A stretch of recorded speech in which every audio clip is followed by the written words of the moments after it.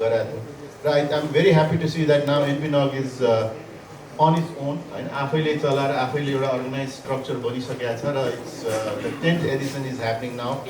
सो हामीले एउटा स्टार्ट गरेर प्रोसेसमा रन गरिदिसकेपछि समीर सरको नेतृत्वमा I think this is really moving forward in a good direction. यही इभेन्टमा पनि युजली काठमाडौँमा हुँदाखेरि धेरै पार्टिसिपेन्ट हुन्थ्यो, काठमाडौँ बाहिर हुँदाखेरि अलिकति गाह्रो हुन्थ्यो, तर we are happy to see that there are so many participants in the workshop in this NPNOG10 प्रोग्राममा पनि. त्यस्तै कन्टेन्ट लोकलाइजेसनको साथसाथै हामीले NPNOGबाट ट्रेनिङको एक्टिभिटिजहरू पनि गर्छौँ. हाम्रो मेम्बर्सहरूलाई चाहिने अथवा चाहिँ एज सच कम्युनिटीलाई र कन्ट्रीलाई चाहिने ट्रेनिङ्सहरू पनि गर्छौँ. हामीले रिसेन्टली सेगमेन्ट राउटिङको पनि ट्रेनिङ गरेका थियौँ कि हाम्रो मेम्बर्सहरूकोबाट नै रिक्वेस्ट आएपछि हामीले त्यो फेसिलिटेट गरिदिएका थियौँ र विभिन्न मेम्बर्सहरूलाई चाहिने ट्रेनिङहरूलाई पनि हामीले एउटा त्यो किसिमको वातावरण क्रिएट गरेर ट्रेनिङको वातावरण क्रिएट गरेर चाहिँ ट्रेनिङ रिसोर्सेसहरू उपलब्ध गराएर चाहिँ गरिरहेको छौँ. नेपाल बाहिरबाट पनि रिसोर्सेसहरू जुटाउँछौँ, कति नेपालभित्रकै चाहिँ सिनियर रिसोर्सेसहरूलाई पनि जुटाएर चाहिँ ट्रेनिङ गर्छौँ र जसले ट्रेनिङमा आइसक्नु भएको छ उहाँहरूलाई पनि हामीले चाहिँ एउटा आफ्नो पर्सनालिटी डेभलपमेन्ट अथवा लिडरसिप डेभलपमेन्टको हिसाबले चाहिँ क्यारियर ग्रोथमा पनि हेल्प हुने किसिमले ट्रेनर एज अ ट्रेनर पनि हामीले फेसिलिटेट गरिरहेको छौँ. सो त्यस्तै हामीले साउथ एसियन नेटवर्क अपरेटर्स ग्रुपमा पनि अब चेयर भएको नाताले हाम्रो 2003देखि हामीले SANOG सुरु गरेका थियौँ. नेपालबाटै सुरु भएको थियो SANOG पनि र त्यो दुवै हाम्रो NPIX र SANOGको फाउन्डर चाहिँ हाम्रो गौरव राज उपाध्यायजी स्टार्ट गर्नुभयो. उहाँ अहिले अमेरिकाबाट यहाँ आउनु भएको छ र आजको किनोट प्रेजेन्टेसन पनि उहाँकै छ. So we are really looking forward to hear his keynote presentation on his experience from those good old days to the current scenario and the future. त्यस्तै SANOGको हामीले अहिले 42औँ एडिसन सकाइसकेका छौँ र 42औँ एडिसन हामीले रिसेन्ट पाकिस्तानमा चाहिँ हामीले गऱ्यौँ, अर्गनाइज गऱ्यौँ. डिफ्रेन्ट कन्ट्रिजमा हामीले चाहिँ अर्गनाइज गर्दै गर्छौँ र पाकिस्तान अब नेक्स्ट इयर भुटानमा पनि हामी गर्दैछौँ SANOG नेक्स्ट इयर. सो SANOGमा पनि NPNOGमा जस्तै लट अफ फेलोसिप एप्लिकेसन्सहरू पनि ओपन हुन्छ. सो त्यसमा पनि फेलोसिप एप्लिकेसनमा तपाईँले एप्लाई गर्न पनि सक्नुहुन्छ if you need the skill set. त्यस्तै किसिमले यदि फेलोसिपमा होइन एज अ ट्रेनर अथवा चाहिँ तपाईँ कुनै स्पिकरको रूपमा जान चाहनुहुन्छ तपाईँको एक्सपिरियन्सको बेसमा हुने ओपन फर यु है. सो SANOGले NPIXले र जस्तै NPNOGले पनि तपाईँलाई हामीले भनेको यो कम्युनिटीमा अपर्च्युनिटी क्रिएट गरिदिने हो. Self develop yourself into यो कम्युनिटीको यो टेक्निकल कम्युनिटी नेटवर्क कम्युनिटीको चाहिँ लिडरसिप पोजिसनमा र आफ्नो करियर ग्रो गर्नको लागि पनि हामीले काम भनेको हाम्रो त्यतिकै फेसिलिटेट गरिदिने नै हो है. यो सेसनको मोडरेसन गर्ने जिम्मा पनि मलाई नै दिनुभएको छ. सो यति भन्दै मैले अलिकति ब्रिफली NPIX र SANOGको बारे पनि भन्ने चाहिँ एउटा मौका चाहिँ छोपिहालेँ. सो हामीसँग यहाँ विभिन्न नगबाट पनि पार्टिसिपेन्ट हुनुहुन्छ. अब यसपालि अलिकति विस्तारमा अब यो होल डे चाहिँ कृपया एन्ड अफ डेसम्मै बस्नु होला. हल अलिकति सानो छ. So there are more people coming in. So पछि गएर ढिलो आउनु हुनेले चाहिँ अलिकति सिट नपाउनु होला भन्ने चाहिँ अलिकति डर छ. त्यो नभए बस्न झुन्ने जस्तो रेस्टुरेन्ट गर्ने हुन्छ होला पछि. So hopefully people come early and then have their seats up. हाम्रो lot of presentation line up. तपाईँले प्रोग्राम हेर्नु भएको छ कि छैन, वेबसाइटमा प्रोग्राम सिट पनि एभाइलेबल छ. We have keynote presentation, opening keynote presentation by mister Gaurav Raj Upadhyay. त्यस्तै closing keynote presentation by KP sir from Nepal Telecom. त्यस्तै बिचमा धेरैवटा हाम्रो प्रेजेन्टेसनहरू र मिक्स्ड हामीले चाहिँ नेपालबाट पनि प्रेजेन्टेसनहरू छन् र विदेशबाट आउनु भएकोहरूको पनि presentation. So it's a mix of like international एक्सपिरियन्सको बेसिसमा टेक्नोलोजीको एक्सपिरियन्सको बेसिसमा पनि टेक्नोलोजी प्रेजेन्टेसनहरू छन् भने नेपालमा आफ्नै प्रेजेन्टेसनहरू होइन हाम्रो च्यालेन्जेसहरू हाम्रो सक्सेस स्टोरिजहरूको पनि प्रेजेन्टेसन छ र हाम्रो भएको स्किल सेटको प्रेजेन्टेसनहरू पनि छन्. अरू कुरा त म थ्याङ्क्सको कुराहरू धेरै कुराहरू सहयोग गर्नुभएको कुराहरू त थुप्रै छ. सो अब यो NPNOG10मा यहाँ सबैलाई चाहिँ वेलकम गर्दै म अब हाम्रो NPNOGको अध्यक्ष तथा वर्ल्डिङ कम्युनिकेसनको ग्रुप CTO समित जाना सरलाई चाहिँ यो माइक दिन्छु फर फर्दर अगाडिको कुराहरू गरिदिनु, NPNOGको बारे कुरा गरिदिनु. All चाहिँ सानो भयो तर it's a good thing for NPNOG. It basically means that we need to look for a larger value even for a NOG outside Kathmandu Valley. हामी यति टर्नआउट चाहिँ हामी चाहिँ नर्मली काठमाडौँ मात्र हुन्थ्यो. So thank you so much for your participation and encouragement and support for NPNOG community. Okay, so basically, first of all, I would like to start with congratulating organizing committee of NPNOG10 for successful completion of workshop as well as all the participants who has conducted the workshop. मलाई लाग्छ जुन वर्कसपबाट जुन training तपाईँहरू प्राप्त गर्नुभयो, once you go back to your organization, probably if not more a little bit भयो भने आफ्नो network operation म्यानेजमेन्टहरू चाहिँ अलिकति एफिसिएन्टली बेटर गर्न सक्नुहुन्छ होला। एट द सेम टाइम अरूहरूसँग पनि नेटवर्किङ गर्ने अपर्च्युनिटी पाउनु होला हैन।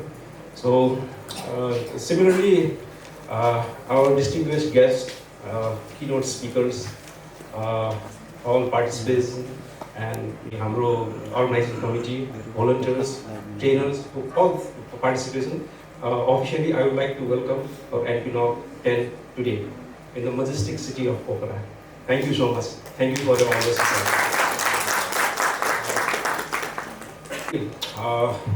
Can you put the date? Actually, take on it. So basically, अघि रुपेशले पनि अब नको बारेमा त ब्रिफली भनि नै सकेको छ हैन कि तर हामीले चाहिँ so basically I just put some of the paper of pictures of our past program that we have conducted. So NPNOG10 चाहिँ अघि रुपेशले भने जस्तै so regional नगहरू जस्तै अरू रिजनल नगहरू जस्तै नेपालमा पनि छैन भनेर चाहिँ हामीले चाहिँ 2016 मा चाहिँ we started this NPNOG. So अहिले चाहिँ हाम्रो चाहिँ कोर टिममा चाहिँ myself सबैजना as a president, then vice प्रेसिडेन्टमा रामकृष्ण हुनुहुन्छ। Ramkrishna can you stand up and introduce? So Ramkrishna, then treasurer Uttam Shrestha Rana हुनुहुन्छ जो चाहिँ अहिले अस्ट्रेलियामा हुनुहुन्छ, युके बस्नुहुन्छ। आज उहाँ आउन सक्नु भएन आफ्नो पर्सनल इस्युजले गर्दाखेरि। त्यसपछि then we have general secretary Kabindra Shrestha, उहाँ पनि आफ्नो पर्सनल इस्युजले गर्दाखेरि ट्राभल गर्न सक्नु भएन। Then we have Pijus Marjan. Pijus, can you please stand up and introduce yourself? So, and this is just a brief timeline of NPNOG. I mean, we are still young, but still, मैले यसो हेर्दाखेरि timeline prepare गर्न चाहिँ अब हुने भएछ हैन। सो 2016 मा we first established and we did NPNOG1 in Himalaya hotel. सानो Turnup थियो, but yes, so but it was a start. And then NPNOG2 हामीले काठमाडौँमै गर्यौँ because we decided to conduct two workshop in two NPNOG workshop and conference in a year. One चाहिँ काठमाडौँभित्र, एउटा चाहिँ काठमाडौँ बाहिर हुँदैन। But the first step भएको भएर we did the second NPNOG in Kathmandu.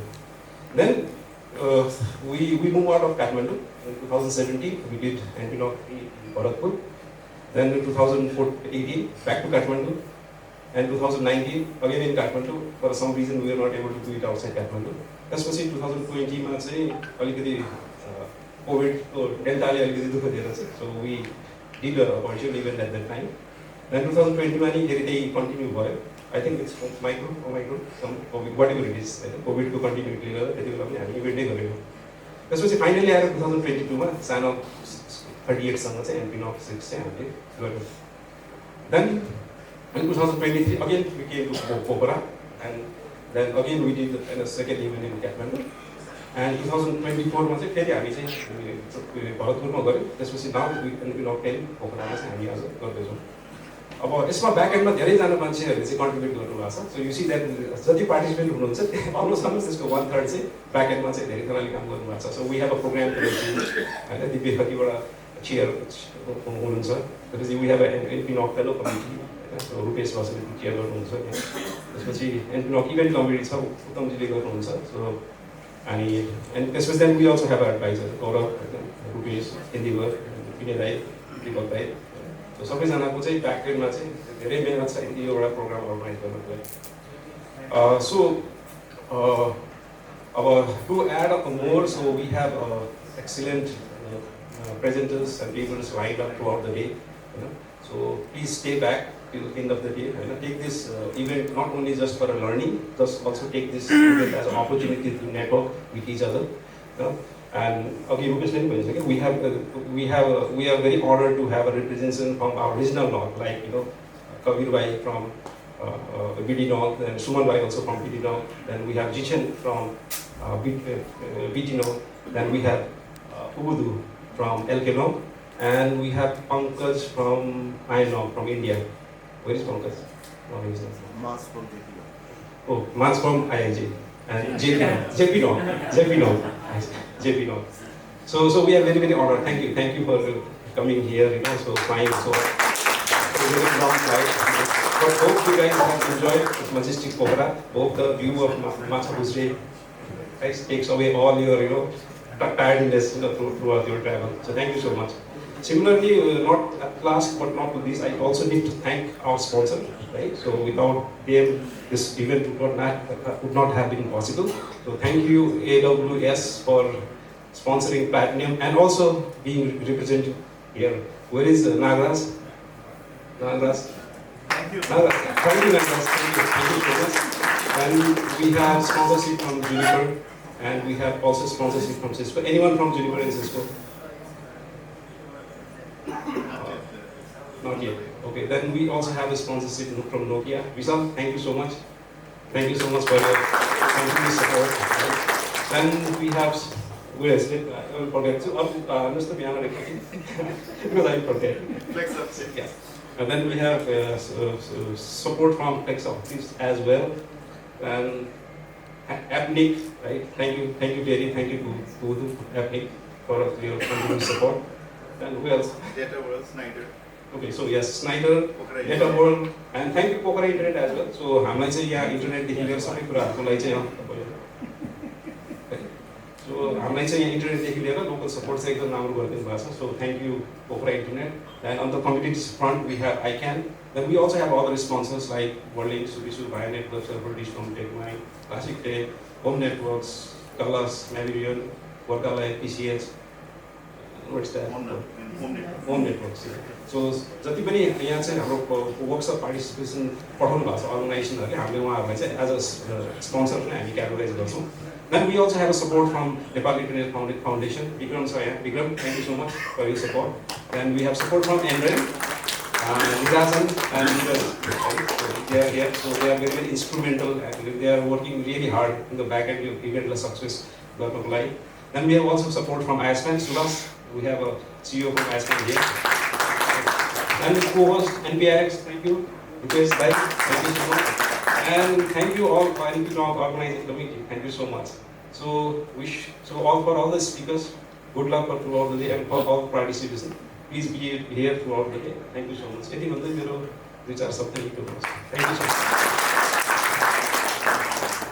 Thank you, Samir. Next up, I would like to request Mr. Suman Ahmed Sabir, Chairman of BDIX, Bangladesh Internet Exchange, as well as CIO of Fiber at Home from Bangladesh, as well as EC of NPNOG, as well as ... He has so many hats. So a very respected and renowned personality from our region.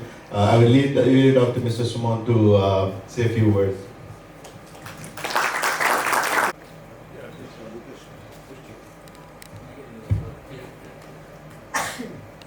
Namaste and good morning everyone. It's an honor and privilege to be here in Pokhara, and thanks for inviting me first. And I'm always happy to be here in Nepal, and I don't know how many times I came to Nepal, and second time in Pokhara. And first time I came to Nepal is actually for stand-up 4, if I remember correctly. So since then, closely working with my Nepalese friends. And one thing I must say that in Bangladesh and Nepal, we are kind of similar economy in the economic perspective. The challenge is different, population is different, but we have some similar challenges like lack of resources and not finding all the technology all the time. And both the country, we see there is a lot of internal innovation that we try to tweak something for our own need and customize things. And in these regards, my feeling is that Nepal is well ahead compared to all the South Asian countries. And I'm seeing it from the very beginning. And Nepal produces so many intelligent and really people who can really actually lead technology and all things. Our keynote will be talking after me probably that his experience. And honestly speaking, in many cases, and even till now, I see that different innovation, like other countries, people are buying technology from the vendors and deploying. Those are fancy, nice looking. But Nepal, always actually produce their own solution in many cases. For internet services, like providing internet in the mountain, I have seen earlier the wireless deployment into the Nimza Lake and other places, and now we are seeing that fiber in the base camps. So these are really, really amazing. And in other platforms, like you see that Nepal have their own OTT platform developed by themselves. And a couple of years back, I came here for kind of security thing with some Nepal organization, and I found that the Nepal has their own SOC team with their own sourcing solutions, tweaking open source solution and providing the banks, which is not present in any of the South Asian country. We're using expensive solutions by the vendors and doing that. So in this figure, I really, I'm proud of what you guys are doing actually in Nepal. And I see a lot of young faces here. You've done workshops and probably will take it from here, from next level. One thing I will tell that when we started working that for our case, it was kind of building network by, so we didn't know networking, like the routing and all these things, configuring servers. But nowadays, one thing I must tell, that it's not enough to be the network engineers only. So you have to need lot more things. You have to be some sort of programmer to actually survive as a network engineers. So those who were in the automation workshop probably had the feeling of that. So for the others as well, whatever you work in the technology field, you should have some sort of coding experience. Those who doesn't have, please try to start learning from now, so that you can actually improve your skill set capabilities to match the demand and need. And with that, Rupert was telling that I have many hats. In fact, we started BDIX following NPNOG10, and Gaurav is the person actually who helped us to set up the BDIX in Bangladesh. So traffic-wise is much bigger because they have a lot of populations and a lot of traffic. But yes, the NPNOG10 is the model we have followed, and still trying to follow that model and doing the IST there. Rupert said I'm a PEC, so I should talk about that as well. That you know that how many of you are a ABIC member actually here? I hope most of you should be a big member because most of you are from ISP community. And I have heard some challenges from like my old friend Jishan was complaining that there is something more from ABIC. The thing is that we really need to hear voice from all of you. And the problem with our region that we shy about saying our needs. So I request them to come out from the shyness, speak up. What do you think, what should have been done? For example, one problem we know that in our region a lot of new ISPs are growing, and so now the scarcity was the addresses. So every has a set of policy, and those policies are defined by the members. So members actually propose this policy, how it should be shaped up, and that how it goes. But what do you think that from our region, we never propose. We know we have a problem, but we never do that. So in the NOG meeting, there is a NOG meeting, but I'm saying that even we are technical people, but we should look at the policies as well, especially those who are with us in technology, at least technical resources you need. So how the best you can get the resources. So I'll request you to follow the policy meetings, and you can actually propose, looking at the policy, you can propose what should be good for the community. Not only for Nepal, not only for the South Asia, but also for the whole region. So requesting that to keep an eye on that, right? And another area is that really the internet governance area also becoming very, very critical. And the problem is that our governments, they are setting up some policies and decision making, and what I see, especially in South Asia, the policy related to the internet governance, like the cyber security or the privacy or the accessibility to the people, we lack behind, and something we're doing that is not really helping the people. So from the technical committee, I now feel that the technical people should actually engage with more on that, so that we can raise our voice and what better, what is helpful for our country, and we should be doing all these things. So I'm trying to diverting your focus from just on the technology. Definitely those technology will be with the technology, but to ensure the best use of the technology, how it can benefit the people, also the growth for the technology business. We need some influence in the policy development process for the country, for the region, and for the global level. So for that, I will request that those who are interested in this area, please focus on that. And for technology development, a lot of challenges coming up, a lot of interruption and a lot of change is happening. So it's and nowadays we cannot only focus on a specific area. Yeah, we have expertise in a specific area, but we should have a clear vision of the whole ecosystem. That's how actually we can really develop the nation, country, and all these things. I'll not be too long because I know you all are waiting for the chaos. And thanks again for inviting me.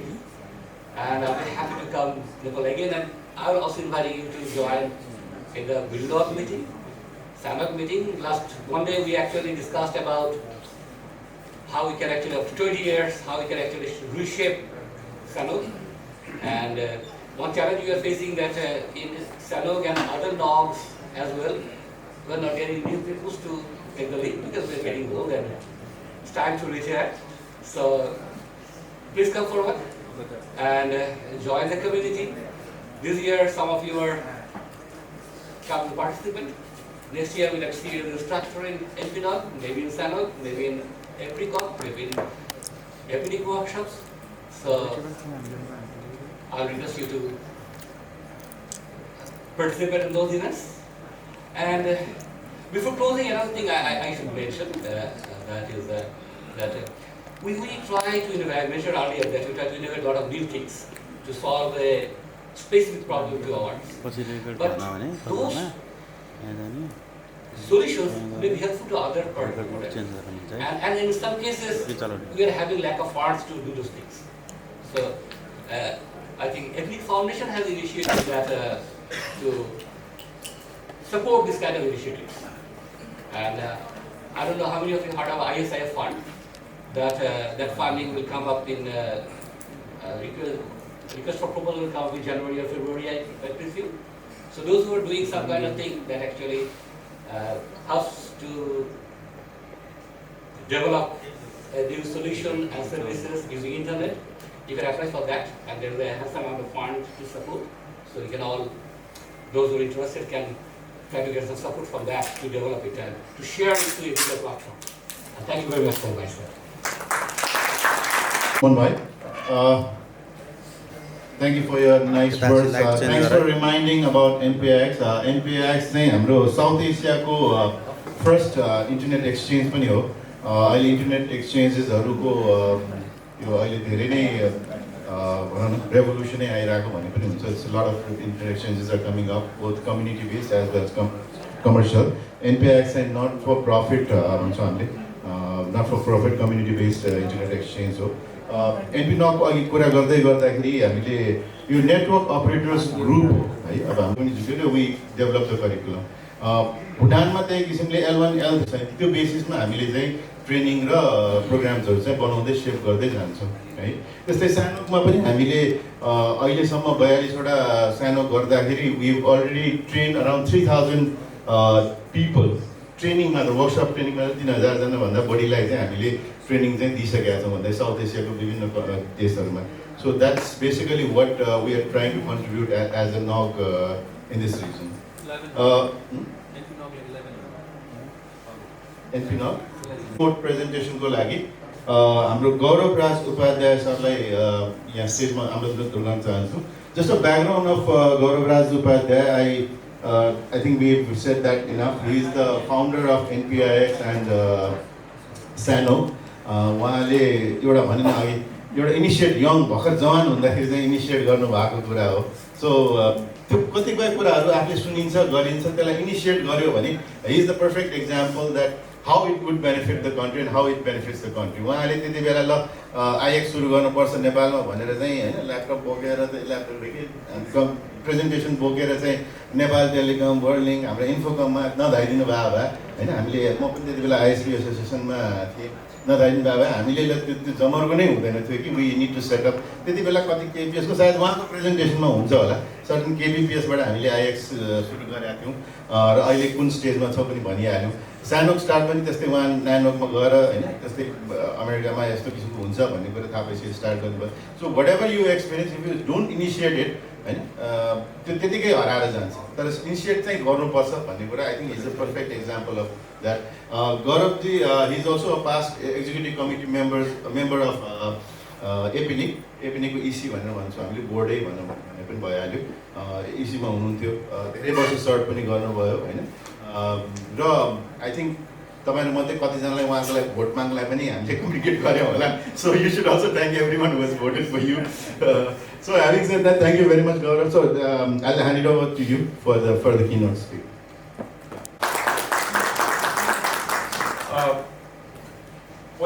पहिलो कुरा त यो अब थुप्रै विदेशीहरू पनि हुनुहुन्छ त्यही भएर अघि समिति भने जस्तै अङ्ग्रेजी नेपाली मिसाएर कुरा गर्छु होला म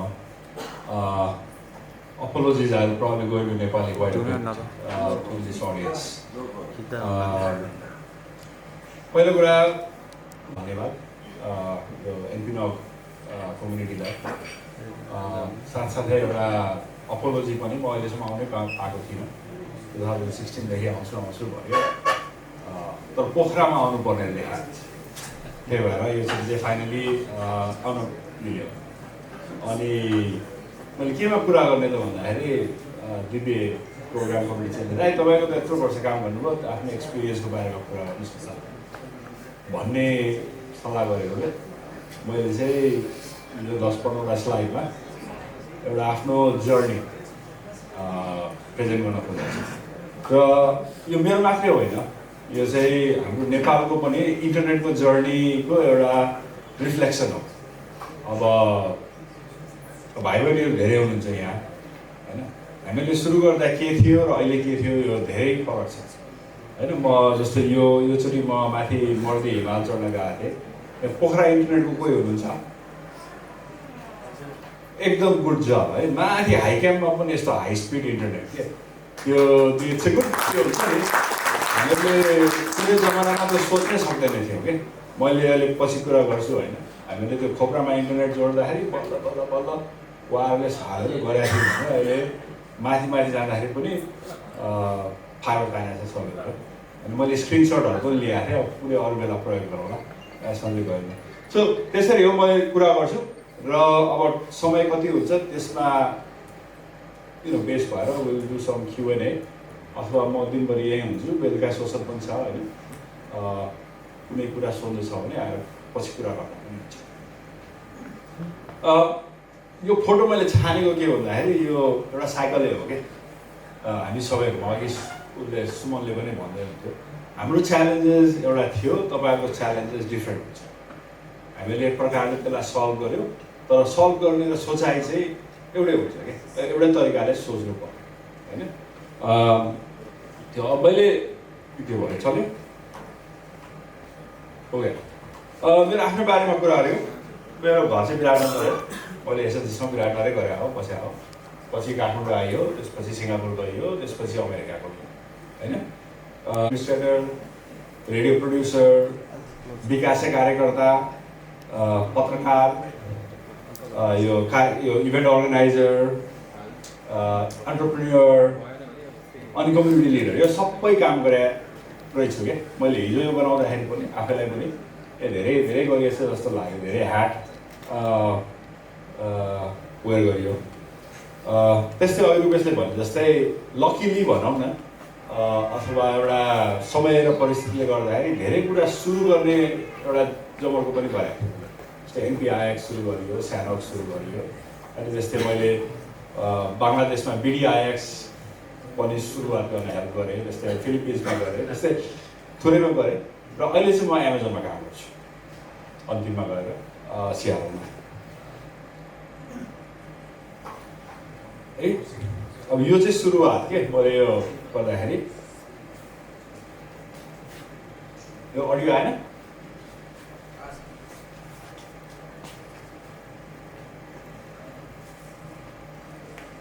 है अडियो आउनुपर्ने थियो एउटा खोइ त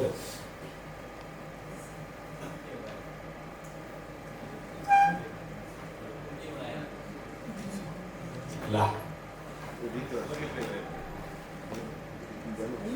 अघि त आएको थियो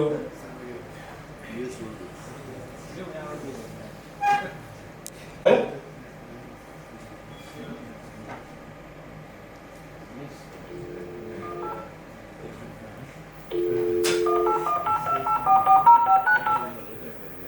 यो आवाज कतिले सुन्नु भएको थियो है आधा रुमले सुनेको छ आधाले सुनेको छ हाम्रो नेपालमा इन्टरनेटको सुरुवात ठ्याक्कै यसमा पनि कतिजनाले चाहिँ यो आवाज सुनेर कति बर्डको मोडेम हो भनेर थाहा पाउन सक्नुहुन्छ How many of you can do that? 3-4 people 2400 boardको मोडेमबाट 9600 मा जाँदा र 96 बाट 14.4 अनि 28 अनि 33.6 मा जाँदाखेरि टोन चेन्ज भयो के अलिकति हैन त्यो नेपालको इन्टरनेटको हाम्रो सुरुवात चाहिँ त्यसरी गर्यो अहिले त हामी फाइबर स्प्ल्यास गर्दै हिँड्छौँ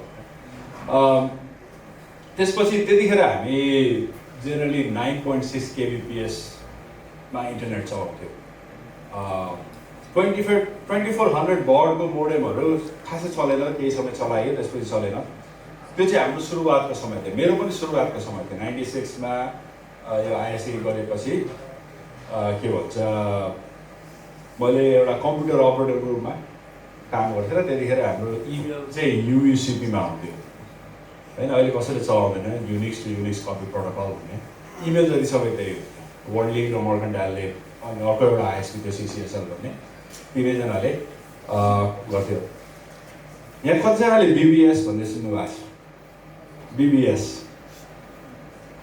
कसैले बिबिएस पढाएको छैन सबै बिबिए पढ्यो क्या बिबिएस तर यो कन्टेक्स्टमा BBS means completely different it is called bulletin board service internet आउनुभन्दा पहिला एउटा सर्भरमा डायल गर्थ्यौँ अनि त्यसमा चाहिँ यस्तो मेनु हुन्थ्यो त्यसमा गएर यताउता गर्ने गेम डाउनलोड गर्ने होइन काठमाडौँमा एउटा थियो बिबिएस अनलिमिटेड सफ्टवेयरमा होइन म त्यसको फ्रिक्वेन्ट युजर होइन त्यतिखेर त्यस्तो थियो अनि आइएसडी लाइन युज गर्न सक्नेले विदेशतिरको अमेरिकातिरको बिबिएसमा पनि डायल गर्न सक्थ्यो त्यसमा चाहिँ अलिक बढी फेसिलिटीहरू हुन्थ्यो तर अब एनटिसीको टेलिफोन बिल चाहिँ एफोर्ड गर्न सक्नुपर्ने होइन जुन चाहिँ अब त्यतिखेर भयङ्कर धेरै नै मिनेटकै 60-70 रुपियाँ पर्थ्यो त्यतिखेर 20-22 पर्थ्यो त्यो थियो अनि त्यतिखेर हामी चाहिँ अब नेटवर्किङ भन्ने कुरा थिएन भन्नु पर्ला त्यतिखेर विन्डोज 95ले गर्दाखेरि हो अहिलेको जस्तो एकदम सजिलै नेटवर्किङ हुने कन्सेप्टहरू आयो त्योभन्दा पहिला त कम्प्लिकेटेडै थियो भन्नु पर्ला मैले व्यक्तिगत रूपमा र मेरो ख्यालमा धेरैजना हाम्रो नेपाली सुरुवातमा इन्टरनेट पब्लिकली चलाएको भनेको क्यान इन्फोटेक ब्लू स्टार होटेलमा 1996 मा भन्न चाहन्छु म मर्कन्टाइलले बुथमा 5वटा कम्प्युटर राखेर कहाँबाट लिज लाइन ल्याएको भन्थ्यो मेरो ख्यालमा यता स्टिल डायलिङ अप उनीहरूले डायलअपमा ब्याकग्राउन्डमा डायलअप गरेर हामीलाई पब्लिकली इन्टरनेट चलाउन दिएको त्यतिखेर मैले गएर yahoo.com टाइप गरेर सट्टा आउँदाखेरि अब यो त के चाहिँ हुँदो रहेछ यस्तो भन्ने एक्सपिरियन्स थियो द्याट वाज रफली 96-97 को 90 त्यही टाइममा एउटा प्रोजेक्ट थियो नेपाल नेट भन्ने त्यसले चाहिँ हामीलाई एउटा फड्को मार्ने अपर्च्युनिटी दियो त्यतिखेर चाहिँ यो आइडिआरसीको फन्डिङमा इसी मोडमा एउटा नेपाल नेट भन्ने प्रोजेक्ट थियो त्यो प्रोजेक्टले चाहिँ सबै आइएसपी 3टा आइएसपी थियो त्यतिखेरलाई चाहिँ ल यी एनजिओहरूलाई अथवा यी हाम्रो नेपाल नेटको मेम्बरहरूलाई भन्दा जाने 30+ एनजिओजलाई इन्टरनेट सब्सिडी गरे र that subsidy help quite a bit भन्दाखेरि अर्गनाइजेसन्सलाई इन्टरनेट भनेको के हो यसमा पैसा किन फाल्ने भन्ने एउटा सोचाइ हुँदाहुँदै पनि त्यो फन्डिङले गर्दाखेरि थुप्रै एनजिओ र त्यसपछि मल्टिप्लायर इफेक्ट भएकोले it help quite a bit र मलाई जहाँसम्म लाग्छ आइएसपीहरूले त्यतिखेर खट्टाएर पैसा ल्याएको थियो त्यही भएर उनको त्यो सस्टेनेबिलिटीमा पनि अलिकता सहयोग पुगेको थियो किनभने ल फन्डिङको पैसा हो लिनुपर्छ भन्यो होइन आइएसपी 3टा आइएसपीले पनि लिएको हुनाले त्यतिखेर मलाई याद छ 33.6 kbps को मोडेमहरू 3Com को भर्खर आउन थाल्थ्यो हेज 3Com थियो that was the big one र खासै भन्यो भने हामीले धेरै समयसम्म नै 33.6 चलायौँ नेपालमा 56 kbps आयो तर त्यति धेरै पपुलर भएन किनभने त्यो 33.6 को मोडेम 18,000 रुपियाँ पर्थ्यो त्यतिखेर 14 देखि 18 र त्यो किनिसकेपछि 5-6 वर्ष मजाले चल्थ्यो र हाम्रो एनटिसीको कपर लाइन 33 भन्दा माथि गयो भने अलिकता केपिजी माइन्ड नगर्नु होला तर यु नो द रियालिटी हाम्रो कपर लाइन्सहरूले हाई स्पिड सपोर्ट गर्नु पनि गाह्रो होइन त्यस कारण हामी धेरै समयसम्म 33.6 kbps मै बस्यौँ डायलगमा अनि यही क्रममा हुँदै गएँ हुँदा गर्दाखेरि मेरो पर्सनली चाहिँ मैले यो 99 मा त्यो 97 मा मैले यो नेपाल नेट प्रोजेक्टमा पनि काम गरेँ र रमाइलो कुरा त्यो मैले केही महिना काम गरेको I got enough money to buy a computer त्यति छ नि पहिलोपल्ट जागिर खाएको त होइन तर अलिक कतिले पैसा पाउँदाखेरि त्यतिखेर मलाई गाली गरे त्यसले मोटरसाइकल नकिनेर किन कम्प्युटर किने आई रिमेम्बर त्यतिखेर होइन त्यतिखेर मोटरसाइकल किन्नुपर्छ भन्ने छ मैले होइन म त कम्प्युटर किन्ने र यसमा चाहिँ कस्तो पनि हुन्छ भन्दाखेरि जुन मैले त्यतिखेर साथीहरू बनाएको थिएँ कम्युनिटी बनाएको थिएँ द्याट हेल्प अ लट त्यतिखेर त्यो पैसामा मैले कम्प्युटर पाउने थिइनँ तर त्यो पहिला मैले भनेको थिएँ नि विन्डोज 95 नेटवर्किङ गर्ने मैले त्यतिखेर थुप्रै कम्पनीहरूलाई हेल्प गरेको थिएँ कि उनीहरूलाई यसरी गर्नुपर्छ यसरी गर्नुपर्छ अनि तिनैमध्ये एउटा कम्पनीले चाहिँ मलाई गर भाइलाई कम्प्युटर चाहिएको रहेछ ल त्यो इन्स्टलमेन्टमा देऊ भाइले धेरै हेल्प गरेको छ हामीलाई होइन बेला बेलामा तिमी कन्सल्टेन्सी गर्ने त्यतिकै पैसा तिर्ने भनेर खासमा कम्प्युटर पाएको मैले होइन त्यस कारण त्यो नलेज सेयरिङ हेल्प्स अल्टिमेटली कर्म गर फलको आशा नगर भन्छ म त फल पनि पाएँ भन्छु कि त्यो कहिले अनि 97 मा चाहिँ अब UMN united mission to Nepal यहाँ पहिला आइएनएफ थियो के थियो होइन त्यहाँ थुप्रै विदेशीहरू अनि उनीहरूले आफ्नै एउटा इन्टरनल आइएसपी चलाउँथ्यो र दे हायर्ड मी उनीहरूको चाहिँ यो एउटा फरेनरले आएर सेटअप गरेर गएको रहेछ अनि कसरी गर्ने भन्ने थाहा नहुँदाखेरि त्यहाँको एकजना किरणजी भन्ने हुनुहुन्थ्यो उहाँले आएर गएर भाइ यो हाम्रो आइएसपीलाई फिक्स गरिदिनु पऱ्यो भन्नुभयो अनि म त्यहाँ गएँ त्यो पनि रमाइलो पाइन्थ्यो त्यतिखेर आइएसपीहरूभन्दा बाहिर सायद ठुलो गतिलो नेटवर्क त्यहाँ हामीले बनायौँ र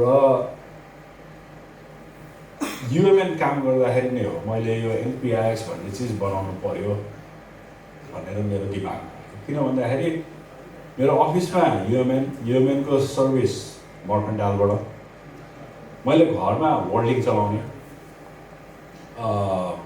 अनि त्यसपछि त्यतिखेर यो काठमाडौँ पोस्टमा यो अहिले त डक्टर भयो डक्टर राजु सुब्बाले यो साइबर पोस्ट भन्ने म्यागजिन निकाल्ने थिएँ एक पेजको आइटी सम्बन्धी 97 to 2001 मा अनि त्यसमा म रेगुलरली राइटिङ गर्थेँ कि अनि उहाँको इमेल एड्रेस चाहिँ CCSL भन्ने अर्को आएछ अनि कहिलेकाहीँ अट्याचमेन्ट पठायो भने 5-10 मिनट लाग्दैन कि किनभने लिटरली त्यो थापथलीको युएमएनबाट मैले पठाउँदाखेरि मर्केन्टाइल गएर सिङ्गापुर जान्थ्यो वर्ल्डलिङको डाउनलिङ चाहिँ हवाईमा थियो अनि सिङ्गापुरबाट त्यो मेसेज हवाई जान्थ्यो अनि माथि स्याटेलाइटमा गएर अनि त्यसपछि त्यो जावा खेलाइदिने अलिक तल कतातिर थियो एकान्त गुनानिर थियो स्याटेलाइट अनि त्यसपछि back that was a long वे के यो चाहिँ भएन साह्रै यति डिले पनि हुन भएन अनि जस्तो मैले त्यतिखेर यो उसमा बिगर प्रब्लम चाहिँ के हो भन्दाखेरि त्यतिखेर इन्टरनेट आइसकेको थियो अनि जुन इमेल मैले युएमएनमा होस्टिङ गराएको थिएँ त्यसलाई मैले घरबाट एक्सेस गर्दाखेरि त्यही पाथ जानु पर्थ्यो कि so it was very very difficult त्यही भएर यो त भएन साह्रै भन्ने त्यतिखेरदेखि मेरो सोच आएको थियो यो एनपिआइएक्स बनाउनुपर्छ भने कसरी गर्ने थाहा थिएन तर यो त साह्रै भएन भन्ने जस्तो मलाई एकदम मेरो मनमा लागिरहेको थियो कि यो यस्तो पनि हुन्छ भन्ने अनि त्यतिकै चल्यो भन्नुपर्ला तर त्यतिखेरसम्म चाहिँ यो मैले 1 Mbps देखाएको छु 2001सम्ममा फुट्ट यो वायरलेसबाट 1 MB सम्म दिने लिङ्क स्पिडको कन्सेप्ट आइसकेको थियो तर इन्टरनेट स्पिड चाहिँ सबै स्याटेलाइटमै थियो कि त्यो भएर हामीले 64 kbps ब्यान्डविड्थ पाउनु भनेको त एकदम ठुलो यसले त 64 K को लिज लाइन हालेछ भन्दाखेरि it was a big dill किनभने सायद वर्ल्डिङको पनि टोटलमा 1.5 MB 2 MB भन्दा बढी ब्यान्डविड्थ थिएन मर्कन्टाइलको पनि 1.5 MB 2 MB भन्दा बढी थियो सो द्याट वाज हाम्रो हुन्छ नि पुरानो कुरा अनि त्यही बेलामा अब नेपालमा इन्टरनेट चलाउनेहरूको जमात भनेको एकदम सानो थियो रेगुलरली भेट्न सकिन्छ क्या हामी एभ्री ट्युजडे कि वेडनेसडे त्यो निर्वाचन आएको छ नि काठमाडौँमा त्यसको अपोजिटपट्टि चाहिँ एउटा साइबर क्याफे थियो त्यहाँ चाहिँ सञ्जीव दाई हाम्रो मर्कन्टाइलको सबैलाई चिया पनि खुवाउनुहुन्थ्यो उहाँको साइबर क्याफे थियो अनि त्यहाँ भेटघाट गर्थ्यो त्यहाँ एउटा हाम्रो ग्रुप थियो अनि त्यसैबाट म चाहिँ यो साइबर पोस्टमा लेख्ने त्यतिखेर हामीले एउटा पिसी क्वेस्ट भन्ने आई थिङ्क स्टिल पब्लिस हुन्छ इन्डियामा त्यसको नेपाली एडिसन निकाल्ने त्यो सब गरियो भन्नु पऱ्यो त्यतिखेर it was growing time we started त्यतिखेर अरू पनि मैले फाटाफुटुक काम अरू पनि गरिरहेको थिएँ म कम्प्युटर एसोसिएसन अफ नेपाल क्यान अहिले त एफक्यान भएको अरे होइन त्यतिखेर क्यान मात्रै थियो मा पनि इन्भल्भ भएँ एउटा हुन्छ नि न्यू फ्रन्टियर भन्छ क्या त्यतिखेर यो के चाहिँ रहेछ भने कसैलाई पनि त्यस विषयमा सबै कुरा थाहा थिएन होइन अनि हामी सबै एक्सप्लोर गऱ्यौँ होइन जस्तो अब यहाँको दीपक विनयहरू आइपुगेको छैन उनीहरू भर्खर इन्जिनियरिङ सिद्ध्याएर इन्डियाबाट आएर मर्डनमा आएर हामी सबै एकैचोटि सिक्ने कसरी सिक्ने के हो यो कसरी गर्ने भन्ने कुरा चाहिँ सानो ग्रुप थियो कि केपिजी हुनुहुन्थ्यो केपिजी त्यहाँ भरि उहाँले के भन्छ हामी भेट्ने कुरा गर्ने किनभने सबैले पहिलोपल्ट फेस गरेर प्रब्लम भएको थियो कि यो कसरी गर्ने यो के भयो सर नि त हौ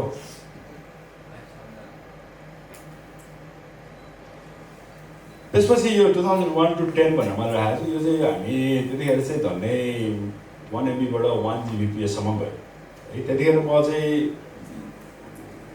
डिफ्रेन्ट काम एउटा आफ्नो आइटीको इन्टरनेटको काम त छँदै थियो तर म रेडियो सगरमाथामा कार्यक्रम प्रड्युस गर्थेँ हिमाल खबर पत्रिका नेपाली टाइम्स वेब म्यागजिन त्यो हिमाल मिडियाको पत्रपत्रिकामा फुल टाइममै लेख्थेँ अलमोस्ट कि म त पत्रकारको आइडी बनाएको थिएँ म त्यतिखेर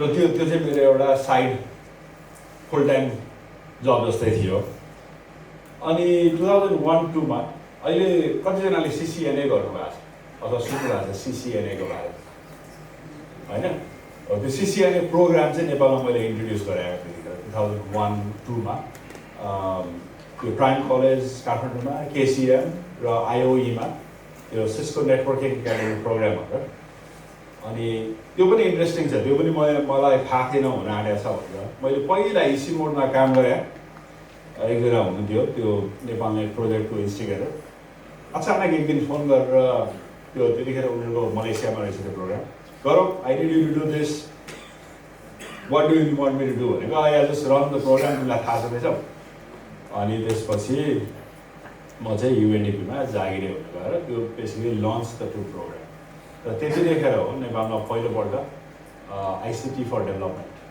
को प्रोग्राम चाहिँ UNDP-ले फन्डिङ गर्यो बाई देन त्यो VUE पियर्सन यो के एक्जाम दिने हुन्छ नि उनीहरूको लागि भएर पनि मलाई चाहिँ 1 MB इन्टरनेट चाहियो होइन त्यतिखेरसम्म चाहिँ वर्ल्डिङले रिलायबली यो मोटोरोलाको क्यानोपी भन्ने प्रडक्ट युज गरेर उनीहरूले 512 kbps सम्म चाहिँ इन्टरनेट दिन सक्ने अवस्था थियो यो 2001 र 10 को बिचमा मलाई एक्ज्याक्टली चाहिँ मैले हिजो अस्ति खोजिरहेको थिएँ तर मैले त्यो मेरो यो ल्यापटपमा त्यो पुरानो डेटाहरू थिएन हामी फाइबरमा पनि गयौँ टुवर्ड्स 8-9 जस्तो लाग्छ मलाई तर त्योभन्दा अगाडि सबै नै स्याटेलाइटमा थियो त्यो भएर त्यसमा इन्ट्रेस्टिङ कुरा छ अहिले म कुरा गर्छु इनोभेसन जुन अघि हाम्रो सुमन भाइले गर्नुभएको थियो हामीले गरे हो क्या त्यो एक दुईवटा कुरा अहिले म त्यो कुराहरू चाहिँ यस्ता तर त्यतिखेर मैले त्यो गरेँ 1 MB वायरलेस पाउन थालिसकेको थियो but there were 2 events in 2002 that basically set my path 2000 that is where अघि जुन रूपेशले भन्यो समीरले भन्यो सुमनले भन्यो कम्युनिटी र कन्ट्याक्ट त्यो के हुन्छ क्या जहिले पनि 2002 मा म दुईटा इन्टरनेसनल इभेन्टमा गएँ I went to international events one was this thing called APRICOT भन्ने यो NPNOG को ठुल्दाइ चाहिँ सानोको हो भने सानोको पनि ठुल्दाइ चाहिँ एप्रिकट हो क्या होइन सो एप्रिकट 2002 मा चाहिँ ब्याङ्ककमा म त्यतिखेर UN मा काम गर्नु भएकोले ल यो अलिकति सस्तोमा टिकट खोजेर ढाङ्गन गरेर जानुपर्छ भनेर त्यतिखेर RNDC ले ठिकै प्राइसमा टिकट दिन्थ्यो अनि जान्छु भनेर I was ready to go होइन फन्डिङ पाए पनि नपाए पनि जाने हो यहाँ त यति अपर्च्युनिटी पाइदिएर भनेर त्यसमा गएँ त्यहाँ जाँदाखेरि चाहिँ I the rest of the world open up for जस्तो यहाँ जुन वर्कसपहरू गऱ्यो नि एडभान्स राउटिङ मैले पहिलोपल्ट त्यहाँ गएर रियल राउटिङ चाहिँ कसरी हुँदो रहेछ भनेर same thing I met people there that help me understand how to do an IX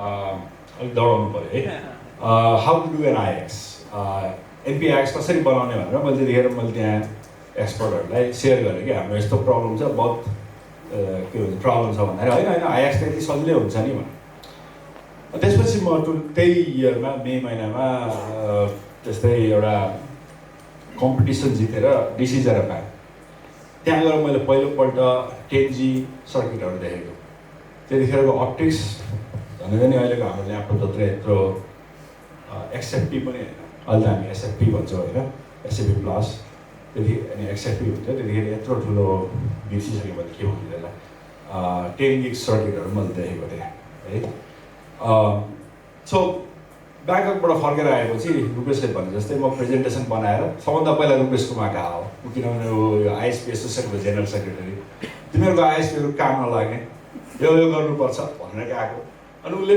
thanks to Rupesh होइन उनीहरूले पनि बुझे यो त हो तिमीले भनेको तिमी न्युट्रल पार्टी भयो हामी त्यतिखेर ISPहरूको एकदम कम्पिटेटिभ कन्सेप्ट थियो अनि गएर अनि प्रेजेन्टेसन गरेर उसले म सबैलाई बोलाउँछु चिया खुवाउँछु तिमी प्रेजेन्टेसन गरेर भनेर पहिलोपल्ट इन्फोकममै गरे क्या यो अनि त्यसपछि सबै प्राइभेट ISPहरू मिलेपछि अनि हामी NDC पनि गयौँ अनि NDCमा गएर ल तपाईँले पनि जोइन गर्नुपर्छ भनेर त्यो मलाई जहाँसम्म याद छ त्यो इन्जिनियरिङ क्याम्पसको छेउको अफिसमा गएर मैले प्रेजेन्टेसन गराएँ केपीजी हुनुहुन्थ्यो विमलेजी हुनुहुन्थ्यो लोचना हुनुहुन्थ्यो अनि त्यसरी चाहिँ NPIX सुरु भयो यो चाहिँ जुलाई 2024 को NPIX को ग्राफ हो 2.4 MB हाम्रो पिक त्यसमा हामी धेरै खुसी थियौँ अहिले कति छ नि राजु हाम्रो 50 Gbps छ 52 Gbps छ यो 2004 हो 2004 24 भइसक्यो होइन त्यसरी हो कि हामी यति हुँदाखेरि धेरै खुसी थियौँ 2004 मा त्यस्तै 2003 को जनवरीमा चाहिँ यो सानो पनि सुरु गर्यो किनभने एप्रिकटमा गएर त्यत्रो मान्छे आउँदो रहेछ तिनीहरूलाई कसरी यहाँ ल्याउने सबैलाई त लान सकिँदैन एप्रिकटमा अनि त्यतिखेर म क्यानमा सचिव थिएँ त्यो IT कन्फरेन्स भन्ने म अर्गनाइज गर्थेँ कि यसो विचार गरेँ यो IT कन्फरेन्समा काम छैन भने सानो मार्केट अनि त्यसमा चाहिँ हामीले धेरै यो इपिनिकलाई बोलायौँ अहिले जो आइक्यानको CEO हुनुभयो कर्टिस उहाँ चाहिँ हाम्रो त्यतिखेरको किनोट स्पिकर सो त्यतिखेर we got a very good participation अनि त्यसपछि सानो त्यसपछि आफै ग्रो गर्दै गर्दै अहिले सानोको 42 भयो जस्तो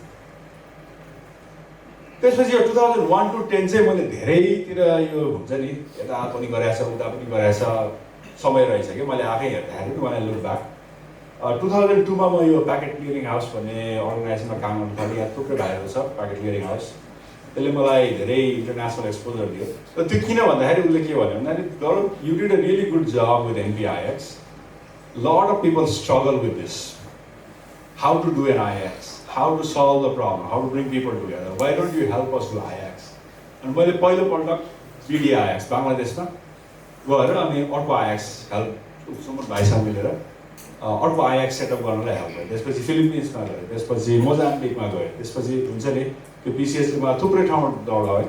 त्यतिखेर चाहिँ मेरो के थियो, त्यस्तै 2003मा ल यो भएन, अलिकति कमर्सियल काम गर्नु पऱ्यो, खानु त पऱ्यो नि, घुमेर मात्रै हुँदैन भनेर वी स्टार्टेड अ कम्पनी। म एन्टरप्रेन्योरमा त्यही टाइममा महावीर दाईसँग भेट भयो। एक दिन बुढा आए, तिमीहरूले त वायरलेसको काम गर्छ अरे भनेर खोइ कसले पठाइदियो होइन। अनि त्यसपछि उहाँसँग मैले धेरै यो यो यो पोखराको यताको बेल्ट, त्यो खोप्रा भन्यो, मोरे भन्यो, राम्चे भन्यो, सबैतिर चाहेँ, सबैतिर त्यही भनेर मैले पोखरा इन्टरनेट एप्रिसिएट गरेँ। त्यो मोरे र खोप्रामा इन्टरनेट हाल्न यति दुःख परेको थियो हामीलाई होइन। वी कान्ट इमेजिन के त्यहाँ फाइबर पुला अहिले अहिले माथि माथिसम्म फाइबर छ होइन।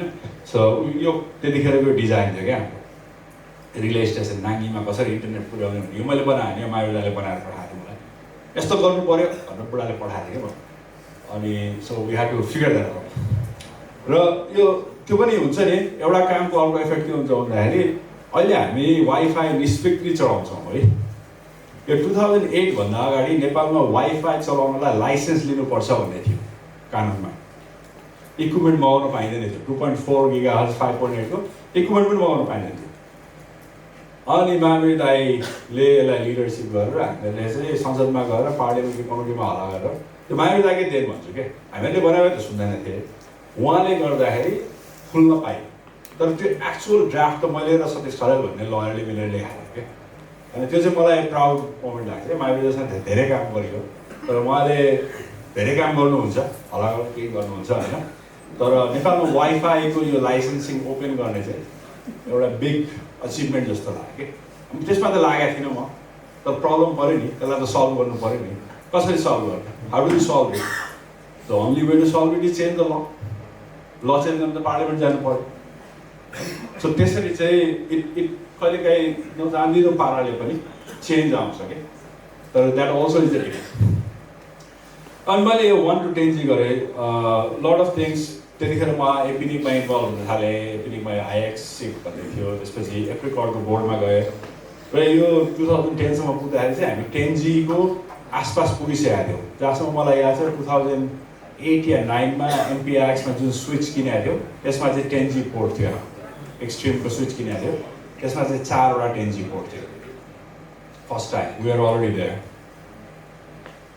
त्यसपछि चाहिँ यो 2010मा हो म यहाँबाट सिङ्गापुर गएको। आई बिकम मोर के भन्छ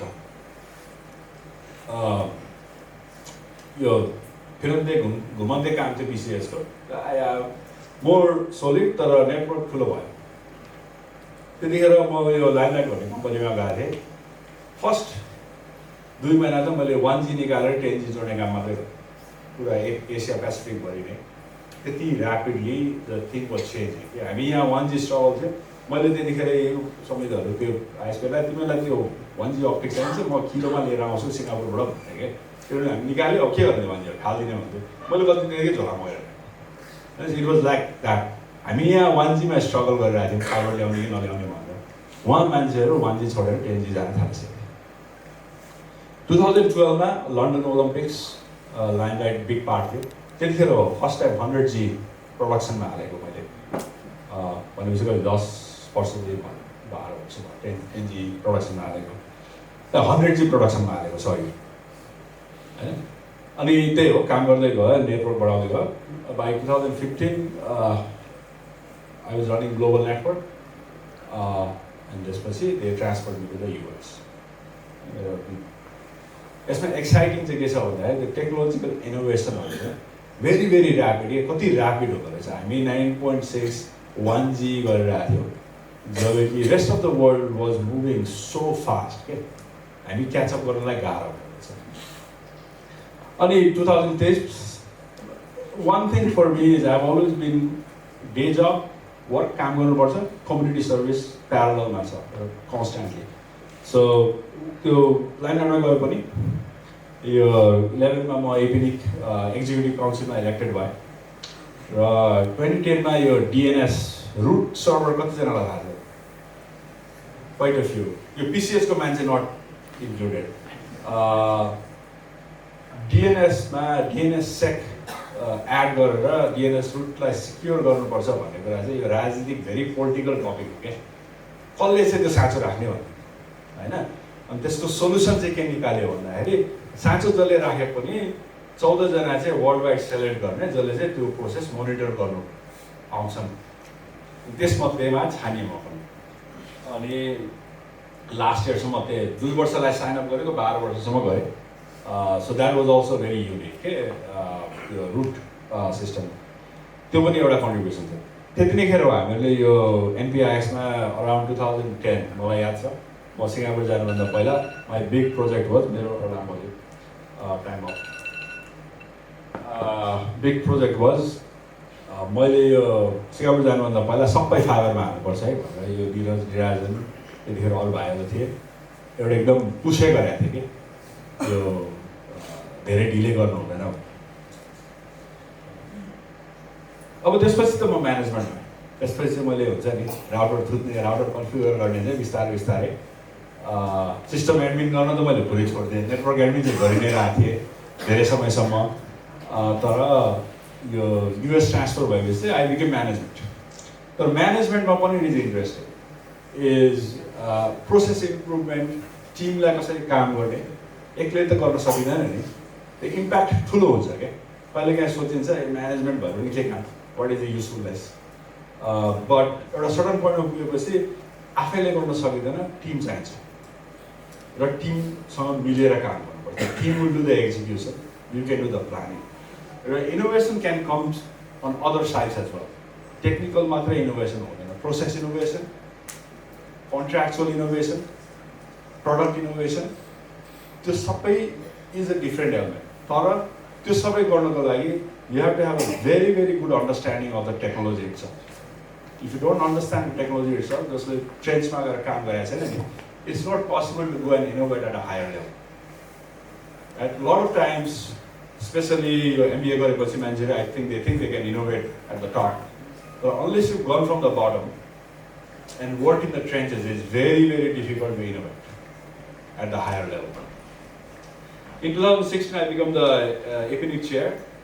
र यो 2016 to 18 मा मैले के रियलाइज गरेँ भने मैले भने 10-12 वर्षदेखि I was in leadership position सानोमा भन्यो इतिहासमा भन्यो आई स्टार्टेड स्टेपिङ डाउन सधैँभरि त चलाएर त हुँदैन नि नयाँ जेनेरेसन बिल्ड गर्नुपर्छ सो 2018 सम्ममा त्यो कोभिड नलागेको भए म सबैबाट डाउन हुन्थ्यो होला तर I actively started to step down from my leadership त्यो पनि एउटा इम्पोर्टेन्ट काम सधैँभरि हाम्रो नेपालको नेताहरू जस्तो त्यो बसेर मात्रै हुँदैन कि नयाँ आइडियाजहरू त नयाँ मान्छेहरूबाट आउँछ नि होइन अनि त्यो भएर आई स्टार्टेड एकदम तर एउटा भन्थ्यो नि जस्तो रुपेशले भन्थ्यो तिमी होइन छोड्नुहुँदैन भन्थ्यो तर होइन त सानो is doing well right it is going on NPIX पनि त म कहाँ 10 वर्ष भयो नेपालको बाहिर बसेको ग्रोथ त छ नि त्यही भएर राम्रोसँग काम गरिरहेको छ राम्रोसँग संस्थालाई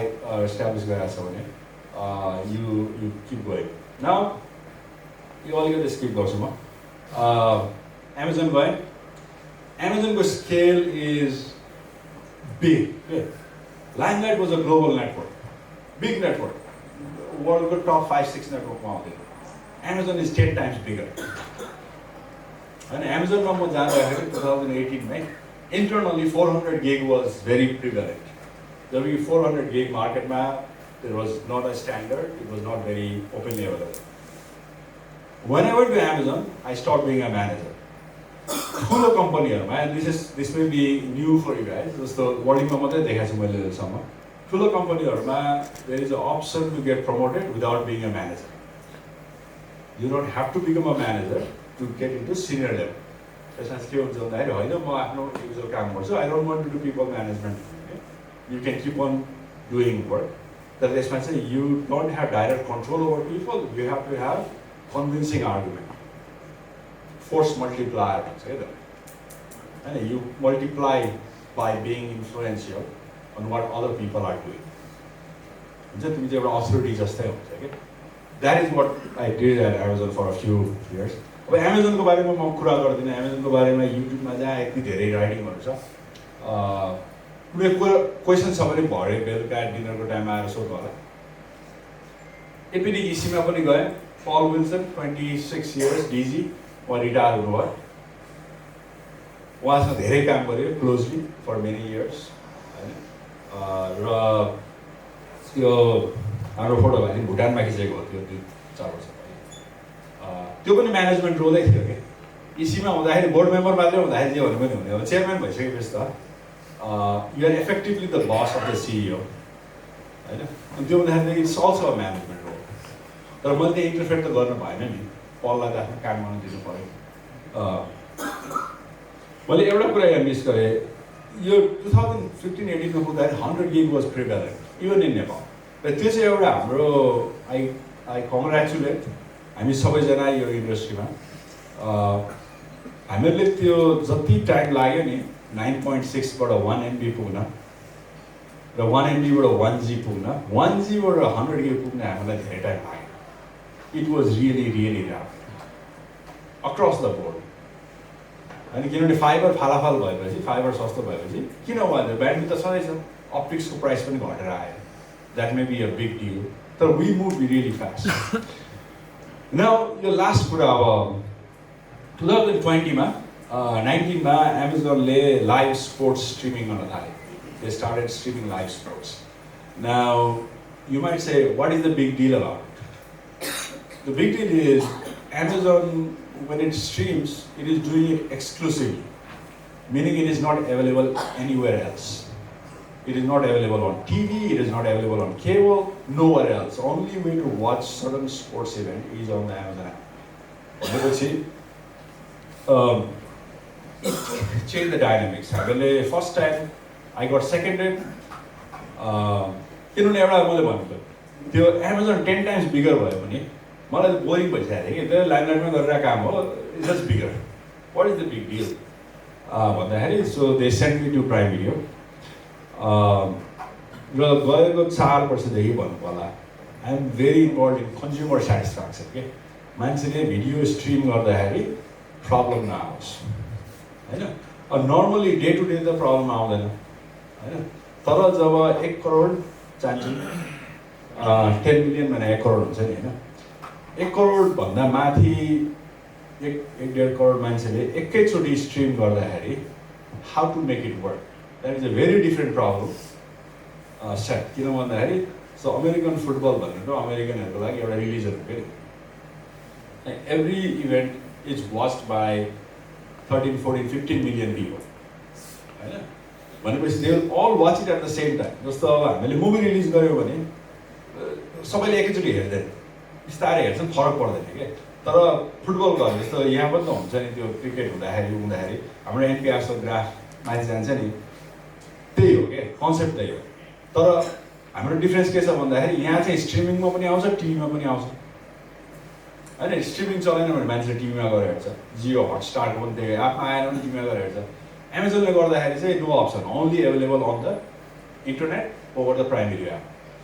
end that is what I been doing for last 4 years. US-मा every Thursday night, आज चाहिँ हुँदैन, आज अमेरिकामा थ्याङ्क्सगिभिङ हलिडे हो, we've been doing close to 120 terabits every night, every Thursday night. होइन। अब त्यसको हिसाब के हो भन्दाखेरि 10, 12, 13 million concurrent users streaming at an average of around 8 to 9 megabits per second. And मैले एक्ज्याक्ट डेटा नदिएको भने you can think and if people are streaming at HD 1080p 1080 progressives भन्दाखेरि एचडी स्ट्रिममा 120 लास्ट हाम्रो peak terabits per second is what we do every Thursday during NFL season. US-मा त्यो भयो, तर we just broke traffic records. म आज भर्खर यो catch up गर्दैछु यो ट्रेकबाट फर्केर आएपछि। यो week on Tuesday we broke records in Italy, on Wednesday we broke records in Germany, because त्यहाँ पनि हामी च्याम्पियन्स लिग स्ट्रिमिङ गर्छौँ क्या होइन। Both countries we broke records. I think we broke records in Japan last year when we did the baseball, world baseball. जापानिजहरू baseball crazy. World baseball च्याम्पियनसिपको फाइनलमा there's these two guys, Otani and Mark. They're like the same. The last over was any cricket man. The last round man, we saw such a spike in Japan. We broke records. Okay? Even in Japan. So multiple countries, Brazil also we've broken records. America, your 100T number is interesting. But the key thing is we are going 4 or 5 times your daily traffic. Scandalize manage kasari garne bhanne kura chai is what I am looking at. Your traffic graph male raheko thiyo. That is what we see. Now this is what very complicated video delivery looks like. मैले चाहिँ यो Amazonबाटै मेरो यो presentation मैले previously गराएको थिएँ. It's complicated हुन्छ नि. यो जुन बिचको mess छ नि, यो मेस यो भनेको इन्टरनेट हो क्या. यो मेस बिचको चाहिँ पुरै दिस इज द इन्टरनेट. किन भन्दाखेरि there are so many CDNs content delivery. एउटा कन्टेन्ट डेलिभरी नेटवर्कले डेलिभर गर्न सक्दैन. यो अमेरिकन ISPsहरू हो, बिग ISPs, टप 7. धन्य युएसमा हामीले 1000वटा ISP ट्र्याक गर्छौँ क्या. We have a database, we have contacts. हामी तिनीहरूसँग कुरा गर्छौँ. कसरी गर्छौँ, कहाँ छौ तिम्रो capacity, how are you doing it, and then we deliver it. त्यस्तै अपस्ट्रिममा पनि ओरिजिन, क्लाउडमा ओरिजिन राख्यो, एन्कोडिङ सोडिङ सबै भएर आइसक्दाखेरि पनि यो यसमा ओभरलोड हुन्छ भनेर बिचमा अर्को टियर पनि राख्नुपर्छ. So this is a very simplified view of a very complicated video delivery. That's fine.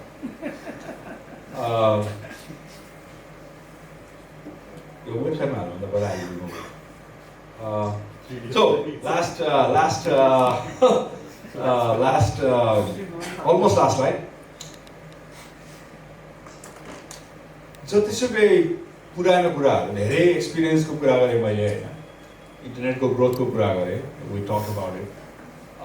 Ultimately, those 20 वर्ष पहिला मैले गरेको काम त्यतिखेरको लागि रेलेभेन्ट थियो. अहिले आएर it might not be as relevant. आज गएर मैले साइबर पोस्टमा article how to use the internet भनेर लेख्नु पर्दैन है. आज मैले लेख्नु पर्यो भने AI, ML के विषयमा लेखौँला. तर त्यसको लागि पनि there are enough people who can do it. त्यस कारण लास्ट 5 इयर्सकै एक्सपिरियन्स गर्दाखेरि अथवा मैले यो डिस्टिल गरेर यो अडियन्समा भन्दाखेरि चाहिँ इन्टरनेट डिस्ट्रिब्युसन र स्केलिङ मा मैले डिस्टिल गरेँ. र त्यो डिस्टिल गर्दाखेरि चाहिँ राइट नाउ अहिलेको उसमा कन्टेक्स्टमा चाहिँ यो इन्टरनेट इन्फ्रास्ट्रक्चर जुन जेनरली हुन्छ वर्ल्ड वाइड डाइभर्स भइरहेको छ. अलिकति पहिला त्यस्तो थिएन, अहिले अलिकति डाइभर्ट भएको छ. एउटा चाहिँ क्लाउड छ. क्लाउड सबै सेन्ट्रलाइज गर्न खोजिरहेछ. यहीँ गर, सेन्ट्रली गर, मेरो क्लाउडमा राख भन्ने. अर्को चाहिँ डिस्ट्रिब्युसन हो. भिडियो डिस्ट्रिब्युसन क्यासिङ हाल्यो, कहाँ डिप राख्नु पऱ्यो, फर्दर लानु पऱ्यो होइन. अहिले हामीले त्यो अघि मैले भने नि युएसमा 10,000 जना मान्छे भएको ठाउँमा क्यास पठाइरहेको छु क्या. किन भन्दाखेरि 10,000 जना मान्छेले 10 मेगमा स्ट्रिमिङ गर्यो भने त that is substantial enough that it needs a box by itself. So that is going one direction. तर क्लाउड भन्दाखेरि AWSले त ठुलो 50 मेगावाटको डेटा सेन्टर बनाउने भन्छ. So it is not clear. र यो चाहिँ फेरि कन्टिन्युअस हो. जस्तो अहिले नेपालमा क्लाउड छैन, एज होला. भोलि काठमाडौँमा क्लाउड होला अनि एज तल तल जान्छ. र यो चाहिँ आई थिङ्क अहिले rapidly next 5-10 years that will continue to go. र अर्को चाहिँ के छ भन्दाखेरि यसको एउटा कारण चाहिँ के छ भन्दाखेरि users are global even if content is local. भोलि यहाँ एनडिसीले एउटा सोसल मिडिया बनाएको थियो नि, कतिजनाले युज गर्नुभयो केपिजी बाहेक होइन. त्यही हो नि, सबैजनाले फेसबुकै युज गरे, सबैजनाले इन्स्टा नै युज गरे होइन. किनभने मान्छेलाई त्यो वर्ल्ड लिङ्क चाहिन्छ नि. अनि त्यही भएर सिस्टमहरू ग्लोबल भए पनि कन्टेन्ट लोकल भए पनि सिस्टमहरू चाहिँ ग्लोबलै हुन्छ कि. So that is where you as ISPs, as operators, you will be forced to bring those systems in. You know, user like you can't control. You have to facilitate. You become an infrastructure provider. This distribution at scale is always complex and it is always expensive. So, scaling. How you do it? Is up to you.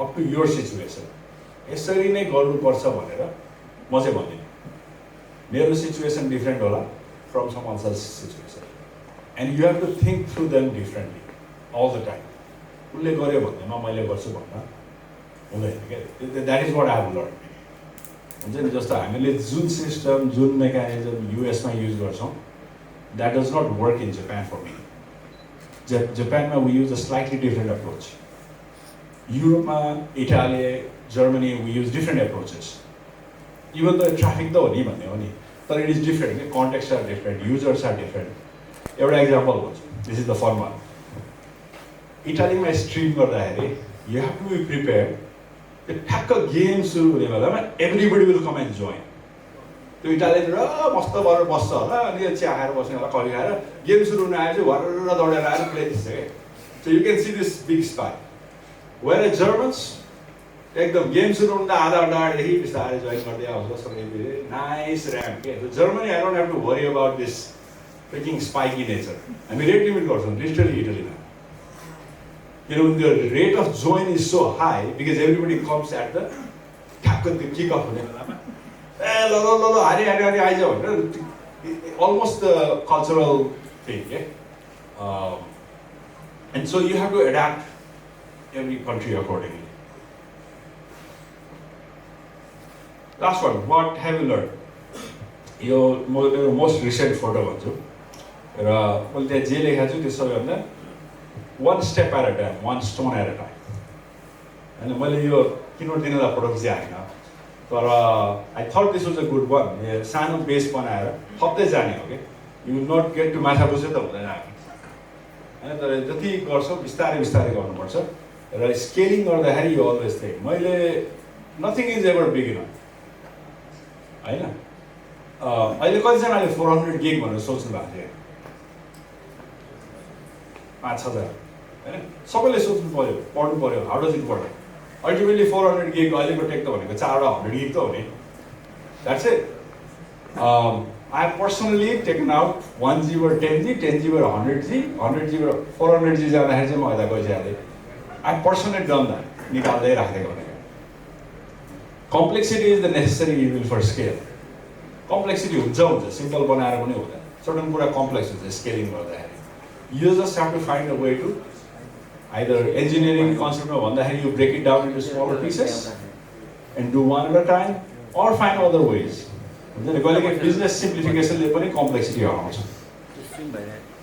Raw ultimately you depend on a lot of people to guide you and help you जस्तो मैले धेरै काम गरेँ मैले एक्लै गरेँ होइन यसमा धेरैले मलाई हेल्प गर्नुभयो धेरैले नज गर्नुभयो अनि धेरैजना यहाँ हुनुहुन्छ जस्तो समीर भयो रूपेश भयो निवर भयो होइन दिपक भर्खर आइपुग्यो दिपक विनोदजी सुमन जिसेन दे अल हेल्प मी ल यसो गरौँ उसो गरौँ ल गरौँले गऱ्यो सपोर्ट गरौँ होइन केपिजीहरू हुनुहुन्थ्यो एनटिसीमा त्यतिखेर उहाँ र विमलेजीले नभनेको एनटिसी सायद एनपिएक्समा जोइन गर्नलाई धेरै अप्ठ्यारो राम्रो काम गरेपछि यु get a lot of support र you move along with that and that is very important अनि एक्लै दौडेर मात्रै हुँदैन क्या त्यो चाहिँ एउटा मेरो big learning you have to take कहिलेकाहीँ आफू स्लो डाउन भएर पनि अरूलाई पनि सँगै लिएर जानुपर्छ र इन्टरनेट यो लास्टको मेरो एउटा कुरा इन्टरनेट किन काम गर्छ भन्दाखेरि आई से दिस अ लट the more I understand how the internet works I wonder how it actually works it's a lot of things are like त्यो कहिलेकाहीँ मैले म्यानेजमेन्टलाई एक्सप्लेन गर्नुपर्छ क्या ओ या this is peering, this is based on a handshake, there is no contract with that. How does that work? It works. I know. 80-90% of the interconnection on the internet is handshake based. Internet 80% of the interconnectivity is handshake based. So it just works. And people talk to each other, they know, they follow a rule, and they make it work. And our NPX the contract of एनपिएक्सले त सुच मात्रै दिने हो होइन तर सबैजनाले एक आफ्नो बेनिफिटको लागि you make it work ultimately the community interaction makes it work कथै सुन्ने गर्दा मसँग कति छ 20-22 वर्षको होइन how it has help us र अहिले आएर मलाई अस्ति होइन त यहाँ आजकल त के छ र यस्तो के नयाँ कुरै हुँदैन भन्दाखेरि हो नयाँ इनोभेसन जुन रेटमा हामी गरिरहेको थियौँ पहिला होइन स्पिड बढाइरहेको थियौँ वायरलेस गऱ्यौँ फाइबर गऱ्यौँ अहिले त्यो अलिक स्लो भएको छ किनभने it's gone to 100 gig bandwidth पुगेकै छ 400 गिग जान्छ it's just about bigger innovation छैन भन्दाखेरि तर अपरेसनल प्रेसर त बढ्यो नि इन्टरेक्सन त स्टिल गर्नु पर्यो डाउन भयो भने अझ ठुलो प्रब्लम हुन्छ नि 100 gig circuit 200 gig circuit down हुँदाखेरि त प्रेसर इज हायर के पहिला 1 MB डाउन हुँदै स्याटेलाइट जान्छ फर्केर आउँछ भने इज नट इभन मान्छेलाई ए इन्टरनेट डाउन भएछ भन्यो ए घाम लागेछ भने पनि हुन्थ्यो है त्यतिखेर त बादल लाग्यो मेरो स्याटेलाइट चलेन भने पनि हुन्थ्यो अब त मिल्दैन नि यु निड टु नो कसलाई कल गर्नु भने त ल मेरो इन्टरनेट चलेन फलानुसँग प्रब्लम आयो भन्दै यु चिनेको हुनु पऱ्यो नि होइन अफिसियल प्रोसेस मार्फत मात्रै गएर त कहिलेकाहीँ त हुँदैन नि जस्तो अब एनटिसी वर्ल्डिङको बिचमा केही प्रब्लम आयो भने त they need to talk to each other very quickly किनभने त्यो नेपालको ठुलो होइन सुविसु ठुल्ठुलो प्रोभाइडरहरू छ उनीहरूलाई त एकअर्काको डाइरेक्ट फोन नम्बरै चाहिन्छ नि त्यस्तै लोवर लेभलमा पनि त्यो चाहिने हुन्छ र त्यो चाहिँ कहिले पनि काहीँ पनि जाँदैन त्यो चाहिँ यो नगहरू भनेको इट्स अ बिग प्लेस जस्तो NPNOG10 अहिले थुप्रै इन्टरनेसनलहरू हुनुहुन्छ जस्तो अब सानोमा एप्रिकटमा गुगलबाट फेसबुकबाट हाम्रो एमाजोनबाट पनि आउनु भएको छ यहाँ अनि त्यो त त्यही इन्टरेक्सनको लागि र त्यो चाहिँ कहिले पनि जाँदैन र त्यसैबाट नयाँ कुरा निक्लिने हो र त्यसैबाट चाहिँ यु किप अन ग्रोइङ है किन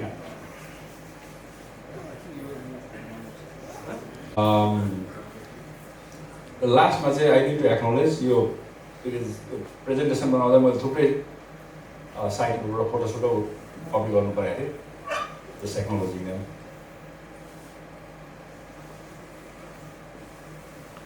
यो कुन सानाको मलाई पनि थाहा छ इट्स अ लङ टाइम अगो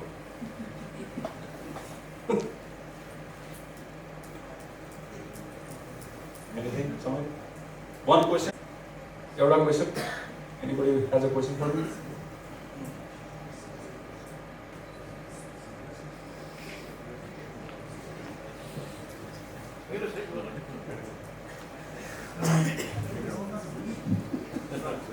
सबभन्दा ठुलो कुरा चाहिँ यहाँ के देखिन्छ भने यत्रो यत्रो लामो समयको जुन एक्सपिरियन्स देखियो कस्तो कस्तो खालको च्यालेन्जेसहरूलाई चाहिँ स्मुथली चाहिँ त्यो च्यालेन्जलाई के क्वालिटी हुनुपर्छ सो द्याट त्यो जुन च्यालेन्जेसहरू त्यो अप्ठ्यारो चिजहरूलाई चाहिँ तपाईँले एकदम सजिलोसँग चाहिँ पार गर्नुभयो थ्याङ्क यू विक्रम दुईवटा हुन्छ एउटा पहिला टेक्निकल काम गर्दाखेरि चाहिँ generally out of the box thinking was useful हुन्छ नि यसरी भएन भने उसरी गर अलिकता जुगाड गर्ने भन्छ नि अर्ली डेजमा हाम्रो लागि द्याट वाज द प्रब्लम ल यो लिज लाइनले भएन वायरलेस जोड्ने अथवा यो भएन त्यो गरौँ you constantly have to think out of the box होइन त्यो गरेर टेक्निकल प्रब्लम्सहरू सल्भ गर्नलाई द्याट इज इजियर वे तर म्यानेजमेन्टमा गएपछि र पोलिसी लेभलमा गएपछि दुईवटा कुरा एउटा मैले अघि भने सबैलाई सँगै लिएर हिँड्नुपर्छ होइन त्यो जरुरी छ तर at the same time decision लिन सक्नुपर्छ कहिलेकाहीँ you take the wrong decision you still move forward that is how you have to keep moving के र एक ठाउँमा स्टल भएर बस्यो भने you will not solve the problem you will actually make it that is my philosophy sometimes हुन्छ नि basic यो इकोनोमिक कन्सेप्ट अथवा एनी कन्सेप्ट पनि my philosophy is keep moving forward बिस्तारै अलिकति भए पनि you try to solve a small problem र मैले अघि भने इन्जिनियरिङमा जहिले पनि ठुलो प्रब्लमलाई सानो बनाएर सल्भ गर भने that may be feasible but it's not always feasible त्यस कारण चाहिँ मेरो एक्सपिरियन्स र मेरो एप्रोच चाहिँ always go out of the box यसरी खाएन भने यसरी पनि खाऊ कहिलेकाहीँ लामो बाटो पनि जाऊ तर you keep moving forward that helps that अर्को चाहिँ definitely you can't not decide म त्यो चाहिँ एउटा टेन्डेन्सी देख्छु हाम्रो नेपाली कम्युनिटीमा नेपाली समाजमा हामी जहिले पनि एल्डरलाई डिफर गर्छौँ क्या डिसिजन मेकिङ यो त्यसरी हुँदैन you have to decide move forward आफ्नो लेभलमा सक्ने गर्ने नभए गरेर ल तिमी डिसिजन गरिदेऊ भन्नुपर्छ गरेर फोर्स गर्नुपर्छ नभए चाहिँ प्रब्लम सल्भ हुँदैन प्रब्लम त्यत्तिकै त्यो गुम्सेर बस्छ अनि पछि गएर विस्फोट हुन्छ द्याट इज इभन वर्स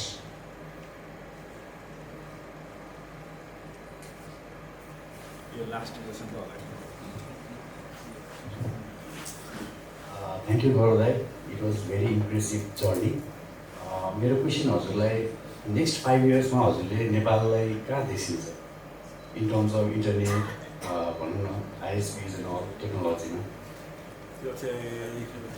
त्यो क्वेसन चाहिँ यहाँ यो समेत यो दिपक अनि उता केपिजीलाई अगाडि राखेर गर्नु पर्ला होइन अब आई हेभ टु से अब म स्पेसली यो कोभिडले गर्दाखेरि मेरो ग्याप भयो क्या ट्राभल नेपाल आइराख्दै गइराख्दै टाढो राख्थ्यो अलिकति ग्याप भयो र टाढो पनि भयो म धेरै टाढो भयो तर जुन रूपमा मैले यो ट्रिपमा माथि इन्टरनेट देखेँ I think that is it the risk चाहिँ अहिले यो नेपालको मात्रै होइन वर्ल्डवाइडै हो यो सामाजिक सञ्जालले दुइटै पोजिटिभ र नेगेटिभ ल्याउँछ र त्यसको इफेक्ट के हुन्छ भन्ने कुरा चाहिँ I don't think anybody can claim that is one side तर इन्फ्रास्ट्रक्चरमा त भनिहाल्यो नि वी जति भन्यो भने ब्यान्डविड्थ जति गरे पनि पुग्दैन होइन त्यो बालुमा पानी खराए जस्तै हो क्या त्यो ब्यान्डविड्थ पुग्दैन सो विल किप ग्रोइङ होइन डिसेन्ट्रलाइज होला त्यो होला तर रिस्क चाहिँ not on the infrastructure side infrastructure त I am so confident so happy हाम्रो नेपाली आइएसपीजहरू Nepali networks they are growing doing really well तर के भन्छ how people use it that will determine the next 5 years यो सामाजिक सञ्जालको चाहिँ positive negative is gonna be very very difficult to major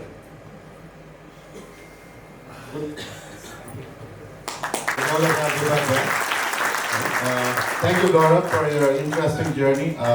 हुन त ब्रेकबाट फर्किने बेला भइसक्यो ब्रेकलाई एक्सिट गरेर अरूको प्रेजेन्टेसन भयो त बिचमा रोक्नुहुन्थ्यो कि नोट प्रेजेन्टेसन भयो रोक भन्नु पनि नमिल्ने भयो सो thank you for bearing but it was a very interesting I'm sure है तपाईँहरूले इन्जोय गर्नुभयो होला आइम नट स्योर कति यङ जेनेरेसनले कम्प्रिहेन्ड गर्न सक्नुभयो कि भएन अब हामी अलिकति त्यो जर्नीबाट पास भइसकेकोले त वी कुड रिलेट त्यो नयाँ जेनेरेसनले त्यसलाई रिलेट गर्नुभयो कि भएन जस्तै हिस्ट्री पनि होइन हामीले पढ्दाखेरि कति कुरा बुझिँदैन नि के गरे किन गएर आइएस किन लड्न गएको रहेछ भन्ने लाग्छ होला होइन अब त्यतिकोमा त्यो जेनेरेसनले त्यो दे ran through that so they understand why that way so यो जर्नी यो प्रेजेन्टेसनले के पनि देखायो भने यो बाटो बनाउने काम चाहिँ पुरानो जेनेरेसनले गरिदिनु भयो होइन मल्ल राजाहरूले त्यहाँ मन्दिर दरबार बनाइदियो र अहिले टुरिस्टहरू आएर हेर्नु उनलाई केही देखाउनु ठाउँ भयो हामीलाई त्यति बेला गौरवराज उपाध्याय अथवा सञ्जीव राज भण्डारी रोना दिलीप उग्रवालहरूले चाहिँ इन्टरनेटको लागि नगरिदिनु भयो भए अहिले हामीलाई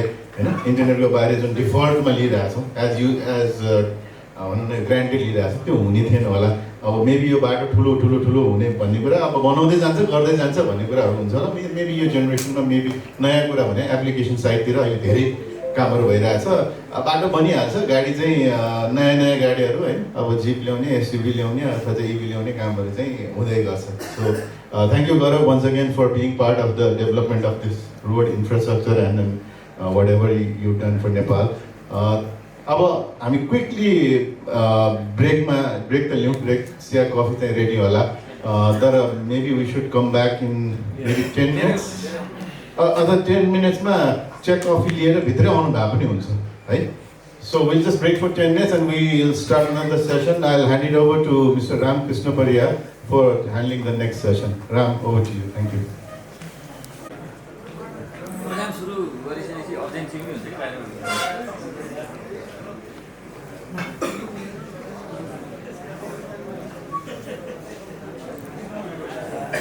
गुड मर्निङ एन्ड नमस्ते यहाँहरू सबैजनालाई हाम्रो यो किनोट पछाडिको फर्स्ट सेसन टेक्निकल सेसन हामी सुरु गर्न गइरहेका छौँ यो एकदमै इन्ट्रेस्टिङ सेसन छ यो इन्डस्ट्रीमा काम गरेका एक्सपर्ट स्पिकरहरूबाट आफ्नो एक्सपिरियन्स यो आइसिटी सेक्टरलाई हामीले कसरी ग्रो गर्न सक्छौँ भनेर डिफ्रेन्ट एङ्गलबाट उहाँहरूले चाहिँ एउटा प्रेजेन्टेसन गर्नुहुँदैछ।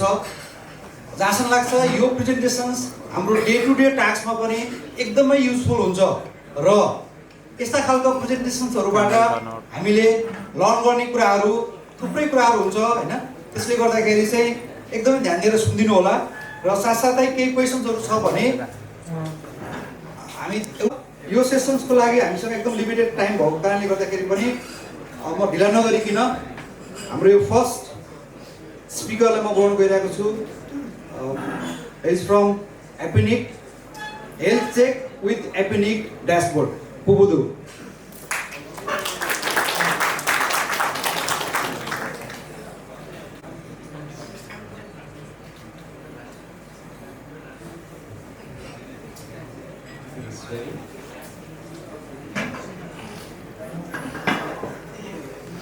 From Sri Lanka.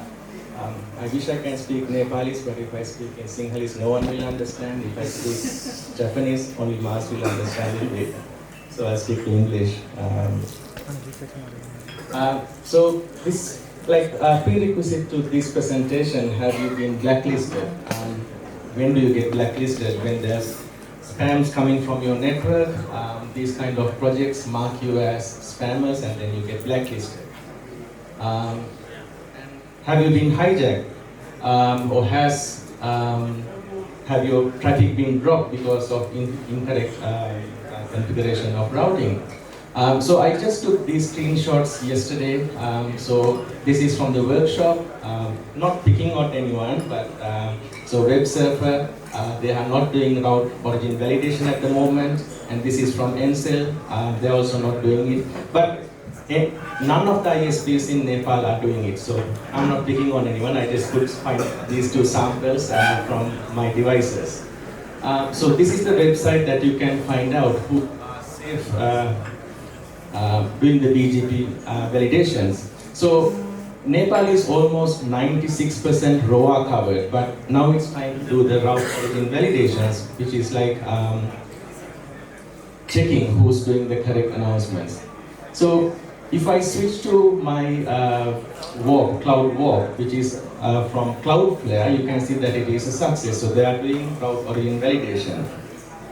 And there's a list available who are safe. So you can see some of the large ISPs in the world are already doing it, and I have highlighted there's Tata from our region who are already dropping the invalids. So if your upstream happens to be Tata, make sure that your ROAs are correctly configured.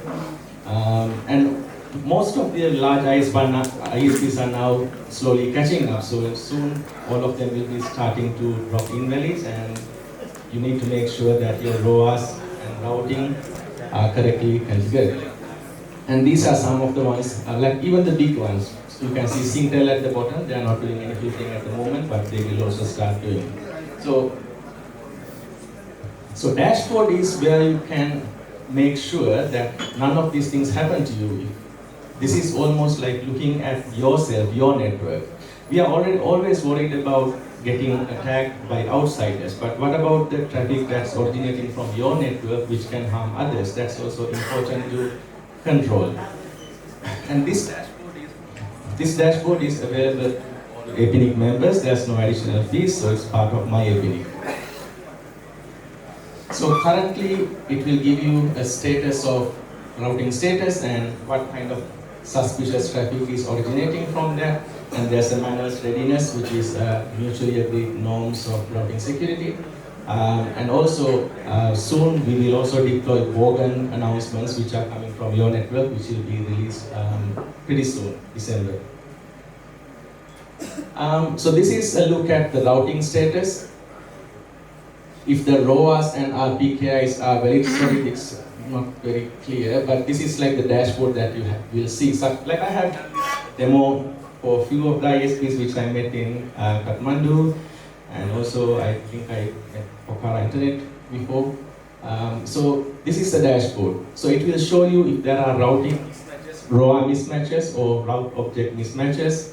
So ROAS can harm you if someone is doing route origin validation, your traffic can be dropped, and IRR validation has been there for a long time, so if there are mismatches, again, your traffic is at risk of getting dropped.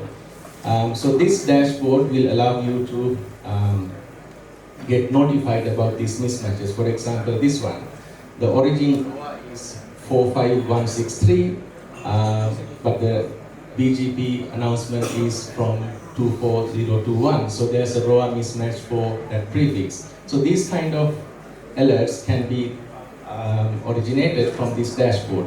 And how do you do this? Yeah, that's what I just said. So you can create these alerts. What to get an alert for, like for which prefix or AS number, you can decide what to trigger the alert and create an alert for that. And then at when is it supposed to be triggered? Is it one prefix has been compromised or number of prefixes has been compromised? You can set it up according to how you wish. And once it's set, you can create multiple alerts from the same dashboard for different prefixes, for different AS numbers.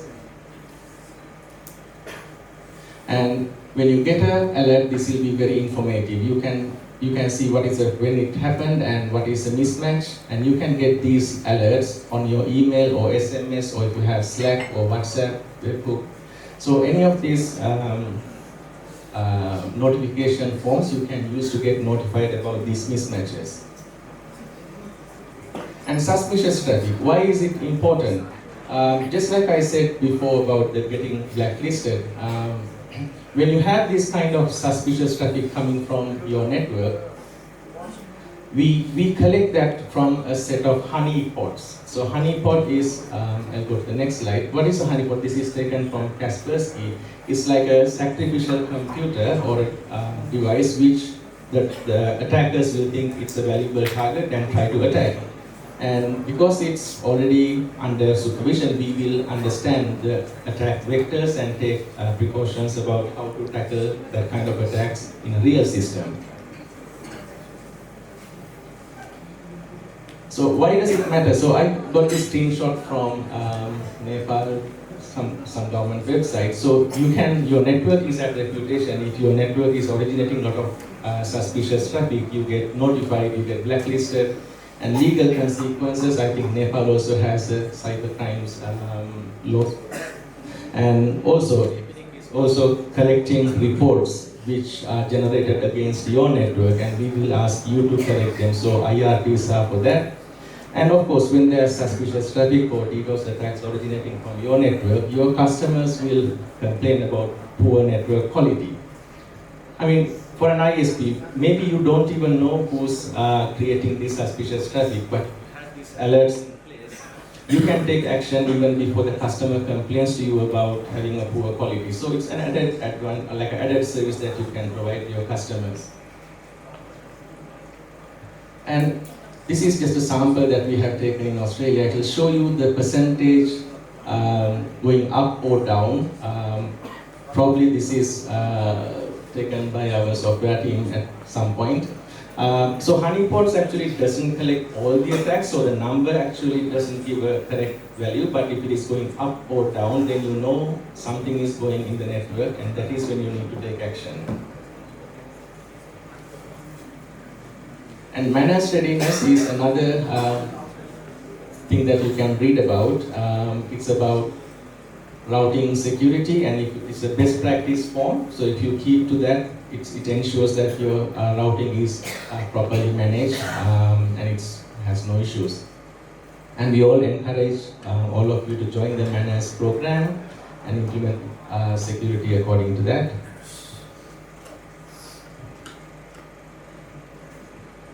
Managed score is also appearing like that. I'm not going to explain what are the each criteria is, but if you have MyEpinic access, you can go and have a look. And this is what the managed readiness will show, like the routing info, routing RPK readiness, anti-spoofing, filtering, coordination. So all of these are captured, and it will give you a graphical view of how good your network is. Larger the network, you will find there are lots of gaps in that. The small networks we have, like I have checked in Nepal, don't have any issues. Not because they are ready about it, but for some reason it's not happening yet. So before these problems appear, you can get ready and make sure that doesn't happen. So when I explained these to, like last month I went to Bharati Airtel and I explained about we looked at this post, and these graphs are not very good looking, and from their government side they're asking reports about what are the suspicious traffic coming from their network, and they found this very helpful to generate reports so they can give it to the compliance, where they're checking compliance. That's a short presentation. I won't take too long. So these are still under development. I mean, we are already all adding more features in the coming days. So we need feedback. Have a look at this dashboard and give us feedback how we can improve this. What are the benefits that you can get from it? Please explore. And if you need a demonstration, I'm here, or I can take it to the software team and we can get a Zoom call and you can have a good look at it, and we can help you to set up all the alerts if you want. Yeah. And thank you NPNOG for inviting us. This is the fourth time I'm coming here. I made lots of good friends and have had some really delicious food. Any questions?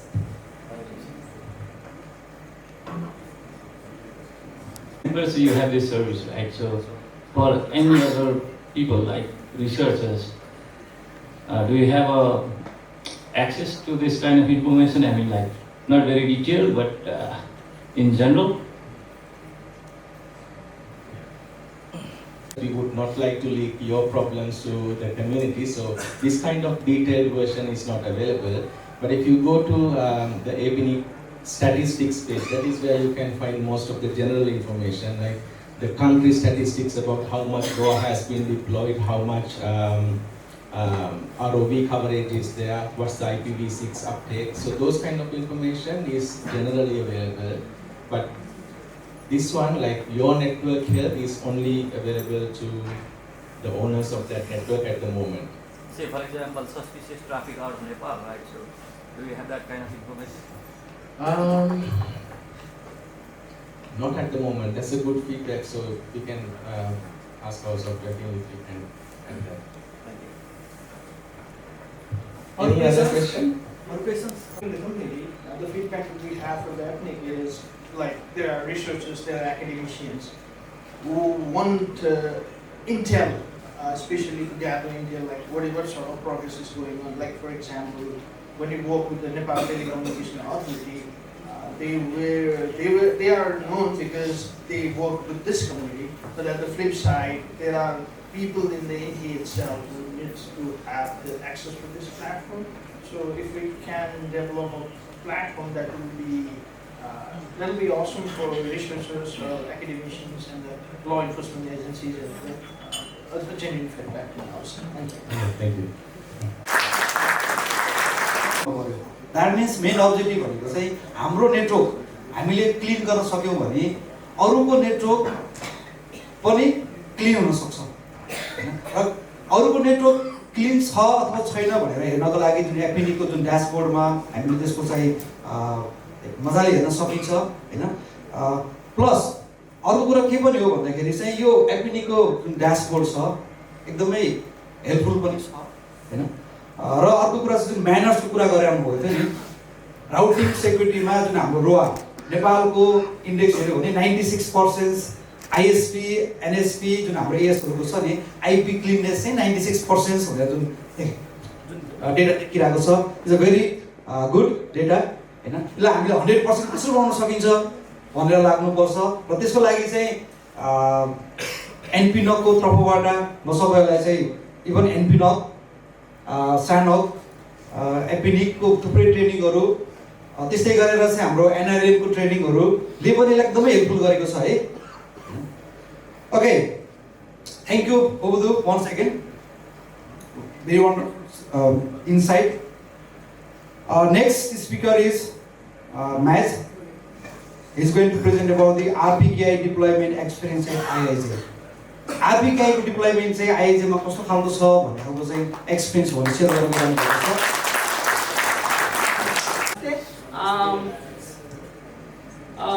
मेरो नाम मात्सुजाकी हो। Hope that works. People call me just Mas. Where's quicker? So this is the next. People call me just Mas because of my email account. So MS at IIJ. So actually I'm working for ISP named IIJ. The official name is Internet Initiative Japan. So sounds like a kind of an institute. It's a private company. It's a pioneering ISP established in the early days of the internet as a commercial ISP. So we eating our own dog food. So we deploy IPv6, DNSSEC, and RPKI. So RPKI is today's topic. We focus on the enterprise market, but in modern days, we use mobile a lot. So we are providing the mobile service for our users as an MVNO. And also we provide transit to other ISP, so you can check our status on the peering DB information. Our S number 2497, so by clicking this URL, you can fetch our network information, like where we are connected to the XP or such. So this is our timeline to deploy RPKI. 2005, we had a workshop about RPKI. But since then, we bit stalled, but we started in 2019 because our engineers decided to give it a try. Because at that time, big ISP in US, like AT&T and others, started to deploy ROV, RPKI validation. So that motivated our engineers. So we decided to give a try. And then 2020, our engineer got feasible, comfortable to deploy RPKI in our network. So we issued them several ROA by using the Internet Registries portal. That was easy. Also, in the same year, 2020 November, we started to deploy ROV, the verification on our router. So, route origin authorization or LOR, it's an object, right? So it's a data. So states which is authorized to announce the particular prefix. So the major component in the data is IP prefix and maximum length of the prefix on the S number. Right? You can create an LOR by using the NPNOG portal, or if you really want, you can establish your own CA and handle OpenSSL parameters, and you can issue own certificate as a LOR. But usually we can use an Internet Registry system.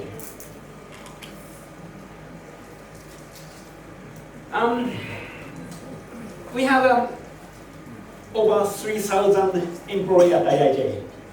So each one has sales responsibility, or some team has a responsibility for network, and we have our own local internet registering team. So they are managing our resources as a team. So they have RIR account. They have a JPNIC account, right?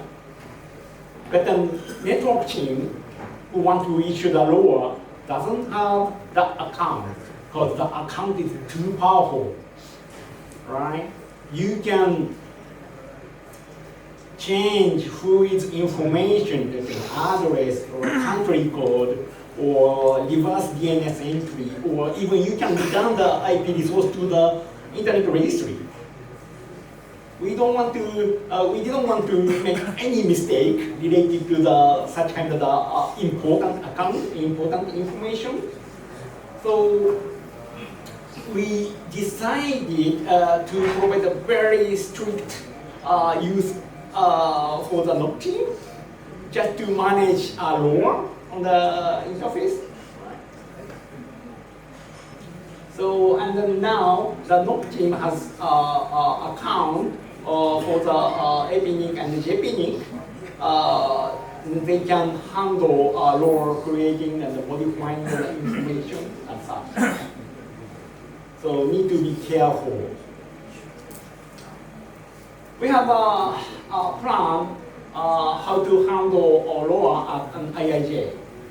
So when we have a new prefix, I mean, it's a rare case in these days, but we sometimes need to buy new IP prefix from other network because we have a cloud system, we have a server segment, so for that we need more IP space. In that case, we need to buy some IP prefixes from others. In that case, we issue S0 LoRa for such an IP prefix at first. Because we had the hijack case before. So to prevent such a case, we issue S0 LoRa for such an IP prefix as soon as it's coming to our account. Then, before announcing the prefix, the NOC team issue S2497 LoRa for the prefix, and then delete the S0 LoRa. Then started to announce the prefix to the internet. And it's not, we don't have such a case, but just in case if the prefix are going to the LR team, like most of the customer return to the prefix to us, then we issue the S0 LoRa just in case. So our basic policy is creating LoRa for all of our IP resources. And LoRa max length is the same as the announcing prefix length. So RFC suggested this. So, and also IAJ does not deaggregate. Only aggregated prefixes only to simplify the internet routing table. But there are some punching holes. So sometimes customers want to use the DOS mitigation service provided as a network. In that case, we need to issue a special LoRa for that particular IP prefix.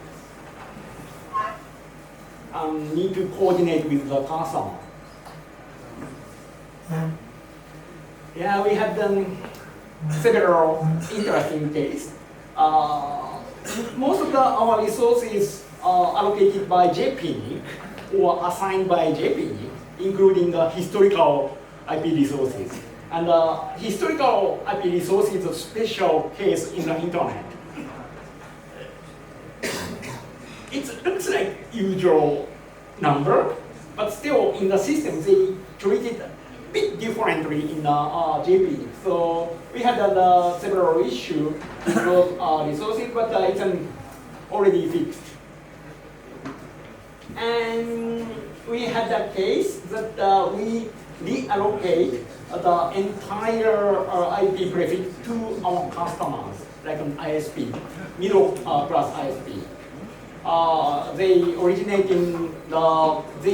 a BGP by themselves, and they need to originate the announcement from their end, right? So in that case, we need to ask the child ISP or downstream ISP whether they want to issue LoRa for that prefix or not. And punching hole, as I said. So we need check every single announcement related to our IP prefix in advance to change or modify or issue LoRas that should match to our announcement from our end. But still, our coverage is under 40%. Why? We have many customer PI blocks.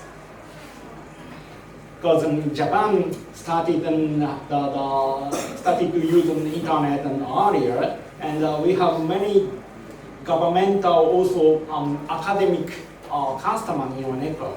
They have own IP space as a PI. So for issuing law, the resource holder need to access the portal, then issue law.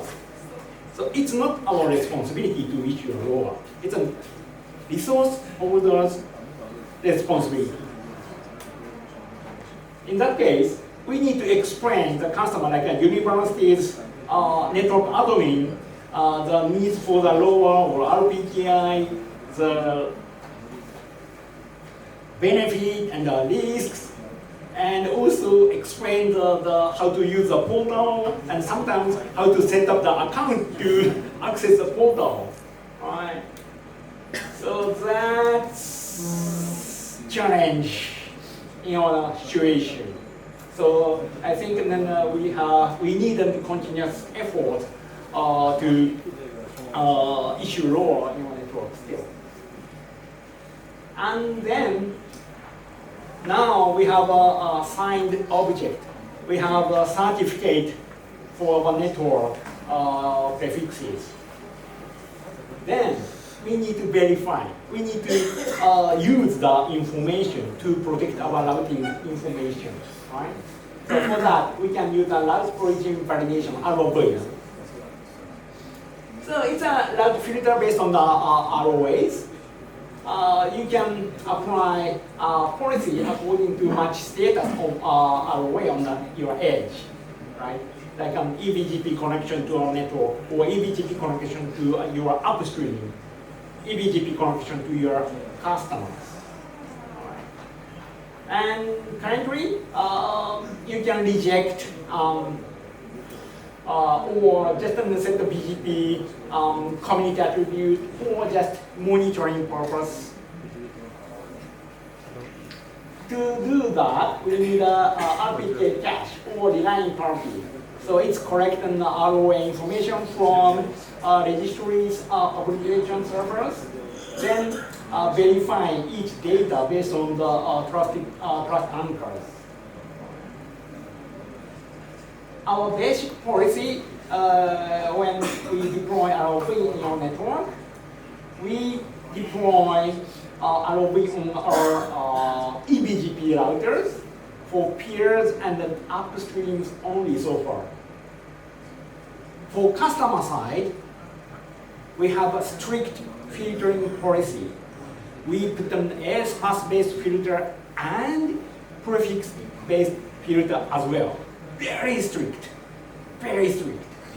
So in that case, we don't have much benefit to deploy RPKI validation there. So currently, we just keep the existing strict filtering policy for the customer side. But in the future, maybe we change it to the ROV. But currently, yeah, just a strict filter and AS-path-based filtering. And we decided to drop ROV invalids. So if incoming BGP announcement doesn't match to ROA, then we reject. And others are treated as equal. So valid, unknown, or unverified, just we accept them. Relying party, so we have servers, right? Where to deploy and how much do we need? We decided each router has 2 RTL connection to different servers, right? Just to have a redundancy.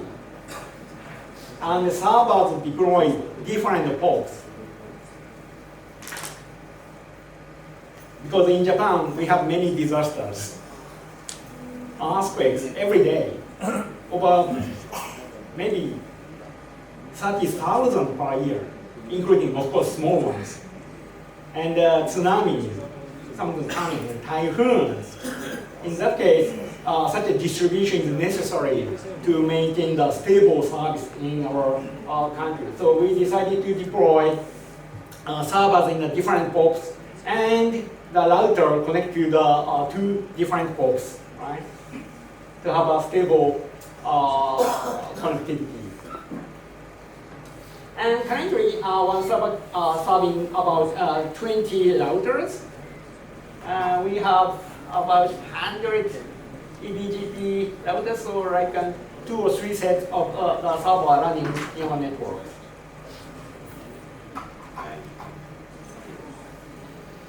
That was a bit challenging for us as a network engineers. So when we decided to deploy such a change in our network, we had a discussion whether we need to explain to our customer or not. And of course, in that case, we need to let the sales team involved, right?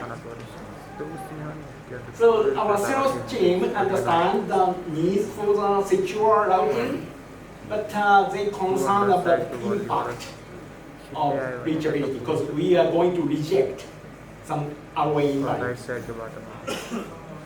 So we did a study about the RPK situation, and we found about 3,000 invalid prefixes as of 2020, just before the deployment. And it was like 0.3% of the full routing table. And we couldn't tell it's big or small or minor or major based on this number. So we measured the traffic. So at the end, as a conclusion, the impact is minimal or nothing for our customer. And even we issued some invalid loan or not invalid, strange loan just for testing purpose in our network. So that, of course, creating the invalid route in the internet. So yeah, it's 3,000 invalids, but still it's nothing. It's maybe researching purpose sometimes. So as a conclusion, so again, not affect our customer. Just securing the routing information, just protecting our network. So we are confident, but still we got a request from our supporting team that they need a tool to find out if the reachability issue is related to this ROV implementation or not. So we deployed a looking glass or RPKI web interface for our supporting team, and also list of the rejected prefix based on the ROV.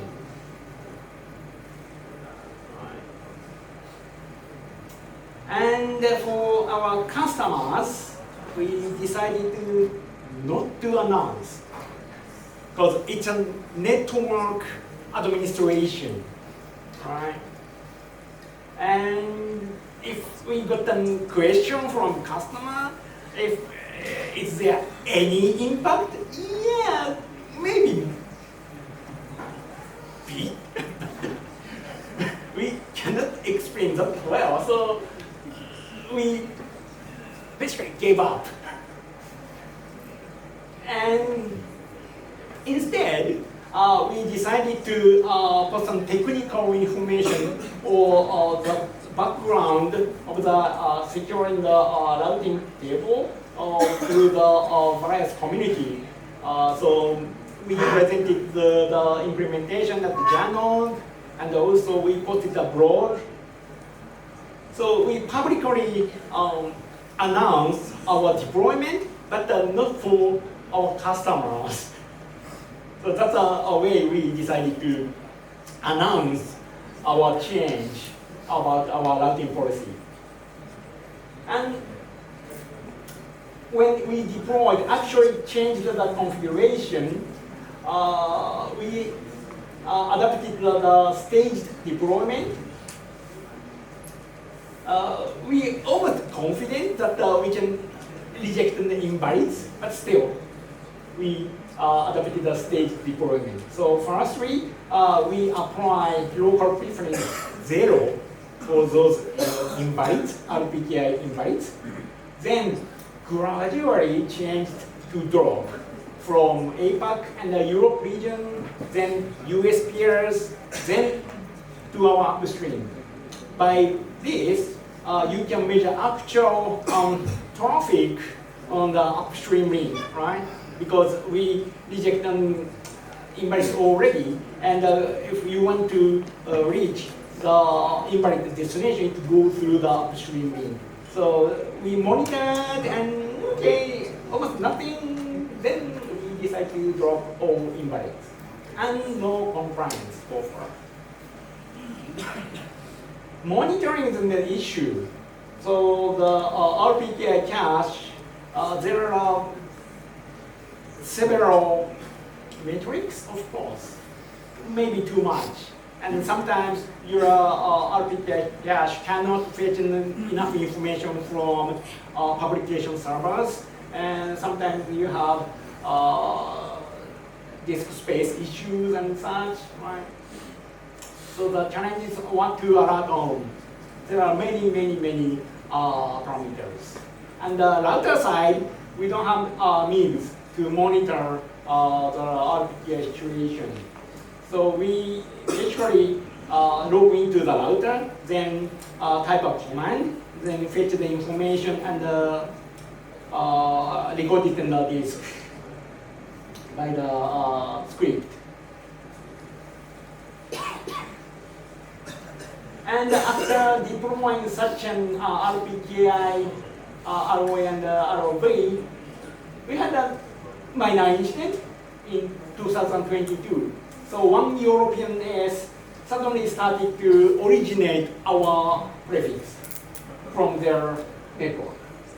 That was observed only at the Amsterdam node of libraries. Yeah, still it's in the data, so you can check. But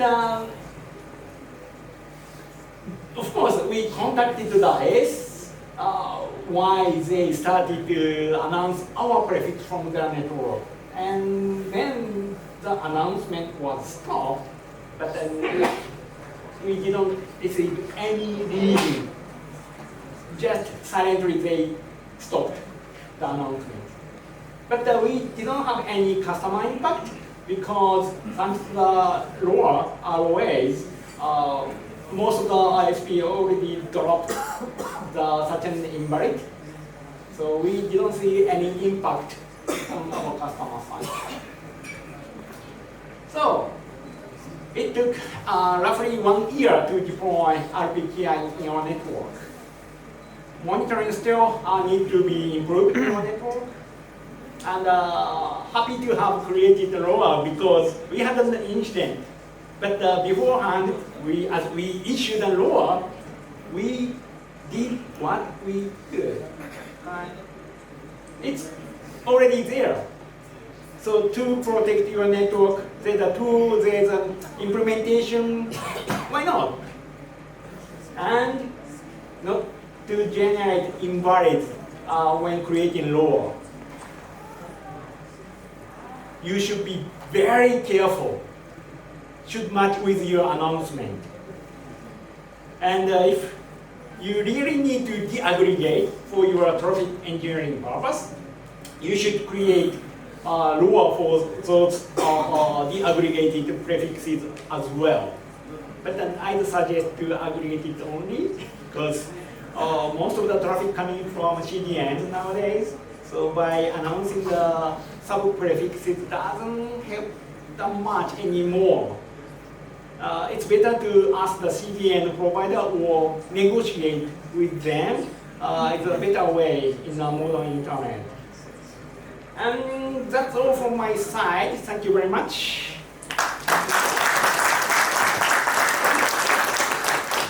Thank you very much, Mahesh.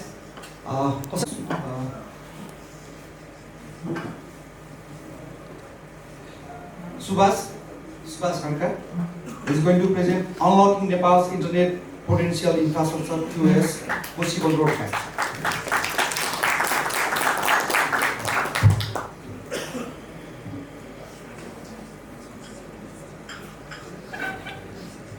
Thank you. So before I begin my session,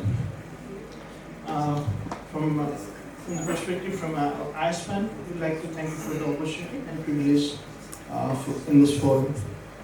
I'll be using both Nepali and English for the comfortability, and it has given a sense of more responsibility because our senior Gaurav detailed much along on his journey side. Gaurav भने चाहिँ मैले चाहिँ अब मेरो आफ्नो चाहिँ के भन्छ मेरो आफ्नो आइकन जस्तो पनि मैले चाहिँ मानिरहेको मान्छे हो उहाँ चाहिँ गाउँदै सो यसले एउटा चाहिँ अलिकति भावुक अनि अलिकति रेस्पोन्सिबल अनि अलिकति चाहिँ भनौँ न जोर्नीमा चाहिँ अलिकति अगाडि बढ्नको लागि मलाई आज एनर्जाइज पनि गरेको छु पर्सनली नग भनेको चाहिँ कस्तो प्लेटफर्म हो भने यहाँ भइरहेको कुरालाई चाहिँ सेयर गर्ने र यहाँ भएका कुरालाई लिएर गएर चाहिँ आफूलाई रिफ्लेक्सन गर्ने र 1 वर्ष पछाडि हामी कहाँ पुग्यौँ भनेर त्यसलाई चाहिँ फेरि आफूलाई अपडेट गरिराख्ने गरेर चाहिँ हामी 10औं संस्करणमा आएको छ हिजो एउटा ग्रुप स्टाइलले भन्नुभएको थियो 5 र 10 मा के फरक भयो भन्दाखेरि 5 र 10 मा चाहिँ टेक्निकली हामी धेरै एडभान्स गरिसकेका रहेछौँ हैन तर at the same time there are lots of bets to improve मैले चाहिँ आफ्नो सेसनमा चाहिँ सेयर गरिरहेको पर्टिकुलरली यो सेसन भनेको चाहिँ एउटा रिफ्लेक्सन हो यहाँबाट चाहिँ मैले अघि नै भनेको अनुसार चाहिँ केही चिज लर्न गरेर लिएर गएर हाम्रो फोरममा हाम्रो कम्युनिटीमा चाहिँ त्यसलाई चाहिँ रिभाइभ गर्नुपर्ने अवस्था छ and very नोस्टाल्जिकली raw very emotionally चाहिँ के भन्छु सुरुमै भन्दाखेरि चाहिँ ISPs are in a very difficult situation at this present state मैले यो चाहिँ भनौँ न अलिकति नकारात्मक भन्दा पनि रियलिस्टिक कुराहरूबाट चाहिँ मैले मेरो आफ्नो स्टेटमेन्ट चाहिँ सुरु गर्न गइरहेको छु so let's start ISPAN today is now working with its own structure. भनेको चाहिँ पहिला चाहिँ हाम्रो लाइट वेट फोरम जस्तो थियो अहिले चाहिँ स्ट्रक्चर फोरममा बोर्ड अनि त्यस पछाडि आएर functional committee like technical committee होइन त्यसपछि आएर अपरेसनमा चाहिँ फाइबर म्यानेजमेन्ट कमिटी लगायतका यस कमिटीमा चाहिँ स्ट्रक्चरली वर्क गरिरहेको छ ISPAN अहिले धेरै हट सिटमा छ भन्छु हट सिटमा किन छ भन्दाखेरि not only regulators not only ministry like child welfare काउन्सिलहरू भयो त्यस पछाडि आएर चाहिँ भनौँ न ल इन्फोर्समेन्ट एजेन्सी कति साथीहरू पनि हुनुहुन्छ स्पेसली नेपाल पुलिस अनि त्यसपछि आएर नेपाल आर्मी लगायतले चाहिँ एभ्री वानले चाहिँ के भन्नुहुन्छ that is the responsibility of ISP to do that भन्नुहुन्छ अनि त्यसलाई चाहिँ बुझाएर अवेर गरेर त्यसपछि आएर चाहिँ यो हो काम भनेर चाहिँ बुझाउँदै पनि समय गइरहेको छ बुझिसकेपछि त्यसलाई फेरि प्र्याक्टिस पनि गर्नु पनि समय गइरहेको छ सो ISPAN को चाहिँ बेसिकली यो चाहिँ हातमा मोबाइल घर घरमा इन्टरनेट भन्ने चाहिँ सरकारको नारा हो होइन र ISPAN को सुरुदेखिको चाहिँ एउटा मोटो भनेको घर घरमा इन्टरनेट इस्टाब्लिस गर्नको लागि वर्किङ हाम्रो फोकस भनेको अघि पनि आइसकेको छ क्वालिटी इन्टरनेट प्रोभाइड गर्ने हाम्रो फोकस हो र हामीले सिटिजन रेगुलेटर र सर्भिस प्रोभाइडरको बिचमा चाहिँ ब्रिजिङ गरिरहेको चाहिँ काम गरेको छौँ र त्यो डटलाई कनेक्ट गर्ने काम हामीले गरिरहेको छौँ ISPAN को main motto as we call it affordable accessibility र स्टेबिलिटी र हामीले हेर्दाखेरि चाहिँ नेपाल चाहिँ यो FOIAITU को रिपोर्ट हो इट्स अ फर्मल रिपोर्ट त्यो रिपोर्टमा चाहिँ we are top 10 cheapest broadband globally FTTH मा चाहिँ र एक्सेसिबिलिटीको हिसाबले गर्दाखेरि चाहिँ हामी त्यो एक्सेसिबिलिटी भनेको हामीले दूरदराजसम्म चाहिँ इन्टरनेटमा ल्याउन सकेका छौँ र यसको लागि चाहिँ NTA को जुन RTTF फन्ड छ जहाँ हाम्रो पनि कन्ट्रिब्युसन छ it has become a good बुन भन्छ हामी वरदानको रूपमा स्टार्ट भएको छ र त्यो सब्सिडाइज भएको कारणले गर्दाखेरि अलिकति एक्सेसिबिलिटीमा हेल्प भएको स्टेबिलिटी हाम्रो रोड म्याप छ अहिले हाम्रो चाहिँ प्रायोरिटी पनि हो र QoS लगायतका कुरामा चाहिँ हाम्रो चाहिँ प्रायोरिटीको रूपमा रहेको छ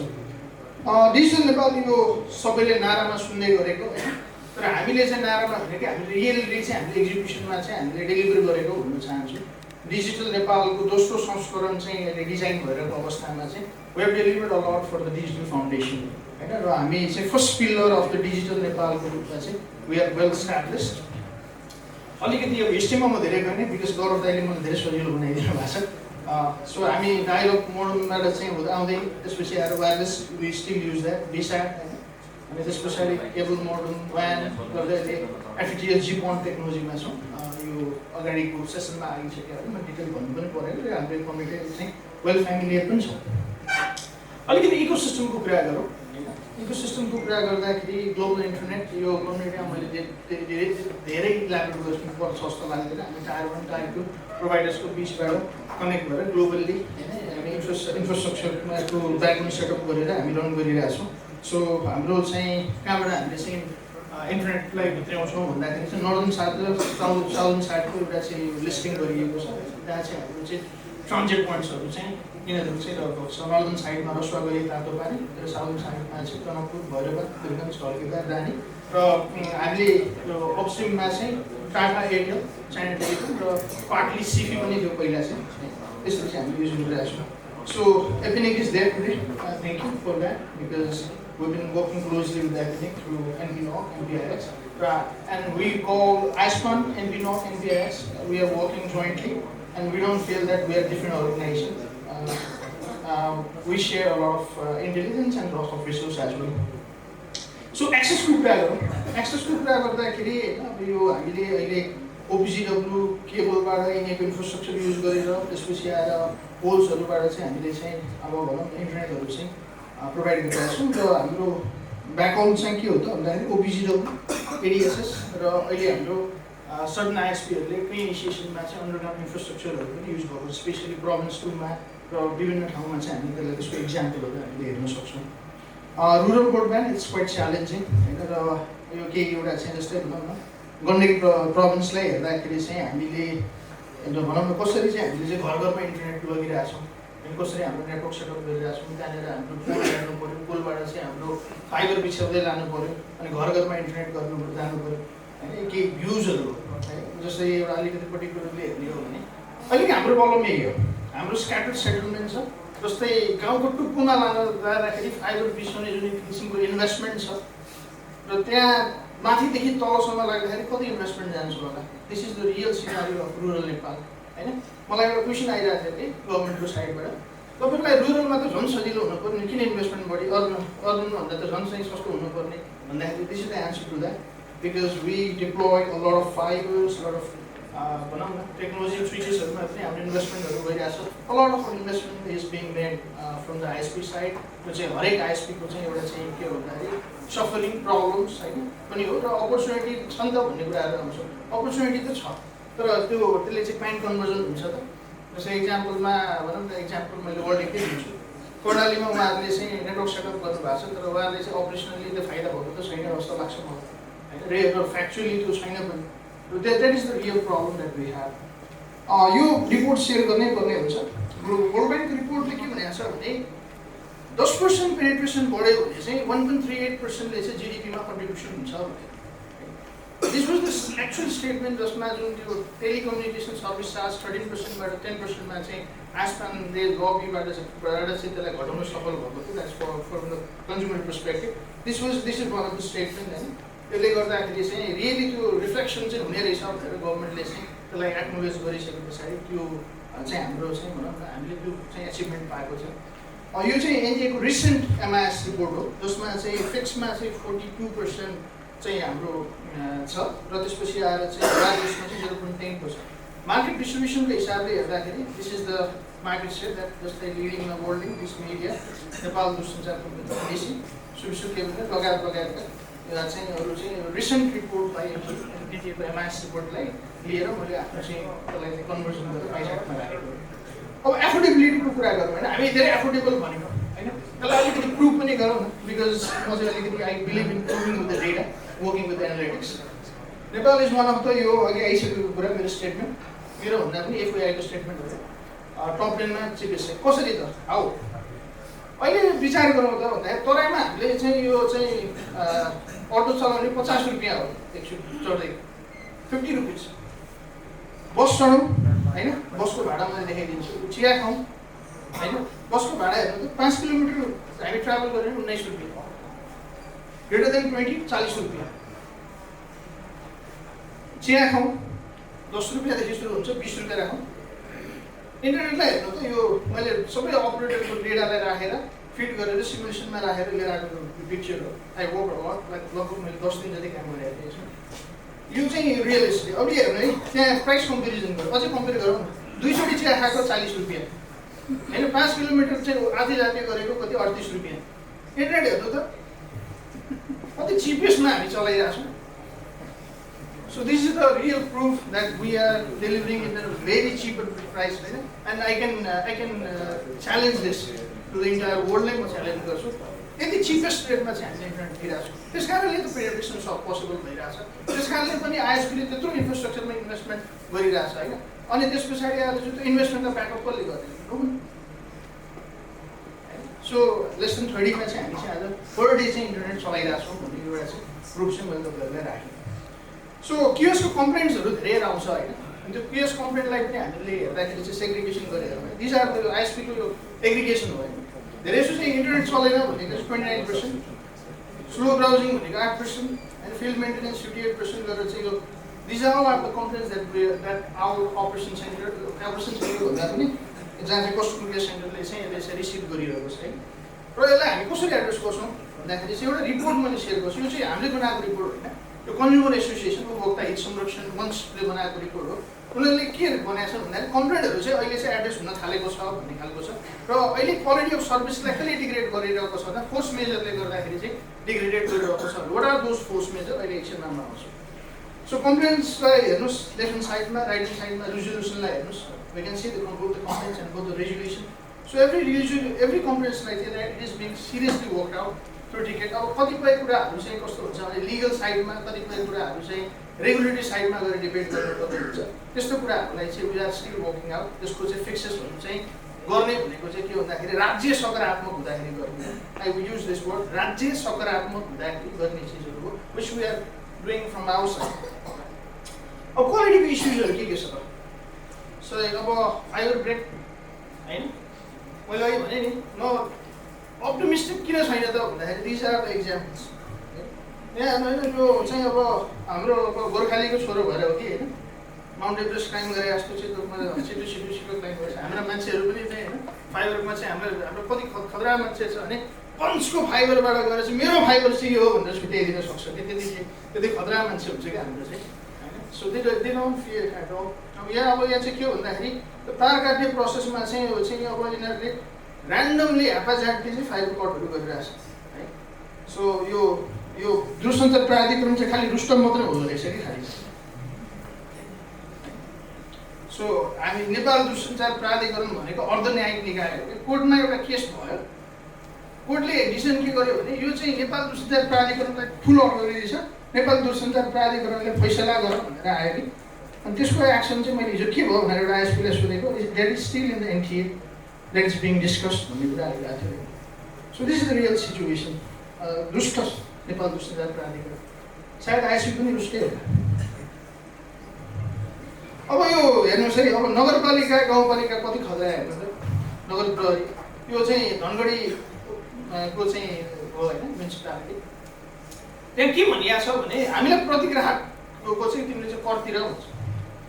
इन्टरनेट कति चाहिँ भनौँ डिबेटेबल कुरा है। Internet is a basic as चाहिँ एम्युनिटिज, मोस्ट एसेन्सियल सर्भिस। अनि नगरपालिका गाउँपालिकाले के भनेको छ भने यो मनोरञ्जनको साधन हो, मनोरञ्जन करतिर तिमीले प्रति ग्राहकमा जति उठाउँछौ त्यति वार्षिक रूपमा होइन मासिक रूपमा करतिर दियौ कि तिमीले। किन भन्दाखेरि के रहेछ भन्दाखेरि हामीलाई त यार यो करको प्रणालीमा यहाँ चाहिँ के भने हाम्रो पनि त संस्था चल्नु पऱ्यो, म्युनिसिपालिटी चल्नु पऱ्यो, हाम्रो पनि गाउँपालिका चल्नु पऱ्यो भन्ने खालको लजिकहरू चाहिँ धेरै मान्छेहरूबाट भेट्यो। So they are obstructing all this things हो। इन्फ्रास्ट्रक्चर कम्पनी होइन, अब अघि हाम्रो एउटा चाहिँ फ्रेम प्रोजेक्ट पनि हो सबै आइएसपीहरू। किन हामीलाई थाहा छ हाम्रो अव्यवस्थित तारहरू छ होइन। अनि पोखरामा पनि केही इन्सिडेन्ट्सहरू भइरहेको थियो हिजो। आइएम स्टिल वर्किङ फर सायद गएर मेरो साथसँग पनि भेटिन्छ होला। इन्फ्रास्ट्रक्चर कम्पनी हाम्रो अव्यवस्थित छ थाहा छ, तर चाहिँ के भन्दाखेरि जुन रूपमा चाहिँ जुन एक्सपान्सन भयो, जुन रूपमा डेभलपमेन्ट भयो, त्यो एउटा चाहिँ एपेक्समा आइसक्यो। अब एपेक्समा आइसक्दाखेरि चाहिँ हामीले कसरी त्यसलाई म्यानेज गर्ने, it's all done through the infrastructure company. त्यसमा चाहिँ हाम्रो एउटा मोडालिटी बनाउँछौँ, त्यसरी वर्कआउट गर्छौँ भनेर हामीले एनटिएले पनि त्यसलाई एक्नोलेज गर्यो। मिनिस्ट्रीमा छ, तर मिनिस्ट्रीमा आज अर्को 8 वर्ष भयो कि। Every time the government changes, every time we work from zero. and that is not being passed. And you say this is the real scenario. Cable management, मैले भने गोर्खालीको छु हैन हेर्नु त केबल म्यानेजमेन्ट हाम्रा मान्छेहरूले कति रिस्कमा काम गरिरहेको छन् cable management can you imagine that हैन हामीले लास्ट टाइम भनेको लागि रुपेश सरले भन्छ जो चाहिँ पोलबाट खसे एक्सिडेन्ट भयो तिनीहरूको लागि हामी चाहिँ एक्चुअली मन पनि 1 मिनेट जति मन पनि गरेन one of the serious in development they really deserve that अब होइन यो हिमालयनको रिचार्टमा इलेक्सनमा आउने KMC these are the fiber management work that is being worked out entire the nation भन्छु मैले है र अहिले हाम्रो वर्कफोर्सहरु चाहिँ धेरै जसो चाहिँ के मात्रै इन्भल्भ छ like 100 of people if we talk about KMC 110 people are working per day for the fiber management. Can you imagine the resources that ISPs are investing? Before हेर्नुस् है कस्तो थियो त्यस्तो थियो and after हेर्नुस् and area हाम्रो इन्फ्रास्ट्रक्चरहरु we are managing the bit. And we have also got appreciation from LMC, Metropolitan City.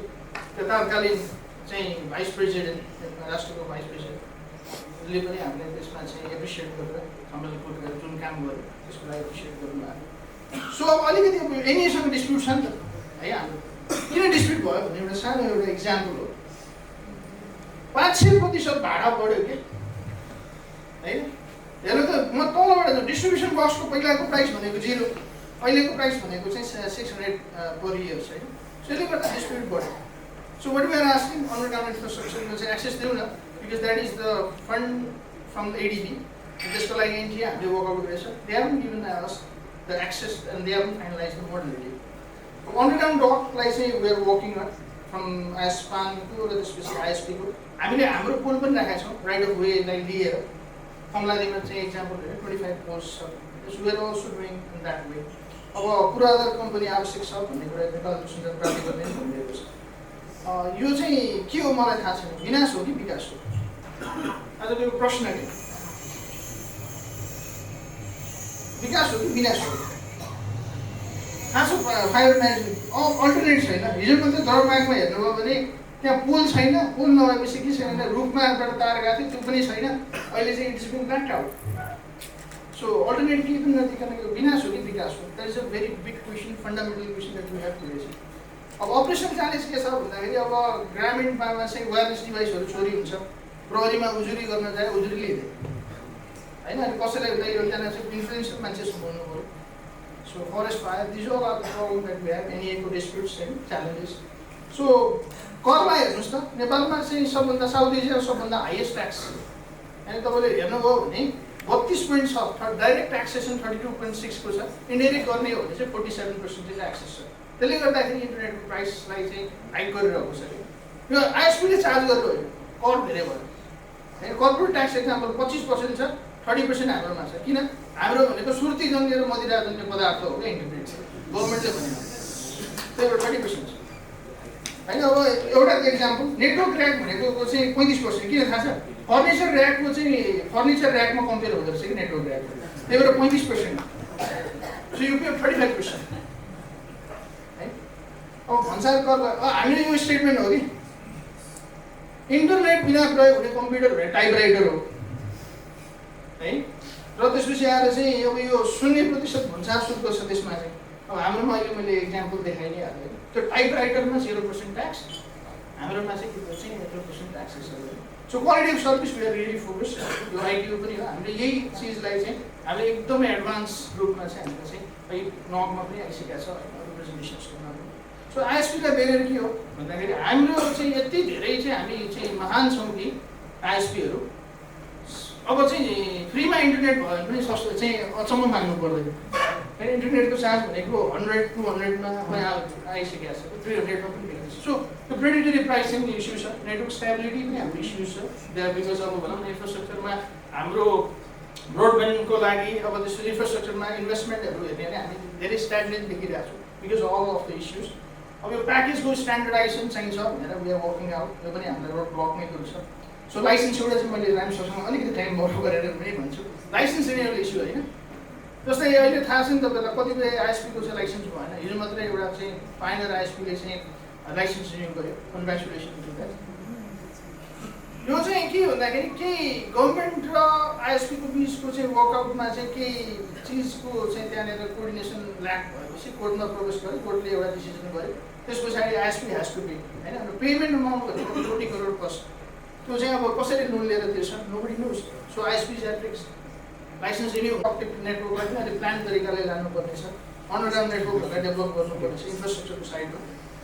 सर्भिसको हिसाबले हेर्ने हो भने चाहिँ हामीले स्ट्रिक्टर रेगुलेसन चाहियो हामीलाई। अब त्यो भनेको चाहिँ एनटिएले दिने होला अन विच वी आर इन, जस्तै प्राइसिङको पार्टमा, अरू पार्टमा, र इन्टरनेटको प्याकेजेसहरूको स्ट्यान्डर्डाइजेसन गर, र नेटवर्क अपरेट्स छ अघि म्यानेजको कुरा आइरहेको थियो, मिसन एकाउन्ट्स कुरा आउनु त्यस्तो चिजहरूमा इन्भेस्टमेन्ट गर्ने, क्वालिटी अफ सर्भिसको लागि चाहिँ डिभाइसेसमा रिफर्बिस डिभाइसेसको कुराहरू छ, ती कुराहरूलाई चाहिँ कन्ट्रोल गर्ने, ती कुराहरूलाई चाहिँ पोलिसीबाट चाहिँ सल्भ गर्ने भन्ने कुरा चाहिँ हामीले लिइरहेको छौँ। ट्याक्सेसन पोलिसीमा चाहिँ घट्नै पर्छ। टेलिकम्युनिकेसन एक्ट सबैभन्दा पुरानो टेलिकम्युनिकेसन एक्ट छ, कहिले पनि यसलाई चाहिँ के हुन्छ भन्दाखेरि यो चाहिँ चेन्ज भइरहेको छ होइन। सो इट्स सधैँ वर्कआउट नै भएछ। यसले गर्दाखेरि पनि हाम्रो मर्जर एन्ड एक्विजिसन दुईवटा अब भनौँ न आइएसपीहरू मर्ज गरेर चाहिँ चलाउँछु भन्यो भने प्रब्लम कहाँ छ? क्यापिटल गेन ट्याक्स होइन, it's huge tax being impose. So फरेक्सको एप्रुभल अहिले पनि भएको छैन। सो त्यो भएपछि अब एक्चुअली इन्टरनेट काटियो भन्ने समाचारमा सुन्नुभयो होला होइन, टाटा एयरटेलले चाहिँ पैसा दिन नसक्दाखेरि चाहिँ इन्टरनेट काटियो। अब कोलाबोरेसन कसरी? Forums like this poster collaboration त्यसैको अपर्च्युनिटी लिएर चाहिँ हामी आएको होइन। So I like to raise the flag with friend from Japan. He was telling that we face disaster and I would say that we face disaster incident both every day, every hour. So encourage sharing, knowledge sharing, NPNOG, NPIs, knowledge sharing. We are still engaged on that and we will do that. Consumer awareness चाहिएको छ। मलाई एउटा चाहिँ खुसी लागेको कुरा के हो भने कन्ज्युमर चाहिँ एसोसिएसनसँग जहिले फाइट गर्ने कि 3 वर्षपछि उहाँहरूले अहिले बुझ्नुभयो कि इन्टरनेटको इकोसिस्टम यस्तो रहेछ, त्यस कारणले गर्दाखेरि उहाँहरू पनि पीडित हुँदो रहेछ भन्ने कुरा चाहिँ उहाँले पनि बुझिराख्नु भएको छ। यो सबै के हुन्छ भने कन्ज्युमर अवेरनेसले नै हुने हो। सो लास्टमातिर आएँ म, डिजिटल फाउन्डेसन बनाउनको लागि डिजिटल नेपाल मिसन छ। यो प्राइमेरी निड हो, मोस्ट एसेन्सियल सर्भिस हो, र अहिले सबभन्दा important of that this is a human rights. Internet is a human right होइन। दुष्यन्ता बैङ्कको दफा 47 से तार काटेर मात्र चाहिँ त्यो ऐन ट्रिगर हुने होइन कि। अब तार काट्नु भने के भन्दाखेरि ह्युमन राइट्सलाई चाहिँ भायोलेसन होइन, त्यो कुराहरू चाहिँ इस्टाब्लिस भइसकेका छ।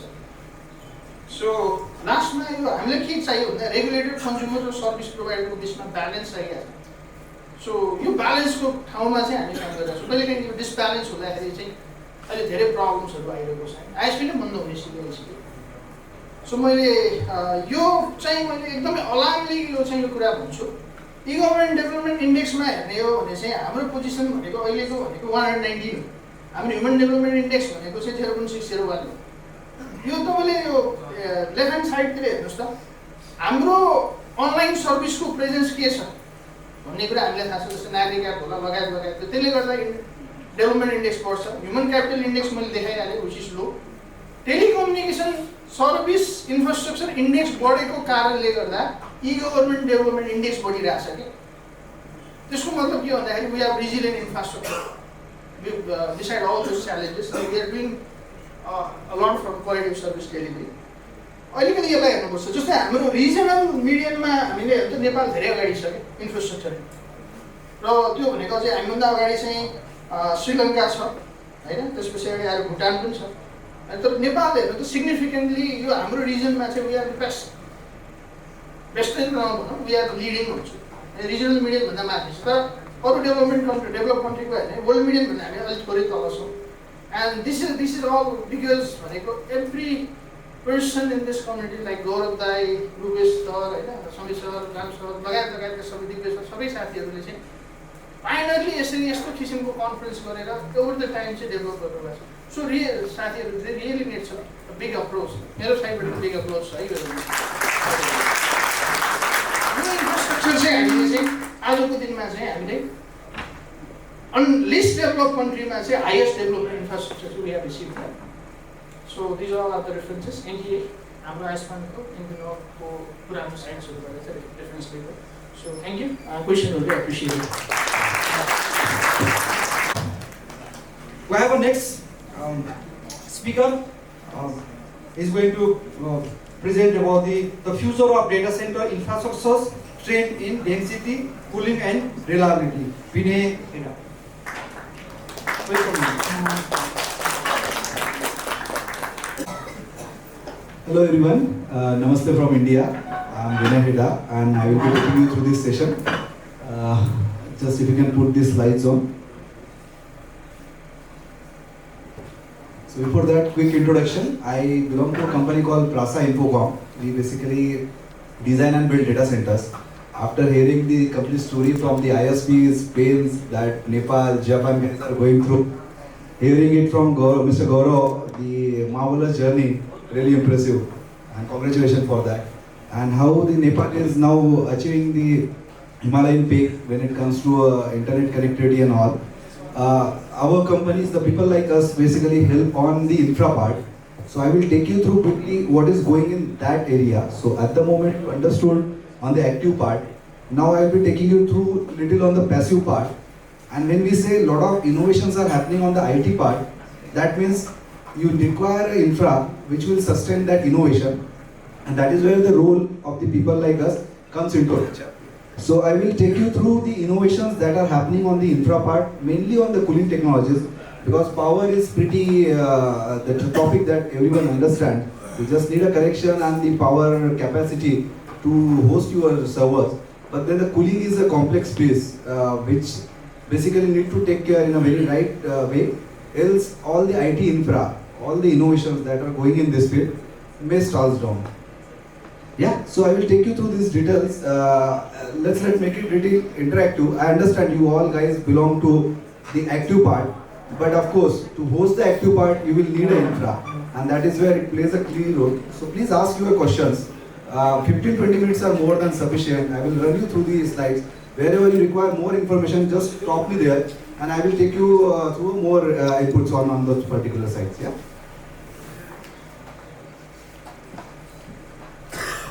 Yeah, so the title I kept it sustainability because that's the hot topic. If you talk the optimization, people is like kuch to bacha raha hai, right? But then we talk sustainability because that's the topic across the world where people are trying to save energy that is going in hot hungry data centers and the server rooms, and that is where all our solutions are placed. Not sure why it is not moving.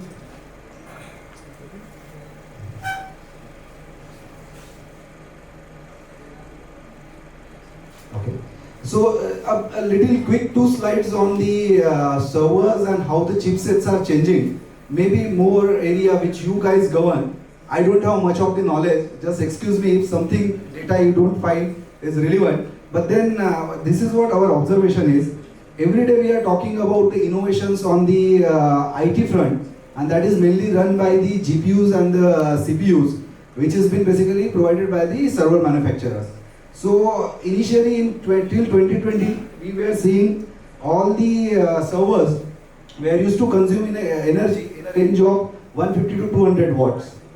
But now with the innovations that NVIDIA is running, Intel is running and AMD is running, the chipsets are going in a range of 500 kilowatt, and with the H200 and chipsets that is coming from NVIDIA, the race is again reaching to the 800 to 1000 watts, and that is where per rack load, which is traditionally was in a range of 3 to 6 kilowatt, now reaching as an average 20-25 kilowatt, and we are saying there are the technologies which will basically push this rack load to 100 kilowatt, 150 kilowatt and even 200 kilowatt. And that is where the topic become very crucial. Since it's a game that every server manufacturer is playing, they want to have as much as load in their server. That is where the real challenge on the temperature rise inside a server starts with. And this is where how you can basically cool down these hot chips. That theory comes into a picture on the infra part. So if you see till 2010, the technology more driven was on a single core trend. Then afterwards it was mainly driven by the multi-core, and now it is mainly power war. Everyone wants to achieve as much as possible with their chipset inside a single server. and to basically host that, the capacity is increased, power consumption is increased, and it's a normal Newton's law, right? If the power increases, you have to basically dissipate that power somewhere, and that is where cooling needs are increasing. So this is how it is. The CPU powers are increasing, GPU powers are increasing, and that is where the traditional way of cooling your data centers. We generally cool the data center with the capacity 3 to 6 kilowatts with the air as a medium, right? But that will not gonna help, and you have to bring in water to basically cool your these hot chips. So that is where we are. Let's cool these hot chips. How we can basically enable this? That is where this presentation is based on. I'll be talking about the innovation in the cooling technology when it comes to host your servers inside a data center. So what cooling technology can take care of this kind of hot chips? That is going to be our main topic I will be discussing. So just I'm throwing one question to the audience. If you guys are comfortable to answer, please guide on that. How many technologies that you see in our data centers are basically popular when it comes to a cooling? Any idea? Anyone? So basically two mediums, air and cooling, and there are only 5 technologies across the world you see basically takes care of the cooling inside a data center. The most prominent and the traditional way is a perimeter cooling. You have the coolers, like in this hall also you see the coolers are kept at the perimeter. They are throwing the air inside and taking care of the cooling. So it's a heat load that is humans are creating in this room. That's working, I think.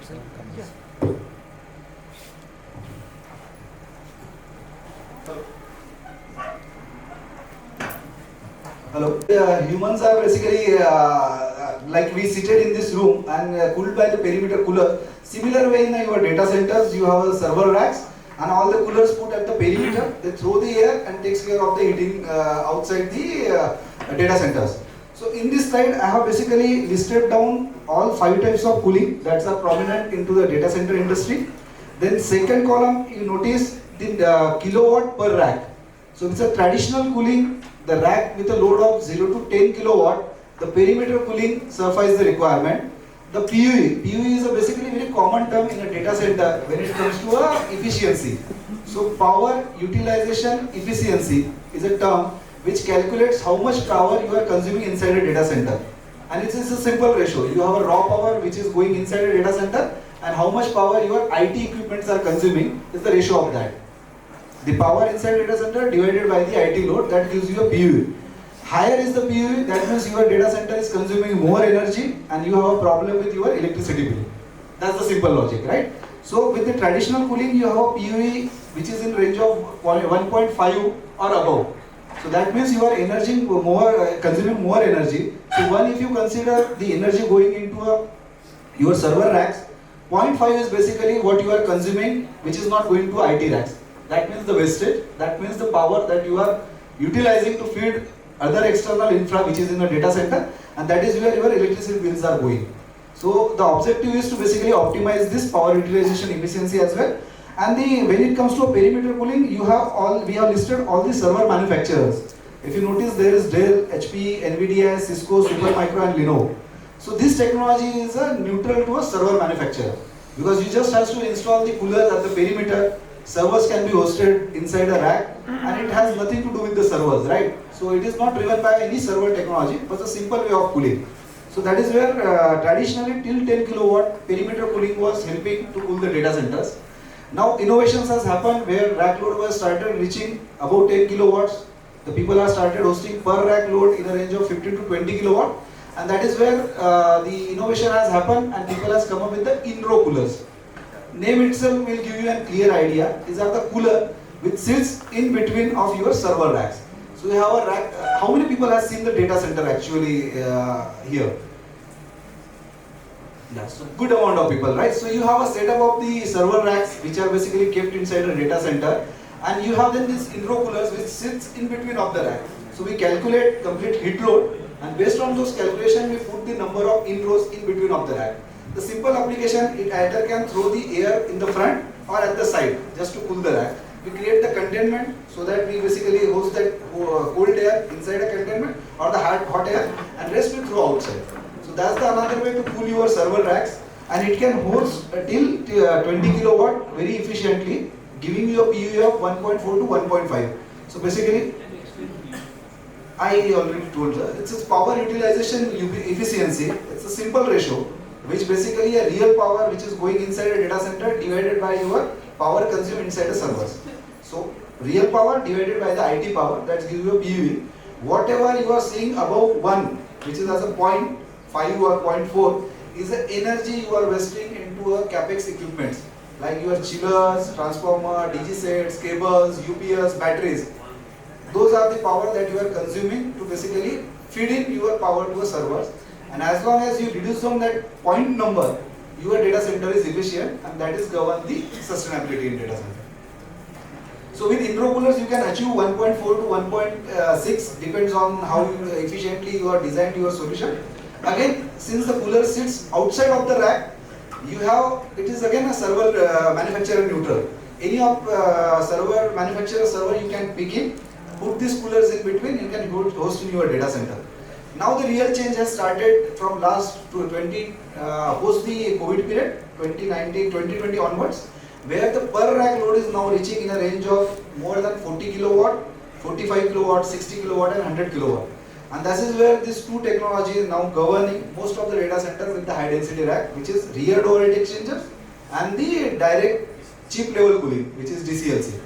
So RDHX is nothing but on your rack you have two doors basically. First doors you can basically push the servers inside, and the back door. So back door we generally remove. We put the coolers as a door on the rack itself.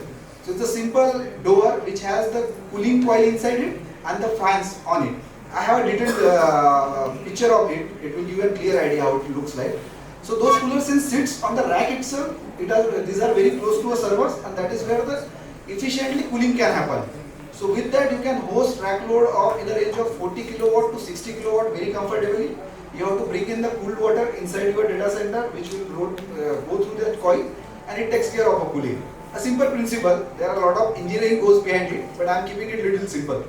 So that's the RDHX. Again, since the door sits outside of your rack, no implication on the server manufacturer.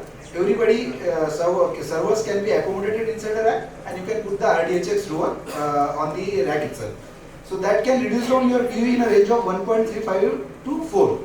Again, more sustainable solution, right? Now coming to the solution which has now changed all the dynamics in the data center cooling world, which is the DCLC, direct chip level cooling.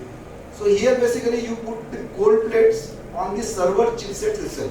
On the server chipsets is the only part which basically consumes most of the energy, which basically takes more power, gets heated up, and that is where you require major cooling.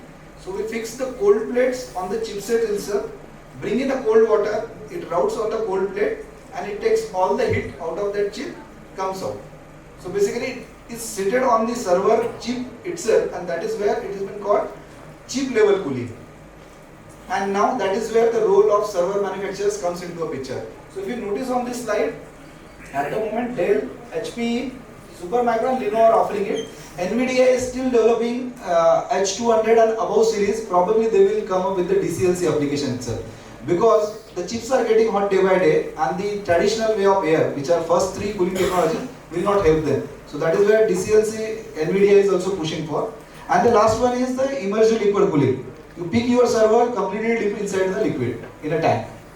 So that's the technology, probably little futuristic. Another 2-3 years we are seeing it will get more popular once you start reaching rack load of 200 to 250 kilowatt. That is where it will make a lot of sense. It requires a consent from server manufacturers, because the servers, once you decided to dip inside a liquid, the warranties probably go on toss, and that is where the server manufacturer has to allow this.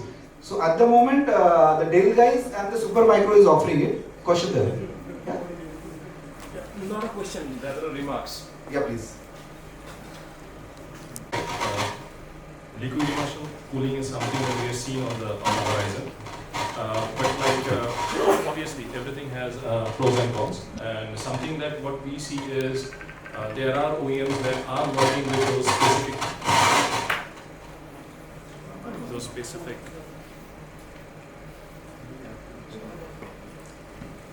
with the user specific liquid cooling providers, and there are the tie-up. Like, you won't be able to do generally what you rightly said, the specific servers that you currently have and dip it into water, because those are typically your what do you call the synthetic oils, and then the routers or the firewalls or even your servers, those are also specifically coated. So that needs a consent from the OEMs, and we are also testing it, and we are also showcasing it across the globe. So I represent Cisco. Oh, great, fantastic. Thank you.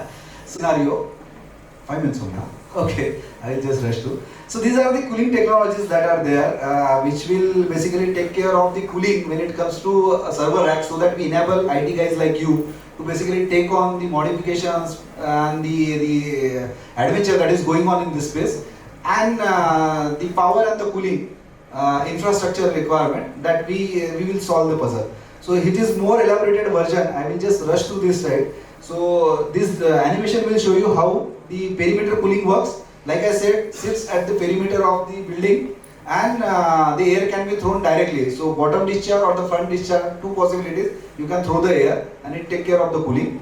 Then you have the indoor coolers, which sits in between of a rack. Generally a footprint of rack size either 600 mm or 300 mm, and you can put between the racks. Drawback is only it consumes the space in the white space area since it sits in between of the racks. So that's the another one. Third is getting more popular day by day is rear door heat exchanger. Just sits at the back side. So like I said, it's a simple mechanism. You have a coil behind those fans which runs all cold water, sucks the heat from the servers, and these fans basically throw it out. So once that heat passes through servers, route through a coil, converted into a cold air, thrown at the back side of the rack, settled down since cold air is little denser than the hot air, sits down at the bottom, and through an active tail we basically push it towards the front side of the rack. So that's the technicality which how RDHX technology works. And then you have a DCLC. Like we have shown, you have a chipset on which cold plate basically sits down. Blue line shows you a cold water, red line shows you a hot water. So basically a cold water we push through the chipset, which cool that chips, and then hot water we basically take back through the other pipe, which is red in color. So that is how the water keeps on rotating, and it provides cooling to your server racks. So that is DCLC. And the last one is immersion liquid cooling. So you see this time, you have synthetic liquid. The liquid is free of the charge flow. So any person, even we have a YouTube video where a person has seated inside a liquid and doing actual connections, and you don't have any hazard of the power and all. So server sits inside, and basically liquids we keep on rotating. So blue line again, you have cold water coming inside, cold liquid coming inside, and the red, the cold hot liquid going outside. You also require in thermal technology there are two ways. Either the one is thermal extraction and other is evaporation.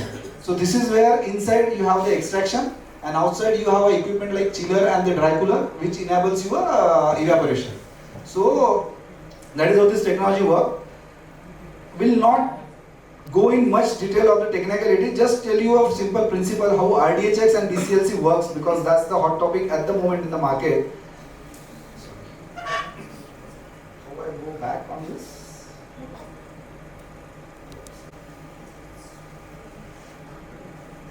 No, this is going front only. So rear door heat exchanger, like I already briefed you, sits on the back side of the rack and takes care of a cooling. The principle how it operates is has basically a door. It is connected to a piping system which carries the cold water and the hot water. At the back side you have the pumps in which you have a thermal storage system which stores the cold water, and outside you have a chiller. So thermal extraction through the RDHX door, evaporation through the chillers. That is how this technology works. A very simple way we have demonstrated, but a lot of technology and the calculations goes behind it. So that's one solution. The next one is DCLC. Again, like I briefed, the cold plate sits on the chipset and how it generally works. So that's little engineered and the flow diagram. But the simple way to understand, you have basically the chipset which sits inside a server and then server racks, and you have basically a cabinet which basically hosts those DCLC servers. And since DCLC, the chipset only get cooled for a server, 70% cooling of a server racks can happen with the DCLC. So rest 30% either you have to have perimeter cooling or the rear door heat exchanger, which will take care of the other ambience that is there in the data center. So DCLC always works in a hybrid way, 70% with the direct liquid cooling and 30% with the alternate way of cooling. So that is how this solution works. And these are the practical pictures. So if you see the rack at the left side, in which you have a servers which has a cold plate installed inside, the cold pipe and the hot pipe which are connecting to a CDU. CDU is nothing but the device which rotates hot liquid and the cold liquid. So you have to push cold liquid inside the rack and pull the hot liquid outside. So that is what mainly CDU does. Also CDU mix your water and the glycol. You cannot have a simple water passing through this thing because you require to increase the density of water. You need to have more time so that your chipset get cooled, and that is where glycol helps. So this technology works that way, and you have a dry cooler which acts as an evaporator. Now dry cooler and chiller, only a major difference is removal of the compressor. Compressor consumes more energy, that is where it has been removed, the unit called dry cooler, and since compressor removed, electricity saved, your energy PU will get improved. So that is where this solution is. So these are technologies basically I wanted to talk about. Few innovations I will show. So this is little more innovation nowadays going on a data center field when you want to have host bigger data center with a floor plate of close to 10 megawatt and you don't want to consume white space area. So now the DCLC technology is coming up with the lower level distribution unit which sits into a mechanical gallery. You need not to consume your white space area. And you can basically cool your servers with the rack load of close to 100 kilowatt, 60 kilowatt per rack. That can be possible. So that's the another one interesting thing probably you guys who are working on the MEP side of data center can look into. And few of the innovations, we are delivering one of the big project in India at the moment for the National Supercomputing Mission, where we are building a complete data center which is hosting capacity close to 2.5 megawatt. It has all 4 types of cooling. You have perimeter cooler, you have an intro cooler, you have a rear door heat exchanger and DCLC. So all are hosted in this. So highly engineered data centers, a lot of work is going on. Another innovation we are delivering on the GPU boxes. So if you guys are planning to host NVIDIA servers with the DGX boxes, each DGX box consumes energy in a range of 10 kilowatt. So you have 40 kilowatt per rack. And to cool that, you require a cooling technology like RDHX or DCLC. So that we have basically created in one single rack, and then you can host it into the containerized solution. So we also do provide the complete 40-bit containers, which can host similar ambience like your data centers. So if your building is getting little time to get constructed, a lot of approvals required. So simple 150 to 200 square meter of area in which you can host the containers, in which you have a complete data center executed. And that way you can provide a simple way how beautifully it can be done. So the 2 videos where the deployment which is happening from one of our factory and the 8th site that our customer is hosting. So this container getting prefabricated everything at the factory itself. You can basically move it on the trailer which can carry 40-bit container, put it at the site in a record time and get it commissioned in the 15 days. So that's the beauty of this solution. This is getting popular when it comes to the 8th site or the tier 2, tier 3 installation. Whoever wants to deploy faster IT things across this country, that's the solution getting popular in India. We saw it is already popular in Europe, and now I guess the SAC countries are taking onto it. So those are the innovations that are driving at the moment data center. So this covers my complete slides. I'm not sure if time permits, if we can have 1 or 2 questions, or else I'm there only, we can have further discussion line on this topic. अब हामी lunch ब्रेकमा जाँदैछौँ. I would also like to hand over this next coming session to Kijus Marjan. To security and one experience sharing. So the next presentation today is on network security issues in modern infrastructure, NSP SEC, DDoS, anti-spam and anti-malware by Jeet Narayan Yadav from Nepal Police.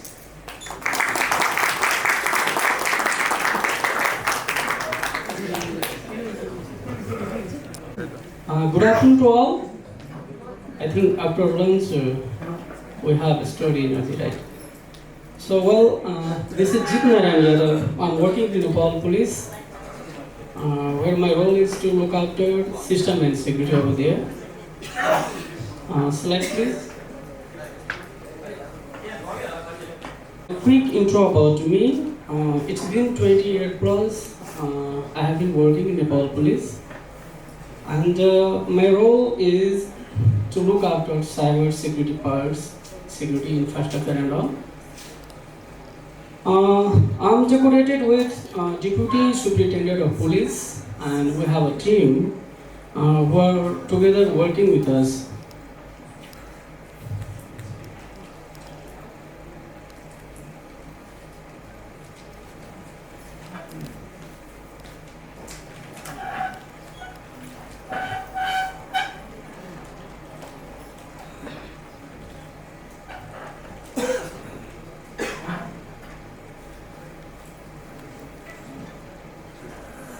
So today's outline would be, how we could secure our system or infrastructure, and finally, what Nepal Police is doing. So those highlights I would share.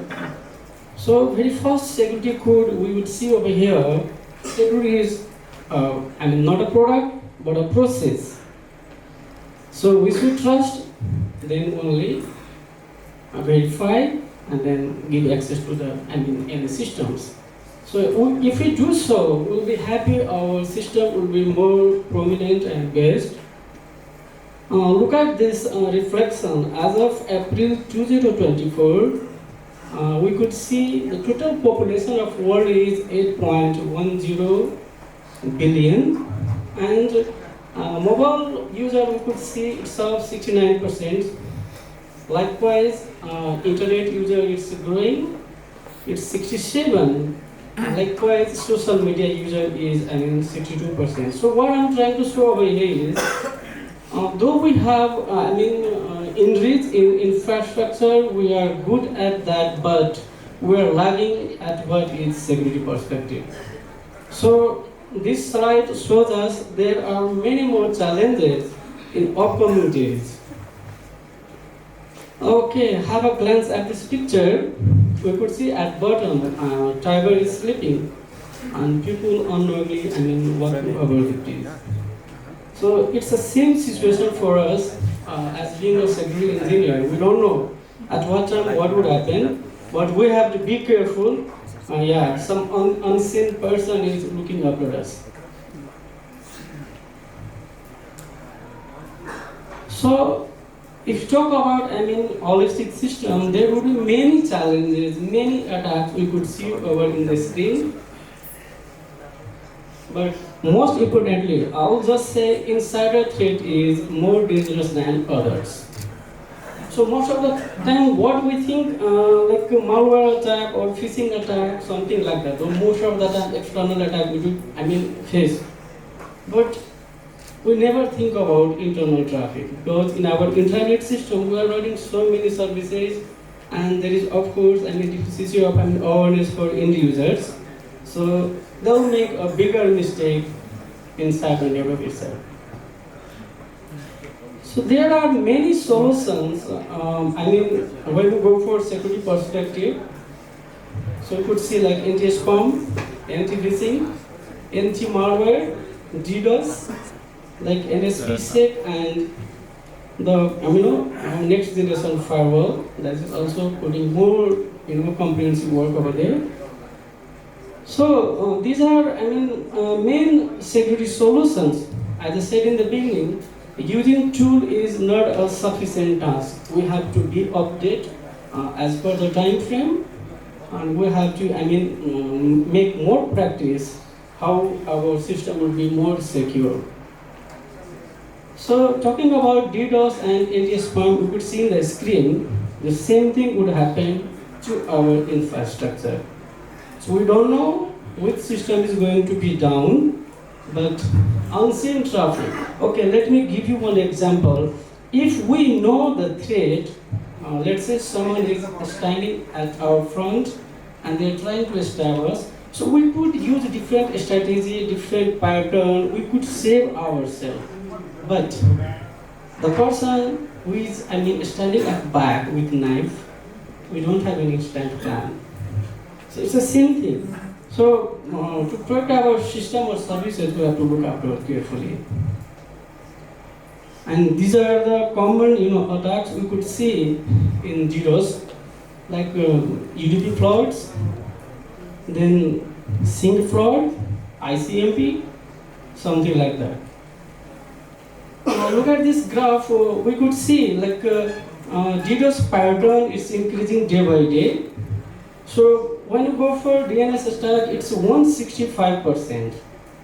So it's huge data, we could say. It's more than 100%. It's a double. Every year it's being double and double and double. Likewise, we have an NTP attack, similarly HTTPS fraud. So these are the main challenges we should look after our infrastructure. Similarly, when you go for anti-spam, it's an email protective system. So everyone, we are using email system, and those email systems should be mostly secure. So for that, we are using, Varacoda solution or like any Cisco different products, TradeGrid, something like that. So those systems are not working automatically. We have to tune it properly so that we will save our system. Look at this number. So when you go for anti-spam, so like spam is even putting more effort. Like we could see 205%, something like that. So it's a huge challenge for us.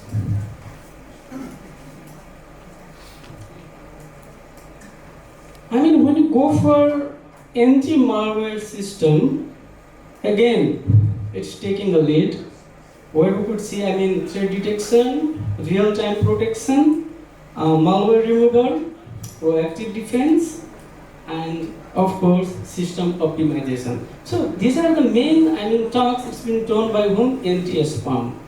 But do we use so? I don't think so, because I was just listening to Gaurav sir. He was saying our infrastructure is, strong. Our backbone is also, it's, huge traffic we could, sustain. But when you think about traffic, comes what? First is security. So we are lagging at security. So yes, pandemic taught us somehow, but though we are not serious about that. These are the numbers. When you go for different desktops or any servers or any systems, we could see these numbers where, different impacts we can see easily on the screen. Okay, most importantly, why I'm here, just to let you know what Nepal police is exactly doing at the back. So until unless we have registered case, we can't put on any investigation over there. But whenever it happens, we are at front. So as per record, in 2013, very first, the cybercrime online fraud was recorded, where it was regarding online ticketing, and already paid 110,000 for booking the ticket. In return, she got only 15,000. So that was a fraud. Okay, if you talk about DDoS attack, we have recently, it's been 1 year plus in GIDC, where all the crucial system of immigration server were done. Not only that, all the dependency system on GIDC were also done. So here is the reference.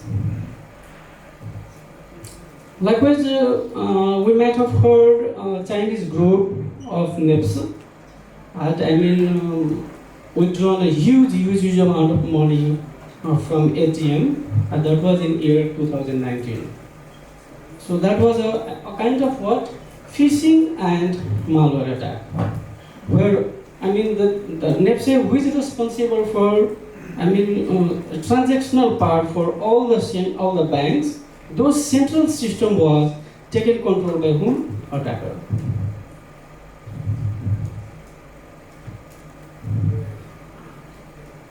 Again, for Marburg attack, we could say in Agriculture Development Bank Limited, there was the same case. A lot of money was, I mean, withdrawn by the attacker, but we did not find any footprint over there. That was the challenge part.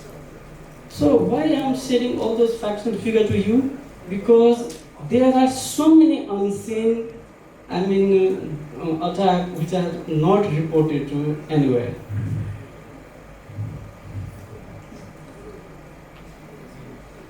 And regarding website, we know most of the government websites are being hacked, and we must be agree for that because Lord Pichas group, like there are so many groups over there.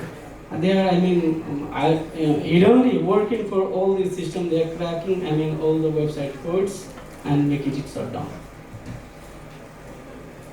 Likewise, in Vianet, it had the same case. For Manju. Okay, now talking about cyber security, let me put more elaboration regarding our Nepal police. Nepal police has its own data center, and we have our, I mean, own network team, system team, infra team, development team, and many more. We are like an ISP.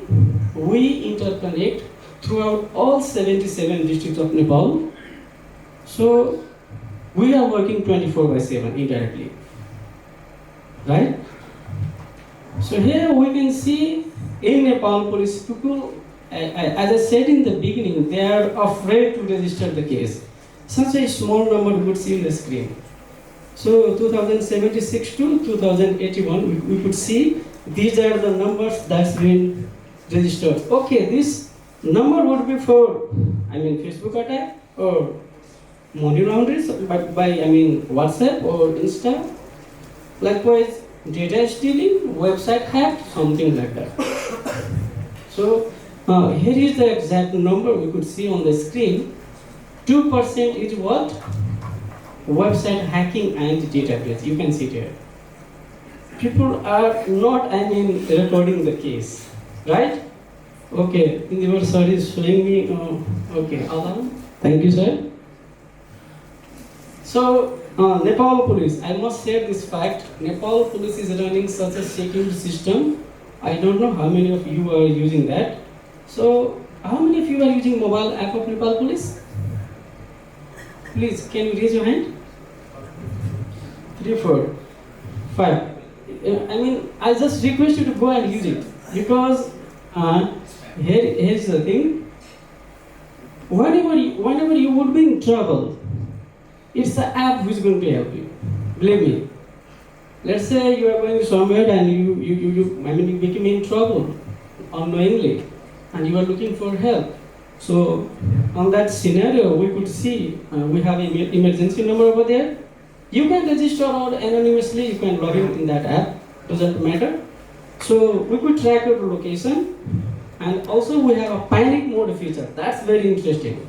So whenever you are in trouble, you just click on panic mode, your location would be registered to our system, and our system will just put alarm to nearby station and they'll just look after you. Like TBR system, like these days, traffic police is working, paperless job, we could say. And it's like e-challan, we could say online, we can have different, cheat processing or something like that.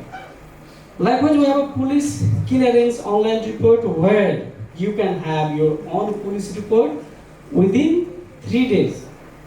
If you are in emergency, of course, within 1 day, it's also possible. And it's free of cost. So, security challenge, if we see in today's era, budgetary issue comes first. You don't have good system, good, firewall, next generation firewall, you don't have any, good infra. So that's a huge challenge. Manpower we don't have. We are looking for a skilled manpower, but most of the manpower who get trained over here, they'll go for abroad. Lack of training, as I said in the beginning, we need to have a refreshment training for all the systems we are running at. Then security device condition. This is the very important point. I was involved in ADBL case and also the NEPSE case. I was one of the investigation officer over there. What I found there is they are not using genuine operating system. They are not reading the firewall subscription policy for different services and all. That's what totally obsolete. It was expired for almost 1.5 years. That was the case. So even we should think about, because we all are IT professionals, we have a good system, but I believe somewhere we are lagging at security. So we have to take it up. Global certification, why I'm mentioning over here is, even for you professional, if you have a good certification in professional, you could have good job at nice company. But not only that, this year new pattern has come, security audit. So any company who is hiring you is, very first is saying that, okay, that the candidates should have achieved these certificates. So why? Because security audit have mentioned, mandatorily they have mentioned, okay, you must have ISO certified company and you must have a candidate for that, so that then only you could say, oh, you are the trusted company, whatever you are. So recommendation is as usual, I said in the beginning, it's the same thing, but most importantly I want to highlight here is security framework. Okay, how many of we are using ITIL, COVID, at our infrastructure? It might be new for us. ITIL. Though we have a data center, we are not following the international standard. We are not following risk management capability, something like that. So security framework comes first when we talk about security. Likewise, central security gateway. In most of the country, what we found, they have whenever internet connectivity gets into the country, there is main control system where the logs are centralized, and all the systems, whatever they want to pass by, they are controlling being from there. Then only they are distributing the line to the ISP. So if we have such kinds of system, then only we could find, even sometimes what we see, people are complaining that, okay, my my laptop has lost. That time, if we have a MAC address, we are requesting to whom? ISP again. When we reach the ISP, they are saying, okay, we don't have log. So how can we work? That's the challenge. So if we make, centralized system, then visibility would be clear. Okay, very first thing comes is privacy.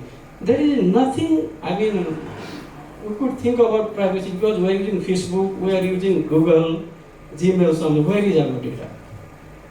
Right? Not only that, in all the private organizations, we are using email system, and it's under control of whom?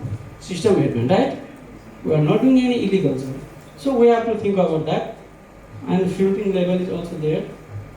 Okay, I'll just take 2 minutes. Please play the video, sir.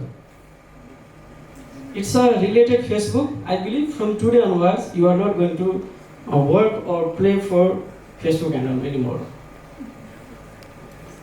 It's a reference.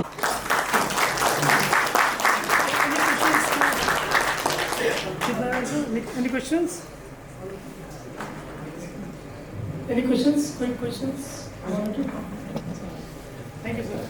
Thank you, sir. Thank you.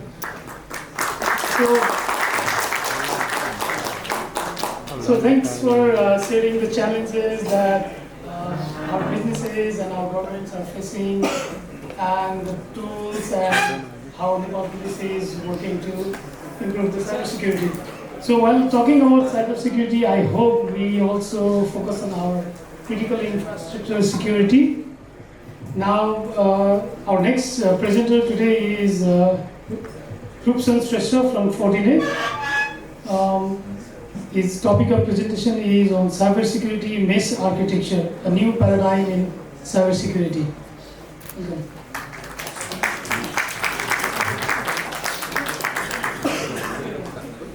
Hello.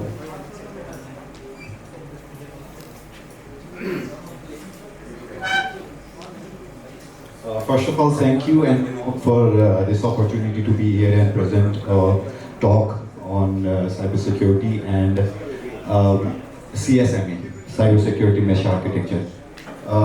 First of all, I want to introduce myself. I am Rupsan Shrestha, currently representing Fortinet, working as a system engineer. And I also have Mr. Sabin Upadhyay with me. He's my mentor, he's my guy. And we are here to represent Fortinet.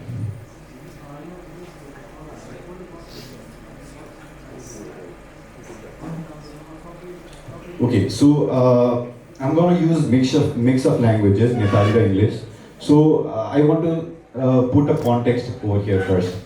So आजको digital transformation भएको society अथवा the world we're living in is something like this.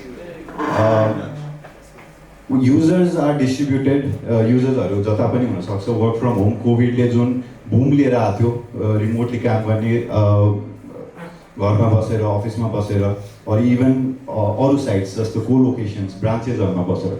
So users-हरु distributed छन्, right? So that's one thing.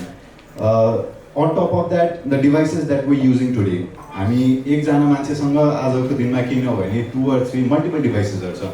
एउटा laptop होला, एउटा phone होला, iPad, etc.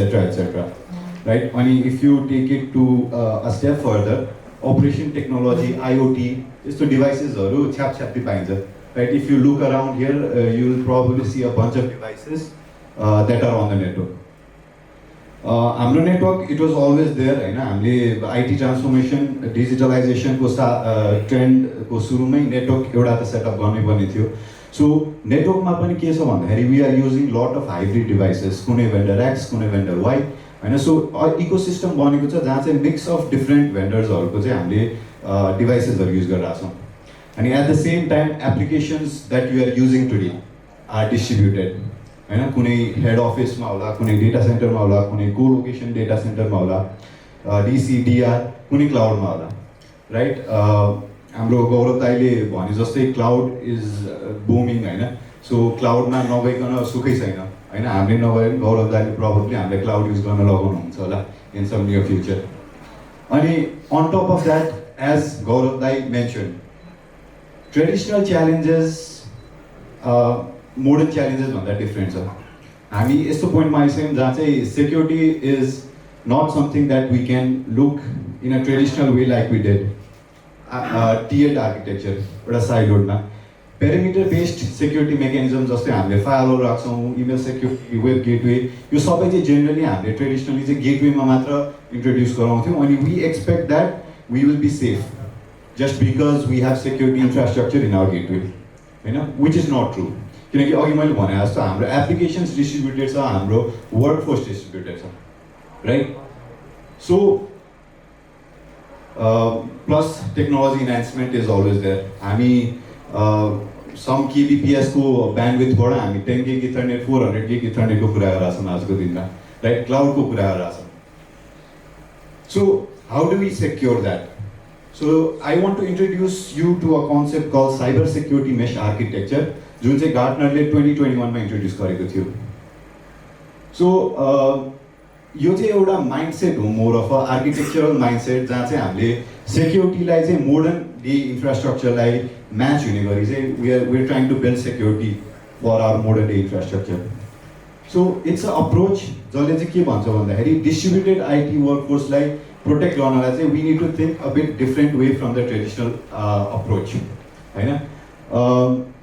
यो जुन पनि बक्सेसहरु देखिराख्नु भएको छ एट द साइड अफ यो सेन्टर, यो सबै चाहिँ पुरै टेक्नोलोजिज हो जुन चाहिँ हामीले ट्रेडिसनली नै युज गरेर आइरहेको हो. हरेक अर्गनाइजेसनमा हेर्नुभयो भने they will have a firewall, they will have a email security gateway, they will have a web, right?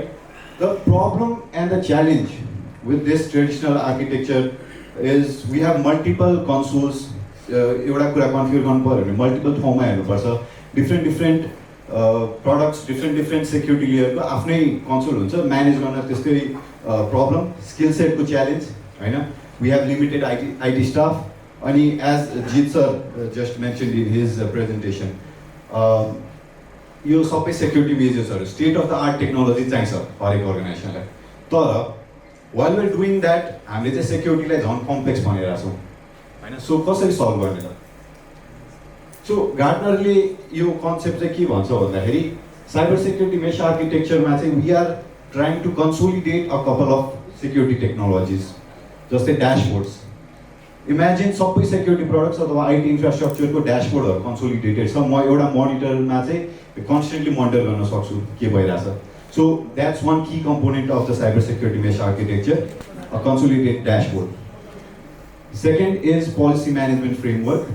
यसले चाहिँ के भन्छ भन्दाखेरि wherever we are regardless of where we are हामीले चाहिँ कन्सिस्टेन्ट सेक्युरिटी पोस्चर मेन्टेन गर्नुपर्छ किनकि म रूपसन श्रेष्ठले जे एप्लिकेसन एक्सेस गर्नुपर्ने थियो त्यो घर गएर नि मैले त्यो एप्लिकेसन चलाउनु पर्ने हुन्छ अफिसमा बस्दा त्यही एप्लिकेसनहरू चलाउनु पर्ने हुन्छ राइट सो मैले पाउने सेक्युरिटी फिचर अथवा कन्ट्रोल्स चाहिँ कन्सोलिडेटेड हुनु पऱ्यो अथवा एउटै हुनु पऱ्यो कन्सिस्टेन्ट हुनु पऱ्यो सो त्यसलाई हामीले गर्न सक्ने भनेको चाहिँ पोलिसी म्यानेजमेन्ट फ्रेमवर्कलाई चाहिँ सेन्ट्रलाइज गर्न सकिन्छ त्यसपछि identity framework right the technologies that we use like multifactor authentication etcetera जसले चाहिँ हामीले मान्छेको आइडेन्टिटीलाई प्रोटेक्ट गर्न खोज्छौँ होइन सो त्यसलाई चाहिँ हामी एउटा युनिफाइड आइडेन्टिटी फ्याब्रिक बनाउने गार्टनर साइबर सेक्युरिटी मेश आर्किटेक्चरको एउटा भिजन हो similarly security analytics end intelligence it's more than important होइन हरेक सेक्युरिटी इन्सिडेन्ट प्लस नेटवर्क इन्सिडेन्ट्सको चाहिँ हामीलाई एउटा सेन्ट्रलाइज कन्सोल सेन्ट्रलाइज ड्यासबोर्डहरू हुनुपर्छ अनि आज मोडर्न डे प्रब्लमको जब मैले कुरा गरेँ युजर्सहरू जता नि हुनसक्छ दे आर डिस्ट्रिब्युटेड अनि services are also distributed so the idea of cyber security mesh architecture is regardless of where the users are we will make them go through our cyber security mesh architecture and provide services or applications. Some of the industry challenges किन चाहिँ cyber security mesh architecture मा जानुपर्छ भनेर चाहिँ एउटा सानो depiction मैले गर्न खोजेको छु complexity as I mentioned जति धेरै टेक्नोलोजिजहरू हामी इन्टिग्रेट गर्छौँ जति धेरै टुल्सहरुमा इन्भेस्ट गर्दै जान्छौँ कम्प्लेक्सिटी बढ्दै जान्छ त्यो टुल्स म्यानेज गर्न कम्प्लेक्सिटी हुन्छ कुन टुल हाल्ने भनेर कम्प्लेक्सिटी बढ्दै जान्छ similarly gaps in our expertise होइन we can not have experts of all of the fields or all of the technology that we using होइन बजेटको रेस्ट्रिक्सन होला अथवा ट्रेनिङको अर इनफ्याक्ट नेपाल जस्तो कन्ट्रीमा त म्यान पावरकै ल्याक होला होइन मान्छे छैन सो यस्तो यस्तो च्यालेन्जेसले चाहिँ हामीलाई गार्टनर साइबर सेक्युरिटी मेश आर्किटेक्चरमा जानुपर्छ भनेर पुश गरिरहेको छ Now, as I mentioned, Gartner security mesh architecture भनेको चाहिँ एउटा माइन्डसेट हो आइडिया हो कसरी चाहिँ साइबर सेक्युरिटीलाई सोच्ने भनेर सो यसैको एउटा रियल वर्ल्ड युज केस चाहिँ स्यासे भन्ने एउटा टेक्नोलोजी छ which is just a combination of this tools and technology that you see on the screen so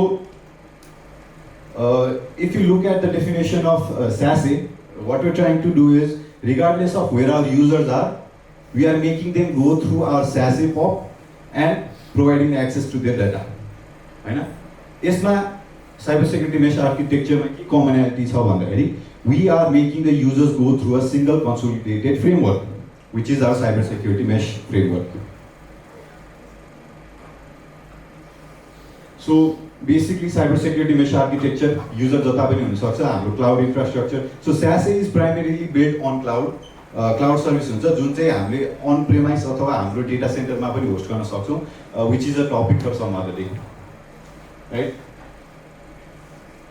so SASE जुन साइबर सेक्युरिटी मेश आर्किटेक्चर गार्टनरले भनिरहेको थियो गार्टनरकै अर्को एउटा रिपोर्टले चाहिँ के भन्छ भन्दाखेरि आउट अफ 2400 CIOs यो 2400 CIOसँग चाहिँ गार्टनरले एउटा रिसर्च गरेको थियो यसमा चाहिँ टप इमर्जिङ टेक्नोलोजिज के छ त ट्रेन्ड्सहरूमा एउटा रिसर्चमा चाहिँ के भनेको छ भन्दाखेरि I not go into other technologies but स्यासेको हेर्नुभयो भने the one is that is highlighted 11% of the CIOs are already investing in SASE 13% will deploy in next 12 months भनेको नेक्स्ट इयरसम्म स्यासे भइसक्छ सिमिलरली 15% or 16% ले चाहिँ डाउन द लाइन कतै न कतै इन्भेस्ट गर्छु भनेर माइन्डसेट बनाइसकेको छ।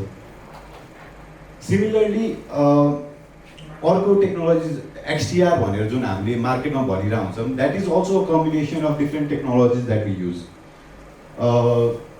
फायरवल, NDR, endpoint protection, endpoint detection and response, यो सबैको कन्सोलिडेसन र एउटा युनिफाइड म्यानेजमेन्ट प्लेनले चाहिँ हामीलाई XTR प्लेटफर्म दिन्छ। अनि XTR को हाइप हेर्नुभयो भने 2027सम्म चाहिँ गार्टनरले के भन्छ भन्दाखेरि 40% अफ द अर्गनाइजेसनले चाहिँ XTR डिप्लोय गरिसकेको हुन्छ। एन्ड अर्को क्लाउड सर्भिस प्रोभाइडर्सहरू को पनि एउटा ब्याकएन्डमा फ्रेमवर्क हेर्नुभयो भने they provide different tools and technologies for you to use. They provide you a gateway, they provide you a network firewall, they provide you web application firewalls and all, right? So यहाँनिर पनि if you see the idea behind their framework चाहिँ के छ भन्दाखेरि they have a consolidated platform. AWS को कुरा गर्नु भने AWS को कन्सोलमा हजुरले मल्टिपल सेक्युरिटीको कुराहरू कन्फिगर गर्नुहुन्छ, मल्टिपल एउटा सेन्ट्रलाइज आइडेन्टिटी फ्रेमवर्क हुन्छ। So the overall principle remains the same, right? So if you go back to the cybersecurity mesh architecture, what we're trying to do is we have distributed applications or distributed technologies in our arsenal, and we are trying to consolidate the dashboards, the policy and posture management framework, identity framework, and security intelligence. So Gartner is a 2021 ma job yo concept introduce गराएको थियो. They said that by 2025 50% of the organization ले चाहिँ कुनै form of cyber security mesh architecture already adopt गरिसकेको हुन्छ भनेर भनेको थियो. And we are at the end of the 2024 हैन नोभेम्बर लाग्यो. So नोभेम्बरको एन्डमा गरेको नोभेम्बर हैन 2024 को हाराहारीमा गार्टनरले सेम सर्वे गर्दाखेरि चाहिँ रिजल्ट्स चाहिँ कस्तो देखियो भन्दाखेरि 53% अफ द अर्गनाइजेसनले चाहिँ अलरेडी साइबर सेक्युरिटी मेश आर्किटेक्चरमा इन्भेस्ट गरिसकेको छ इन वान वे अर अनदर, राइट? त्यसै क्रममा अर्को क्वेसन्सहरूमा जानुभयो भने चाहिँ if you look at the survey अरू क्वेसन्सहरूमा चाहिँ के भनेको थियो, आर यु सेटिस्फाइड यो माइन्ड सेट यो आर्किटेक्चर लिएर, आर यु ह्याप्पी भनेर एउटा सर्वेमा चाहिँ around 60 or 73% were satisfied. To भन्नु खोजेको CIOs and CTOs are investing with the mindset of cybersecurity mesh architecture and they are liking the idea, right? And if you look at the data, 73% of the people are happy or are satisfied भने त्यहाँमध्ये चाहिँ they are distributed globally. APAC को केसमा around 12% of the survey givers were from APAC. So यो त भयो cybersecurity mesh architecture भन्ने concept. I think I tried to deliver what this is, Hahn? So अब कसरी गर्ने त adaptation कसरी गर्ने? How do we adopt to cybersecurity mesh architecture, right? So the step one would be to assess your infrastructure. के भइराछ, मेरो अर्गनाइजेसनमा कस्तो एसेट्सहरु use गरिराछ त्यसको आइडेन्टिफिकेसन के छ भनेर पत्ता लगाउने. त्यसपछि implement in a framework, centralized management framework. सकेसम्म कन्सोलिडेट गर्ने, try to have less console as much as possible, right? त्यसपछि integration, this is the key component of cyber security mesh architecture. Consolidation भनेको जस्ट जोड्ने एउटै console मात्र होइन. Consolidation also means that the telemetry, the security telemetry, the identity telemetry, यो सबै चाहिँ share हुनुपर्छ with each other or with all the network infrastructure that we have, होइन? फायरवलमा के भइरहेछ भने my end point security solution has to know that something is happening at the firewall level or the network layer, right? And continuous monitoring and adaptation is always there.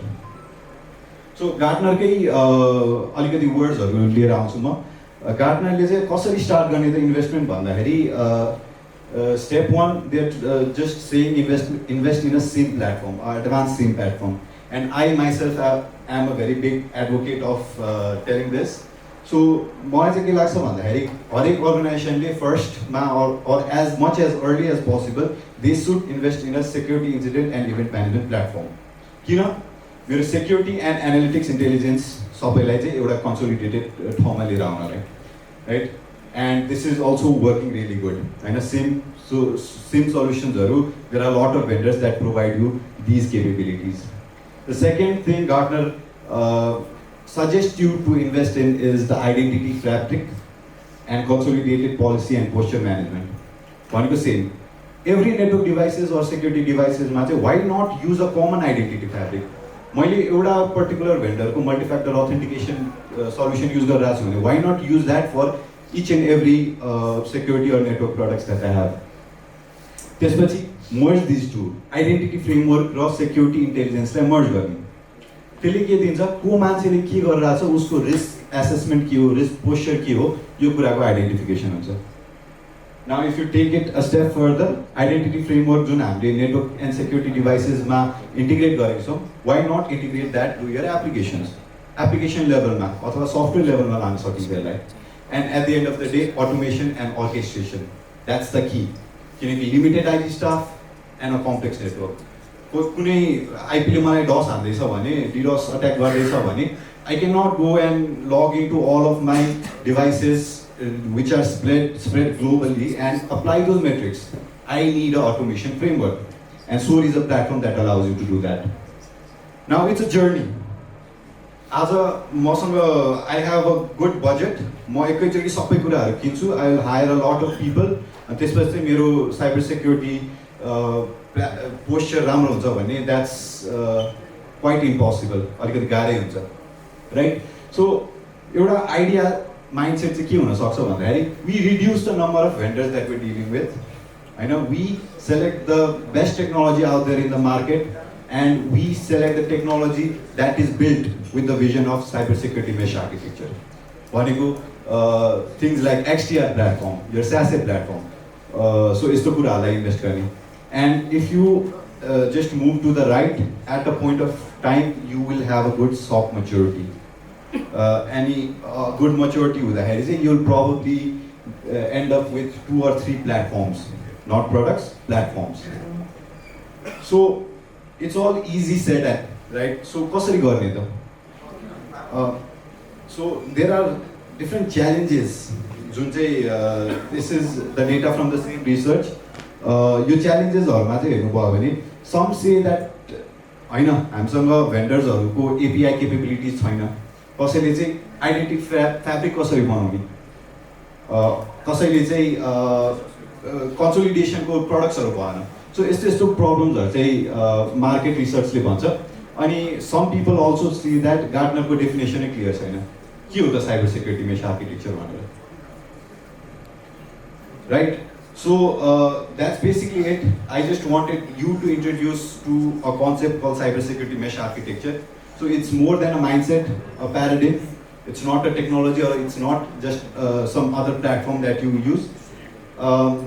Ani a little bit Nepalko context ma chai I don't have the data points to show ki kasari bhairacha bhanera. But I can definitely tell bihana pani I talked with a couple of people. Everyone is looking for consolidation. Everyone is after a platform or 1 or 2 platforms that provide a holistic security. So that's it from my side. If you have any questions, I'm happy to take.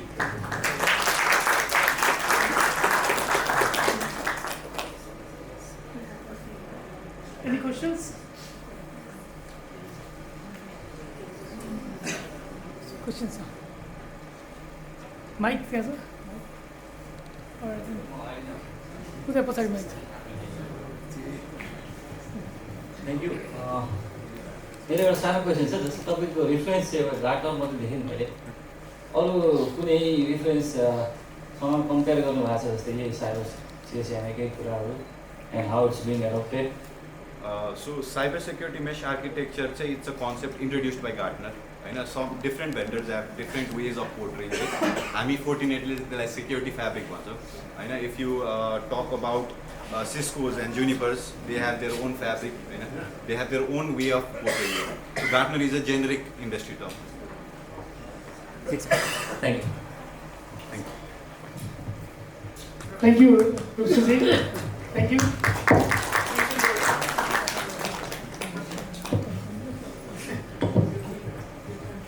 So, thanks for a good presentation on how we can use multiple tools and integrate them for our cybersecurity needs. Okay, next presentation is by Terry Swisher from NPNOG. So it's on internet security, sustainable internet development.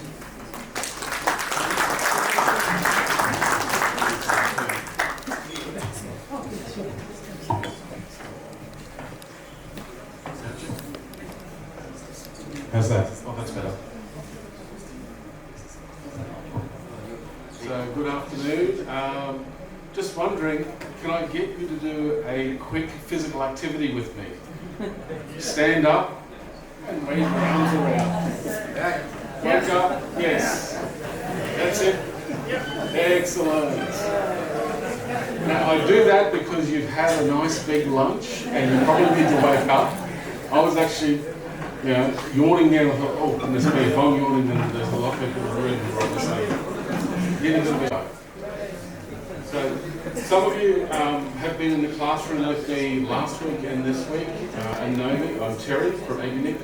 I look after training delivery for NPNOG in South Asia. So I'm in Nepal, obviously, for 2 weeks, and doing that right now, which is awesome. I've had some member visits as well, so it's been really, really good to get to know you. And of course, this is my first visit to Nepal as well, so I'm coming back a lot, I assure you. So NPNOG has a very big development team. We do a lot of work around building capability, across the regions that we serve. 56 different economies benefit from this work. It's actually part of our mission to go out and do this work. And of course, this presentation is actually a joint effort between Ching Hu, our director, and all of our security team to put together an internet security presentation. Now, I'm going to skip some slides here and there because we've had other speakers talk about it. So if you see me race through a slide, you know what I'm doing. So basic internet security definition. Well, it's pretty simple, isn't it? Just about anything that uses the internet and involves security, it's going to be internet security. But we can break that down into many different areas. One of my specialties is talking about routing security. We have other team members at NPNOG like Adley and Jamie who talk about cyber security in general. We also talk about certs and other platforms as well. So, cyber security, internet security, it's big news all the time. I think our most recent incident in Australia, which highlighted the need for NOGs and network operators and telecommunication companies to take it very seriously, is data breaches which basically allow customer data to escape. And in this case it was Optus, it was owned by Singtel. They had a big data breach.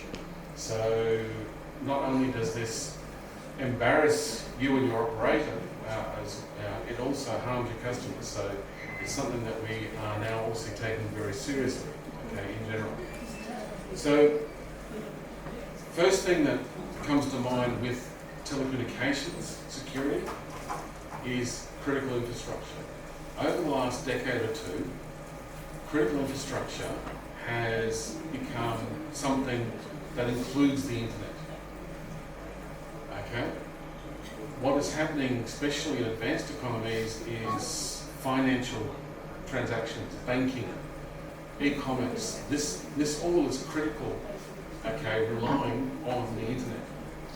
And if we are, as network operators, letting down the economy, letting down the team because of security issues, we need to obviously work on that. So, one thing that's interesting, you as hosters, if you've got a cloud service, you may not know it. You may have a bank, you may have other customers who are basically critical infrastructure.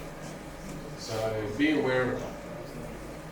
And of course, even if you're not part of CI, you are running the internet, which is, these days, CI. Okay. Thank you very much. Oh, how's that? A bit better? Good. So keep this in mind. It's going to become more and more important over the next couple of decades in Nepal as the internet develops. Again, internet security is interesting because it's global in scope. Your attacker may not necessarily be in Nepal, they may be in China, they may be in the US, they may be in Antarctica. You don't know where they are, It is global in scope. And of course, once you're compromised, you may not know it's even happening. So again, it's about that security posture. what you're doing to enable network security for your customers if you're providing security services, and so on is very important.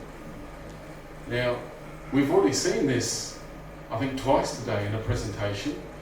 Security is a journey. In fact, it's a continuous process. There is really nothing that stops security becoming important. You don't win the game.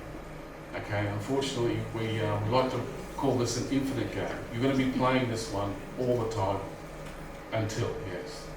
So, of course, being a journey or a trek, because we're in Nepal, we can call it a trek, can't we? There's lots of steps involved, one step at a time. So commitments on this, well, the main commitment here is to look at how you're managing this. And one of the great frameworks I like talking about is the people, process and technology framework. Okay? People are important. People need to be trained. Okay? Your processes are important. What you have as policy and business rules is important. And of course, your choice of technologies is important as well. So knowledge and awareness is where your people come in. Get them trained, get them certified, get them learning about this. Have a continuous improvement mindset, have a growth mindset, keep learning. Processes. Policy, well, you wouldn't really have a security posture unless you had a policy. Okay, your processes for enabling and executing security, very, very important. And then there are your technology choices. A lot of people do think that, okay, we're going to spend a lot of money and have a really good security solution, but then you may find that you'll invest in people and your people will pick up skills, especially with things like open source software, which actually solves this technology problem for you as well. Open source versus closed source. A lot of security people will tell you the biggest problem with anything that is closed source is you don't know where the bugs are. Okay, that's a very important point. Whereas if you're using open source tools, everyone's gone looking for the bugs already. Keep that in mind. Collaboration. For instance, this meeting today is one of those forms of collaboration. Unlike other industries where everyone is competing for absolutely everything, as internet service providers, we are literally competing for customers and that's it. Everything else we do needs to be a cooperative process. Our routing, our peering, this is a cooperative process. Okay? Anyone who makes the ecosystem unhealthy is doing all of us harm, so keep that in mind. Cybersecurity ecosystem in general. Well, we are here, we're the Network Operator Group meeting. We have representatives here from law enforcement. Okay, I'm not sure if we have anyone here from NP Cert, but keep this in mind. Everyone needs to be at the table to talk about these issues. And I think it's awesome that we have the Nepalese Army here, we have network operators here, we have Nepali police here, okay, and security people, and vendors with security products as well. Very important. Everyone needs to be in the room. So, as network operators, what do you care about? I like the way they emphasize security and stability. If you're talking to your CFO, it's normally profit and customer experience they emphasize, isn't it? So we often find ourselves in these situations where we make trade-offs. Something has to be cheaper, so we make more money, or we can reduce the cost of the product, or we can do better pricing and so on and so forth. So those trade-offs happen all the time. Now, DDoS attacks, we've already talked about this. One thing we haven't seen today, hijacks, BGP hijacks. Big impacts. One thing that I've learned over the last 2 weeks here in Nepal, everyone has signed their hours, but no one's doing validation. But every single upstream provider that you're using is doing validation. So if someone does a BGP hijack in Nepal, it's not going to actually escape Nepal, but it's going to affect all of you, so keep that in mind.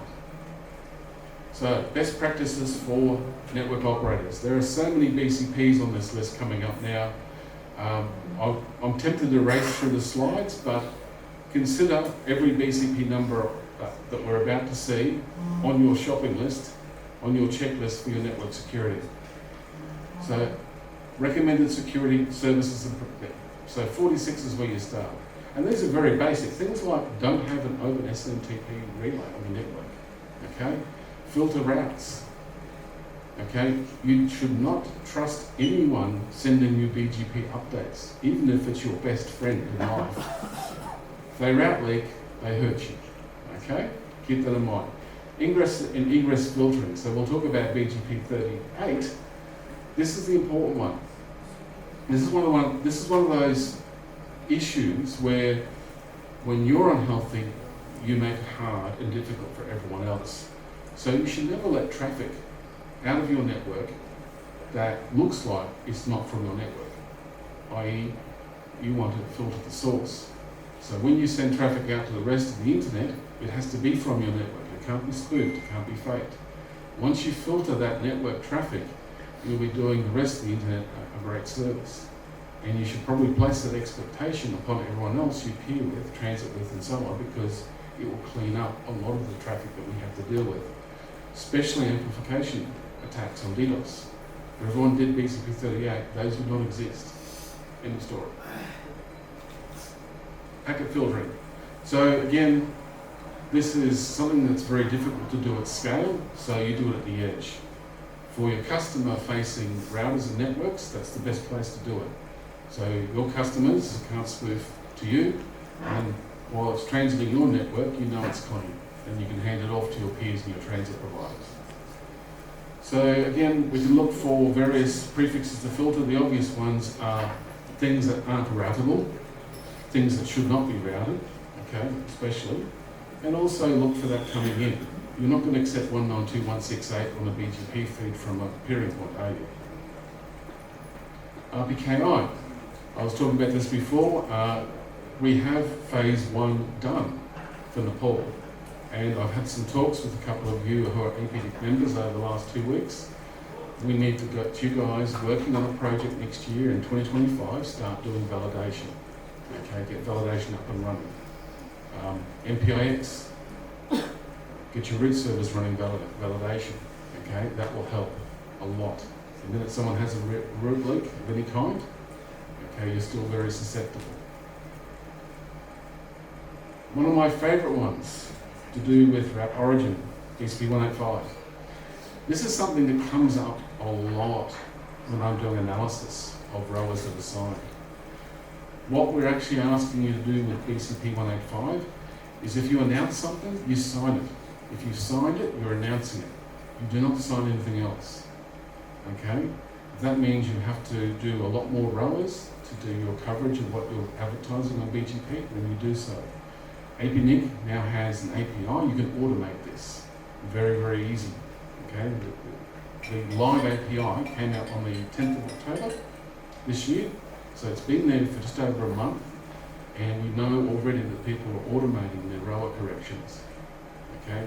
This is very important. Why? Because if you oversign, if you sign for things that you do not advertise, someone else can do what we call a fake origin attack on your routing. Anywhere. It doesn't have to be Nepal, it can be anywhere.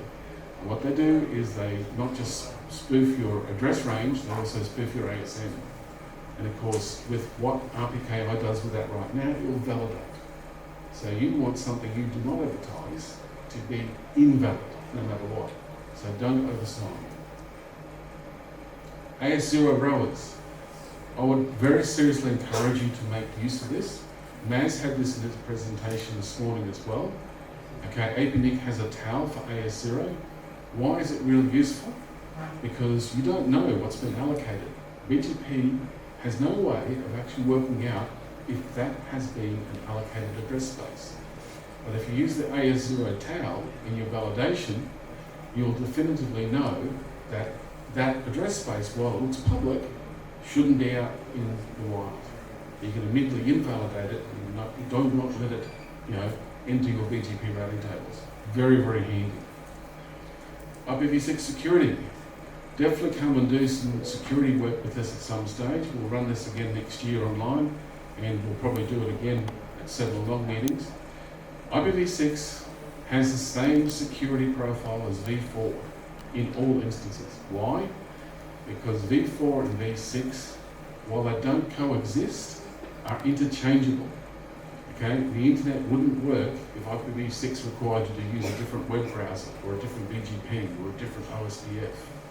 Okay, which means all the security threats you know and love and are fighting right now exist for IPv6 as well. Okay, and I'll add the other one on top of that. V6 dispenses with NAT in most environments. Okay, which means you now have to be more careful with your firewalls. Your firewalls have to filter your IPv6 traffic more carefully. Okay? You get rid of the NAT box, which has cost you a lot of money, but now you need a more expensive file. Okay? Trade-offs. So yes, you can be DDoSed on IPv6. And yes, there are plenty of IPv6 guidelines to filter out as well. And of course, don't forget BCP 38. Outbound traffic from your network has to come from your network address space that you're advertising. Manners. You saw Dash today. If you are ready to do something with manners, please go ahead, sign up, have a look at it. This is a great way of being certified for routing security. DNS. Kindness is another one. Kindness is awesome.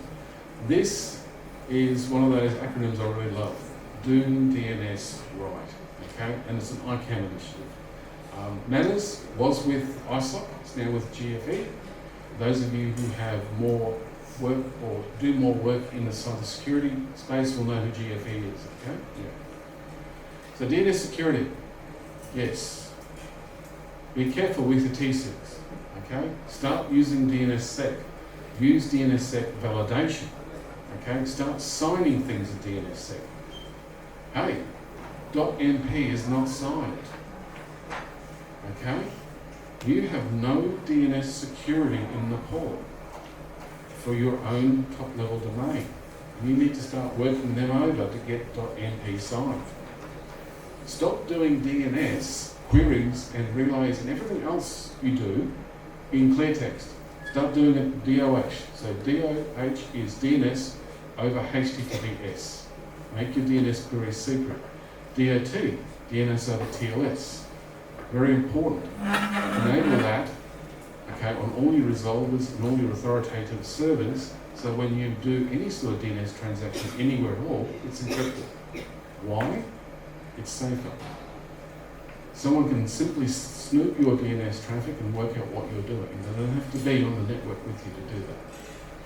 And of course, look at how available your DNS service is, which brings up DNS best practices and BCP 16, where you put your DNS secondary servers and where you're doing Anycast. Okay, Anycast is very, very handy.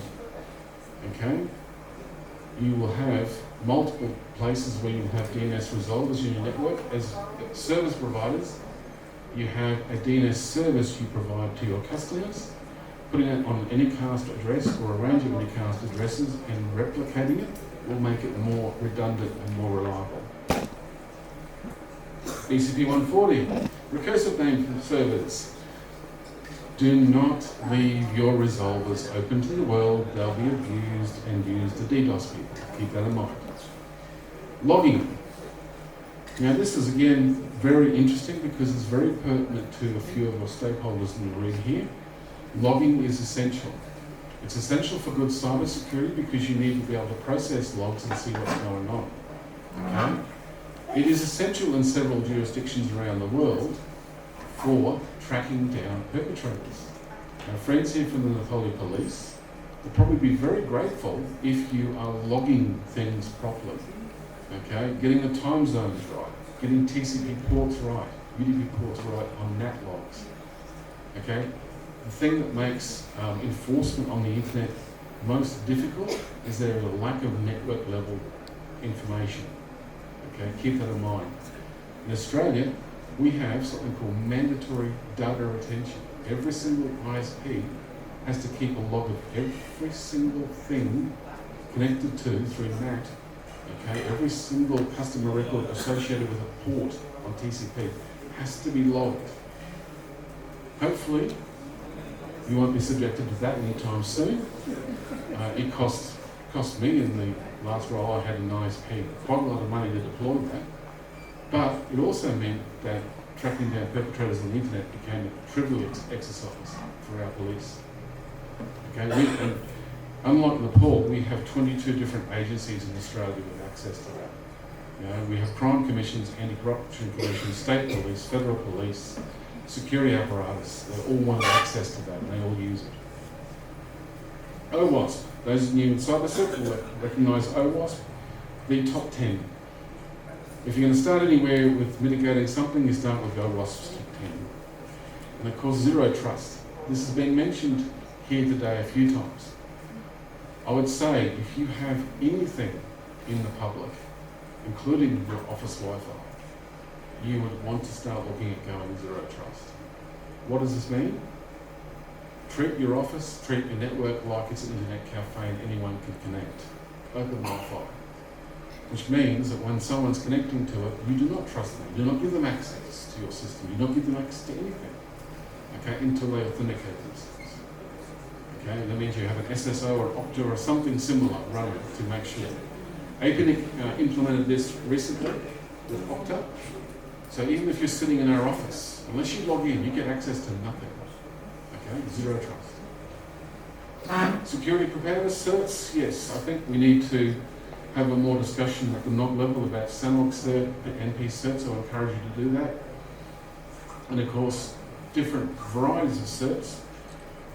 It may be a suggestion to the community here to see what you can do about obviously having a NOG-based cert, but also encouraging your government to have a cert as well for government services and so on.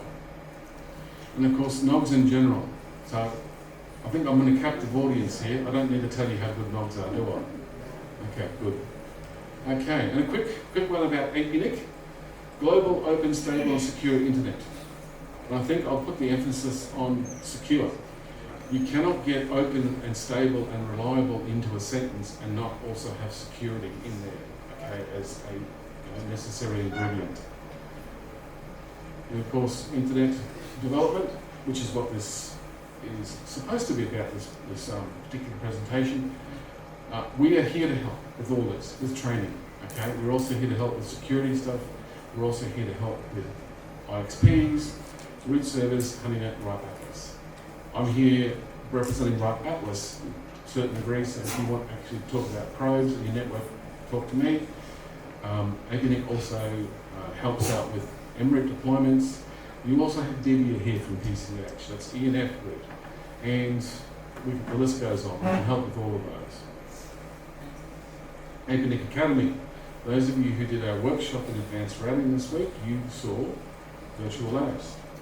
Awesome stuff. We love it. It makes it so easy to train people. Okay? And of course, Apricots next year in Malaysia. Please come along. I believe the fellowships have just closed. So there's a few people in the room I know have applied, so good luck.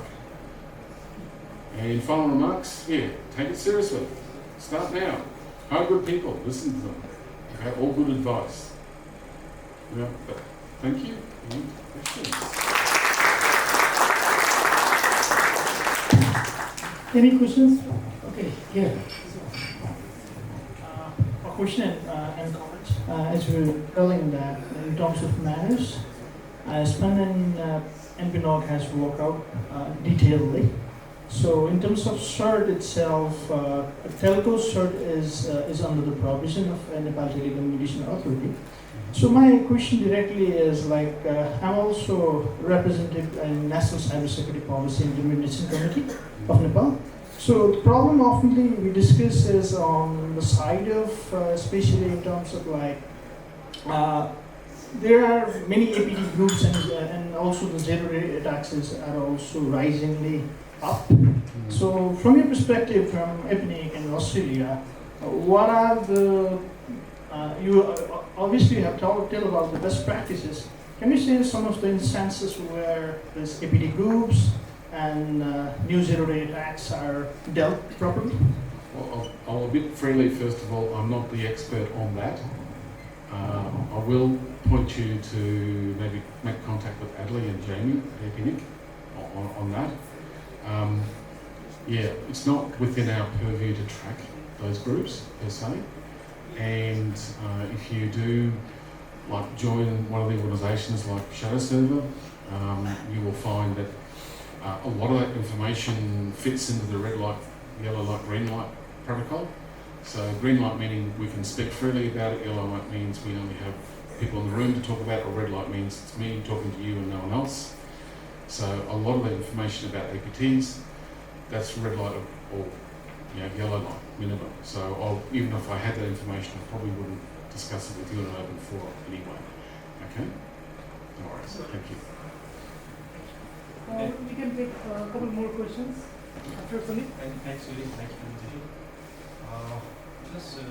Just like to recall that you mentioned that implementing a BCP 38 that prohibits to spoof the IP address and generate the DDoS attack, right? It goes away, right? Yes. But how do we protect our network using volumetric attacks, using botnets, which basically use the legitimate IPs? Yeah. So I think we're now talking about something that's more like a malware infection on PCs and so on, as opposed to someone making use of your network. So yeah, look, if the botnet's being used to generate spoofed attacks and you're BCP 38 compliant, the botnets won't succeed on your network. End of story. Whereas if they use your address space, you're going to find out about it pretty quickly, aren't you? If you're part of a volumetric attack on someone, they're going to be contacting you pretty quickly.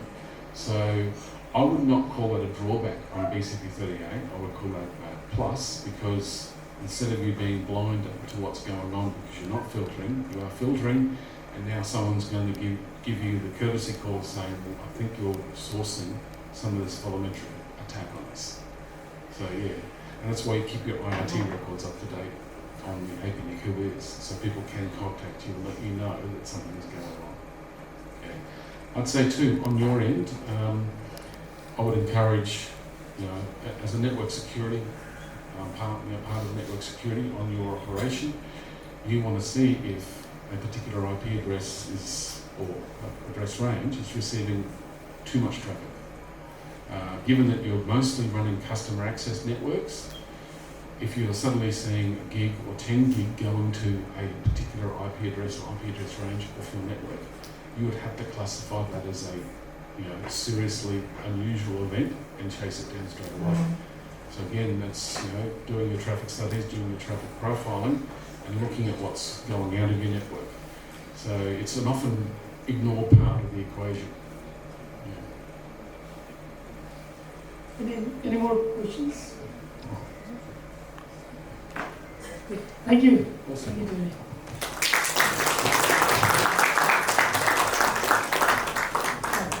That was quite insightful presentations, lots of information there. I believe many of the ideas he talked about and the BCPs and the technologies tools he talked about, it's also applicable for other parts like your infrastructure, IT security, and overall security stuff. So it will be sure to download the presentation and go into it again. If you have any questions, I think we can email him directly.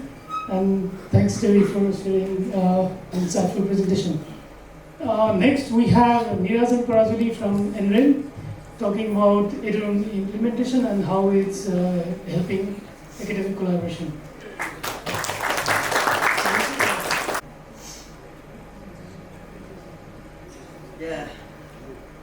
Yeah, I will be talking English and Nepali. So, first of all, ED room, there are 7 words. EDU means education and roam means roaming. It is a secure worldwide roaming access. ED room को स्थापना चाहिँ 2002 मा भएको थियो Karl सोइङ्गा सर्टनेट जुन नेदरल्यान्डको एनरेन बाट चाहिँ त्यहाँ चाहिँ अब जुन यो 8021x रेडियस बेस अथेन्टिकेसन जुन त्यो प्रोटोकलको चाहिँ प्रयोग गरेर चाहिँ इडी रुमको चाहिँ सुरुवात त्यहाँबाट भएको थियो। अनि त्यसपछि युरोपका देशहरू नेदरल्यान्ड होइन जर्मनी हुँदै यो युरोपको 5-6वटा देशमा चाहिँ सुरुमा चाहिँ त्यो परीक्षण गरियो। त्यसपछि जुन युरोपियन युनियनले चाहिँ एउटा फन्डिङको व्यवस्था गर्न थाल्यो, जुन त्यो फन्डिङले गर्दा चाहिँ एसिया हुँदै यो विश्वभरि नै इडुरुमको चाहिँ एक्सेस पहुँच पुग्न थाल्यो र हामीले जुन अहिले एनरेनले चाहिँ प्रोभाइड गरेका छ यो पनि एउटा जुन युरोपियन युनियनको चाहिँ फन्डिङबाट नै हामीले चाहिँ यो जुन डिभाइसहरू जुन इम्प्लिमेन्ट गरिरहेको छ, यो जुन हार्डवेयर एक्सेसहरू पाएको छ। अब जस्ट हाइलाइट हेर्दा चाहिँ अब यो इडुरुम चाहिँ एउटा सेक्योर वायरलेस नेटवर्क हो। हामीले चाहिँ अब यो एक ठाउँबाट अर्को ठाउँमा जाँदाखेरि अटोमेटिक चाहिँ हाम्रो वाइफाई एक्सेस चाहिँ पाउँछौँ र त्यसमा चाहिँ हामीले पासवर्ड मागिरहनु परेन। अटोमेटिक जुन हामीले अर्गनाइजेसनबाट जुन चाहिँ हामीले युजर नेम र पासवर्ड पाएको छौँ त्यो पासवर्डलाई नै एकपल्ट युज गरेपछि हामीले जुनसुकै ठाउँ जुन अहिले विश्वको चाहिँ लगभग 100वटा भन्दा त्यस माथिमा चाहिँ इडुरुमको एक्सेस छ, त्यहाँ चाहिँ हामीले अटोमेटिक एक्सेस पाउँछौँ।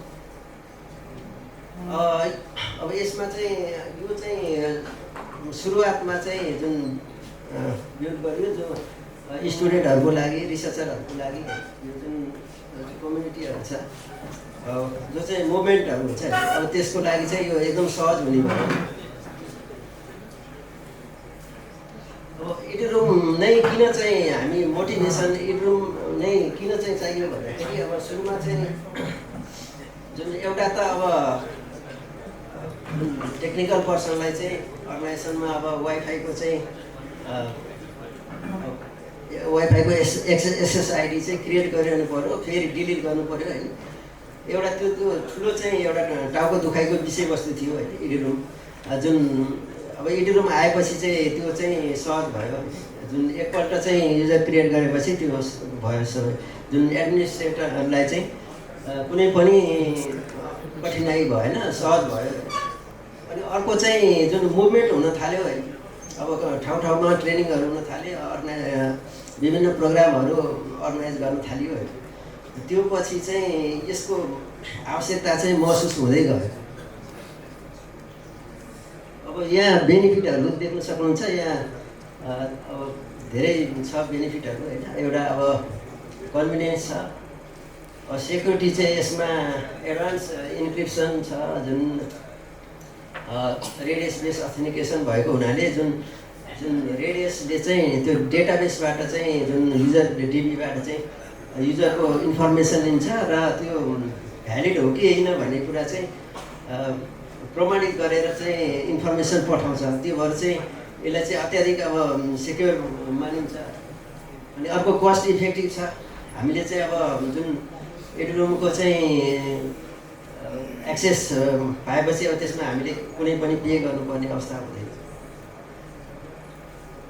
अब यो चाहिँ वाइडली एभाइलेबल छ, अब धेरैवटा देशमा छ। अब हामीले देख्न सक्छौँ अब युरोपमा त सामान्य कफी जुन अब रेल स्टेसनहरूदेखि लिएर हरेक ठाउँमाहरू पनि जुन इडुरुमको एक्सेस भइसकेको छ।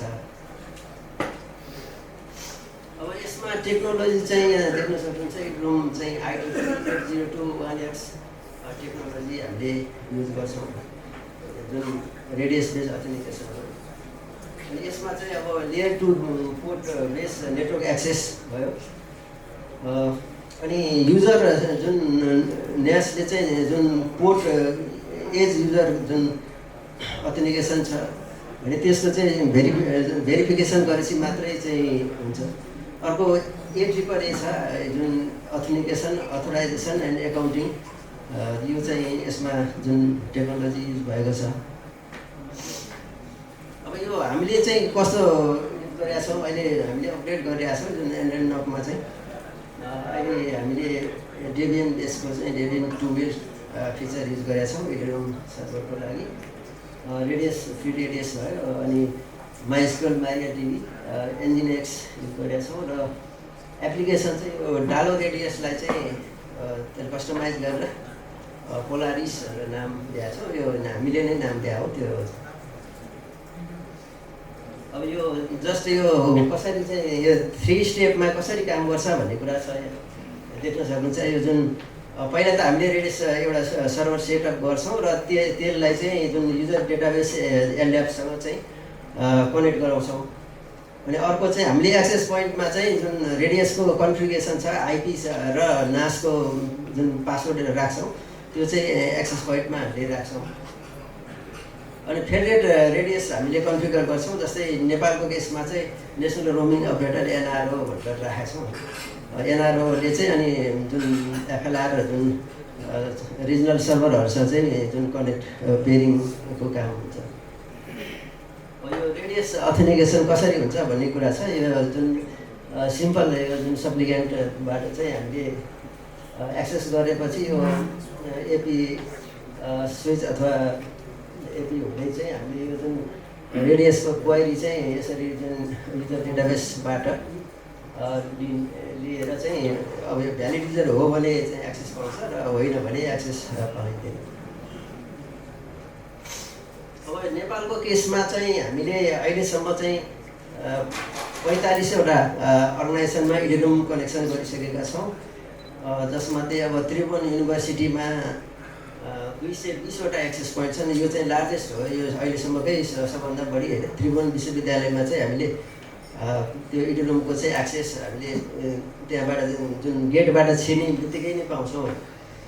अब काठमाडौँ युनिभर्सिटी अरू जुन खोपो कलेज हो, त्रिभुवन युनिभर्सिटीहरूले चाहिँ यो जुन इडेडुमको सर्भरै त्यहीँ हामीले त्यहाँ होस्ट गरेका छौँ है। लोकल सर्भर हामीले त्यहीँ होस्ट गरेका छौँ।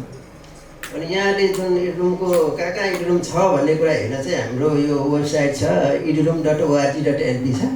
अब यसमा चाहिँ म्याप सहित हेर्न सक्नुहुन्छ कुन कुन अर्गनाइजेसन यहाँ कनेक्टेड छ भन्ने कुरा चाहिँ।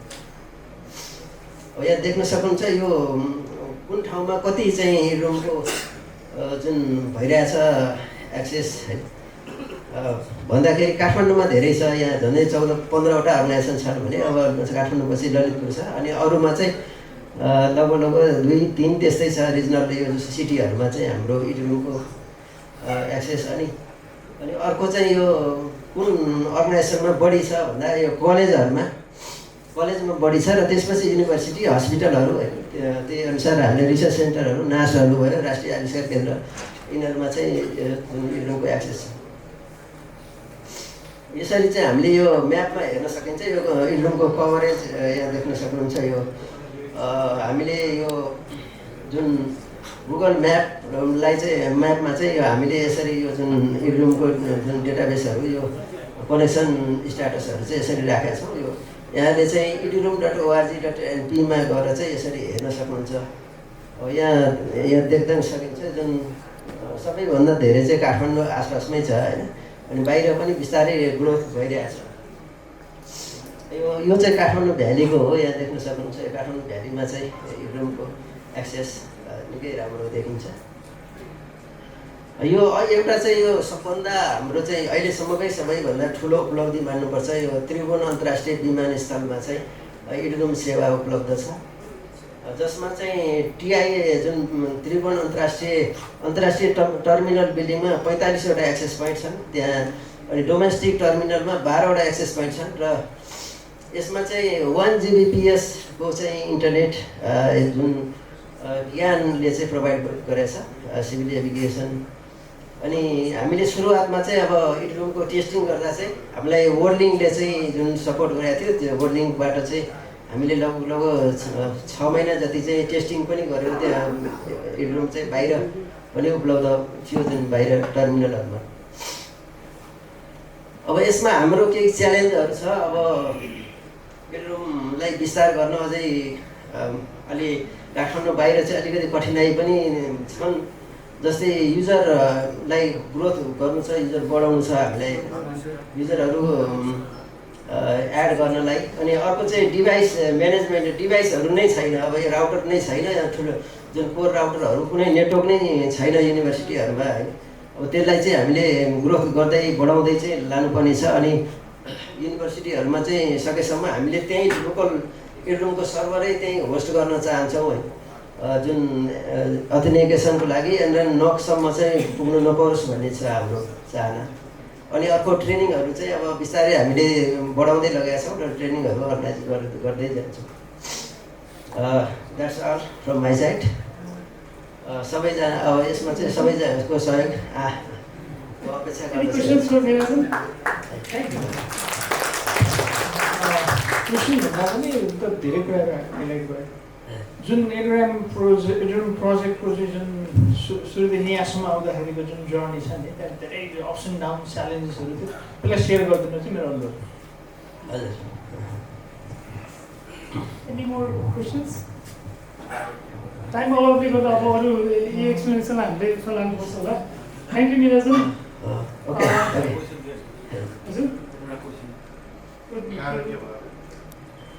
यसमा चाहिँ अब हामीलाई कठिनाइ भन्नाले अब एडुरुमको चाहिँ जुन विस्तार गर्दाखेरि सुरुका दिनहरूमा त अब एक्सेस पोइन्टकै जुन अभाव थियो होइन, जुन त्यो एक्सेस पोइन्ट चाहिँ जुन हामीले आफैले पनि प्रोभाइड गऱ्यौँ। एनरेनले चाहिँ जुन युरोपियन युनियनको जुन फन्डिङ थियो त्यसबाट चाहिँ एक्सेस पोइन्ट आफैले प्रोभाइड गऱ्यौँ। अनि त्यो सर्भरहरू थियो, त्यो सर्भर चाहिँ अब युनिभर्सिटीहरूमा छुट्टै राख्दाखेरि त्यहाँ अनेक कठिनाइहरू आउने देखेर हामीले चाहिँ एनरेनको नेटवर्क अपरेसन सेन्टर NPNOG-मै चाहिँ राख्यौँ र जसले गर्दा धेरैभन्दा धेरै अर्गनाइजेसनहरू अहिले एडुरुममा कनेक्सन हुन्छ। यस्तै गरी नै हामी अगाडि बढ्दै गएका छौँ र सबैको साथ सपोर्ट रहेको छ यसमा, एकदमै हामी खुसी छौँ। हस्।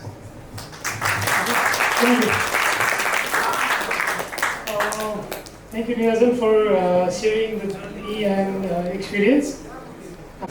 सेसन सुरु गर्नुभन्दा अगाडि एउटा कोटेसन छ जुन चाहिँ हाफ चाहिँ मैले डाउनलोड गरेको र हाफ चाहिँ आफैले क्रिएट गरेको होइन। सो यही कोटबाट स्टार्ट गर्न चाहन्छु। सो यो कोटेसन चाहिँ के हो भन्दा चाहिँ giving a presentation is about 50% talking end about 50% praying that the take won't fail you. So I hope all the tech guys are ready. So हाम्रो फर्स्ट स्पिकरलाई बोलाउन चाहन्छु यो सेसनको। उहाँ हुन्छ he is Muqtadir Rahman Chaudhary, who is going to present on new technologies revamping the SP landscape. He is currently working as solutions engineer at Cisco Systems and who has over a decade of experience. Out of his many achievements, to name a few, he was the Club Cisco 2022 winner and also has received MPV Award for Systems Engineer in FY 2019 in APJ region. I would like to welcome him to present his ideas to this platform. Welcome. Young guy on the far left, that's me. I started off with SANOG and now NOG association way back in 2013. That was SANOG 21. So I'm going to be talking about two things. One is RON, another one is RPON.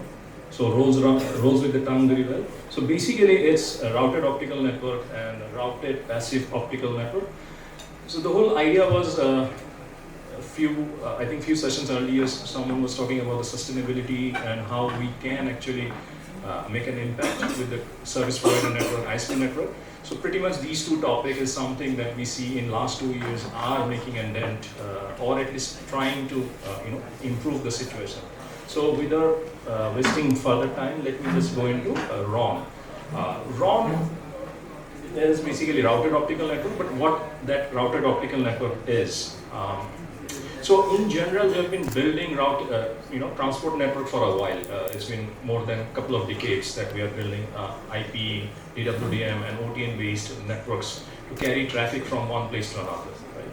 And obviously it works. It has been supporting the entire globes, traffic, connectivity, all that stuff. But it also has some of the key issues or some of the things that have creeped up over the year, right? Multiple layers. Layers don't have direct synchronization with one another. There would be 3 separate discrete teams, 3 separate discrete your forwarding layer, management layer, control layer, right? But is there a different approach? Is there something else that we can do to solve some of those problems? That's one area. The other area that has happened in last, I would say 4 to 5 years is one, the NPU or the silicon that basically forwards your IP packet or Ethernet packet, the capacity has grown drastically. We used to have something like 4 tera per NPU. Now that sits at around 51 Tbps capacity, right? So it's the same size of an NPU, roughly similar your power consumption, but then you are getting a huge amount of capacity from the similar 800 millimeter square silicon, right? Because of the enhancement of the process node, technology, other stuff that has happened. So that opens up another area how we can think about designing the network. The other key aspect that also has happened is the miniaturization of the optics, right? We used to have, even today, we have dedicated 1RU transponders, right? 100 gig, 800 gig, 1.2 tera, 1.6 tera. But generally, those transponders would be, first of all, have a larger footprint because that's like 1RU that goes into a dedicated shelf, and it generally consumes a lot of power, right? 150 watt, 200 watt-ish, based on what sort of a transponder we're using. But again, in last couple of years, 4 to 5 years, what we have seen is there has been the industry evolution with things like Open OIF initiative, Open RODA, Open ZR+, TIF project, whereby there has been industry-wide effort to sort of deconstruct the DWDM systems, right? It used to be a single system whereby your transponder, your line systems, your line side, everything was in a single black box kind of a way, and there was no standard way of mixing and matching different line system with different transponders. But with open communities involvement, that has basically evolved into something like your QDD ZR or your ZR-based coherent DWDM optics. So these comes in variants, form factor. It can also be in CFP2, it can be ZR. Even now, what we see, some of the industry trend is, it is something, it's going to also come with QSFP28 very shortly, right? So that opens up another area whereby all of a sudden, not only on your existing router, but also the routers that are able to host 400 gig and above, you can actually originate the Lambda right from the router, right?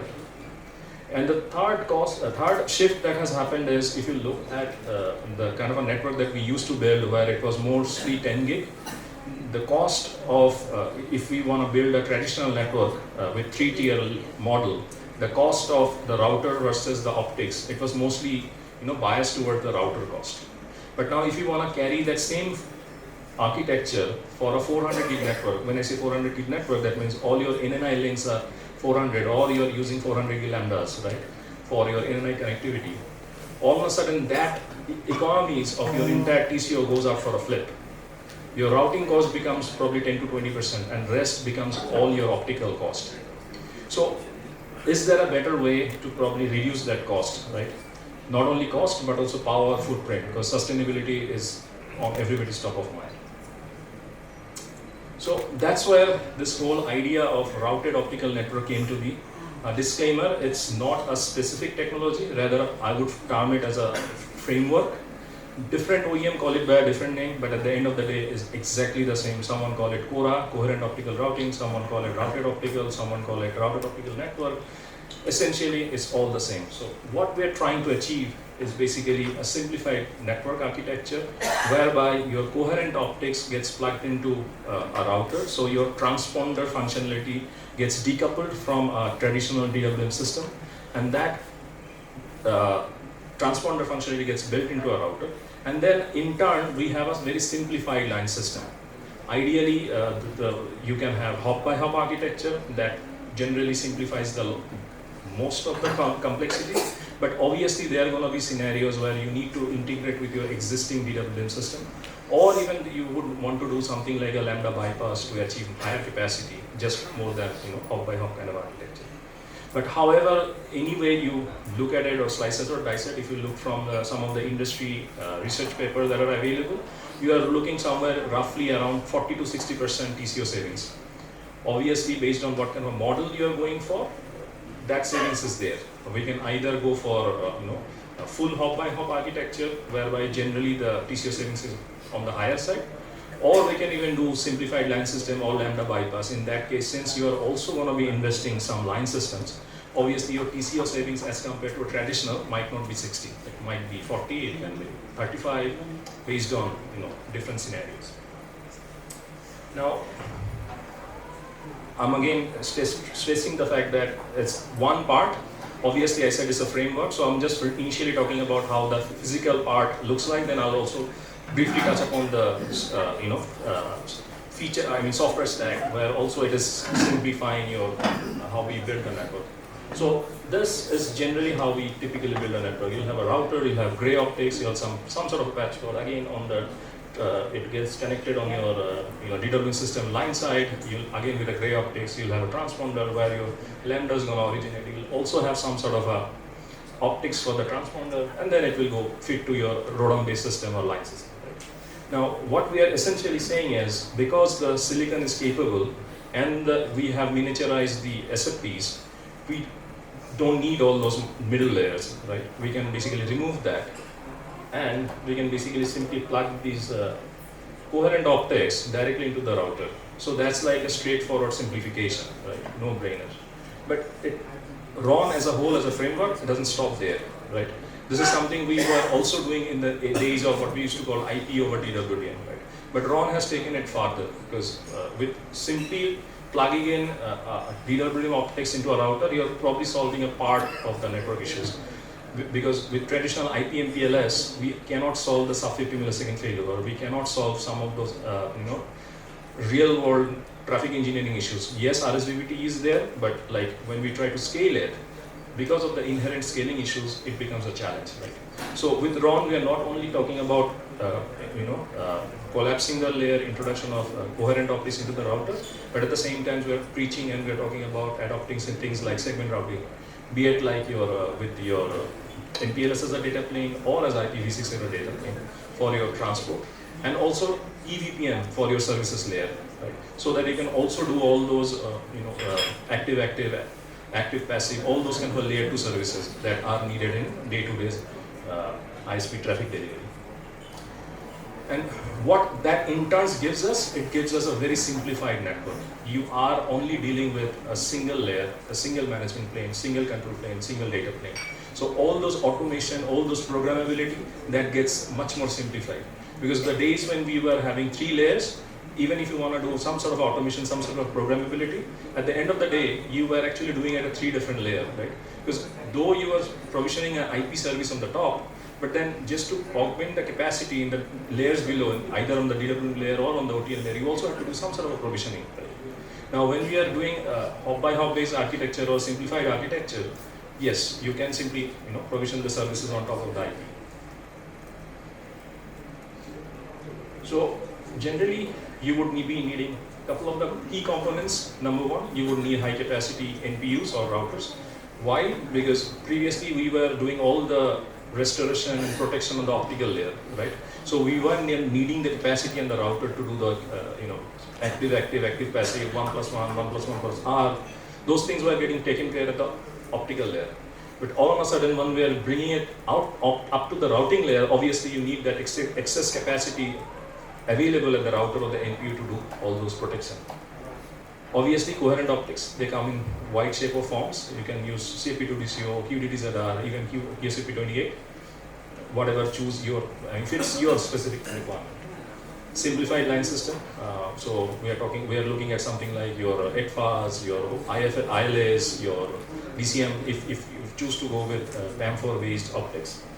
And then you would need a modern software stack. What we mean by modern software stack is we would need to evolve to something like SRv6 or SR, and then we need to adopt EVPN for the service layer delivery. And some of the case studies that we have done across the globe, this is also available in some of the public domain that we published. So these are real numbers. I'll just skip the details and all that. Other slide that I chose, I intended to include, which was, it's not something specific to Cisco. Everybody has it. It's just that everybody calls it by a different name.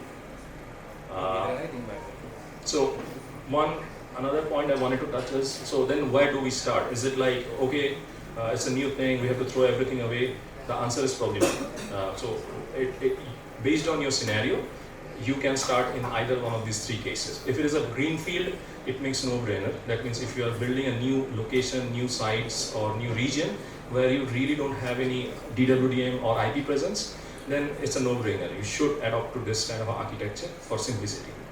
But then again, if you have existing DWDM layer, then probably the first step is what we were doing in the IP over DWDM era, right? You can always carry coherent lambda on top of your existing DWDM system. Yes, you have to obviously check, but for last 2 years, this I would say RON has taken off across the globe. We have around 350 customers deployed RON end-to-end in their network. And out of those 350, 75% of the customers are running RON on top of third-party line system. That means the line systems are not from Cisco. It's either from Nokia, Ciena, NPNOG10, Ericsson, ZTE, Huawei's of the world, right? So it's not like that. It's not supported.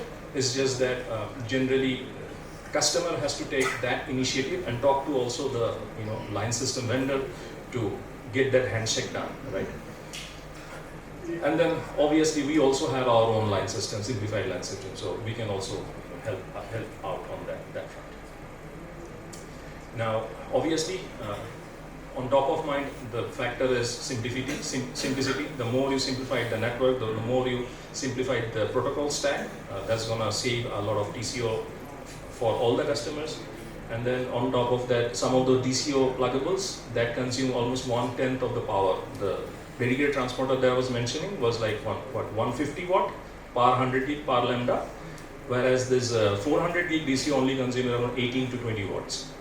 Right? So 4 times the capacity, 1/10 the power consumption.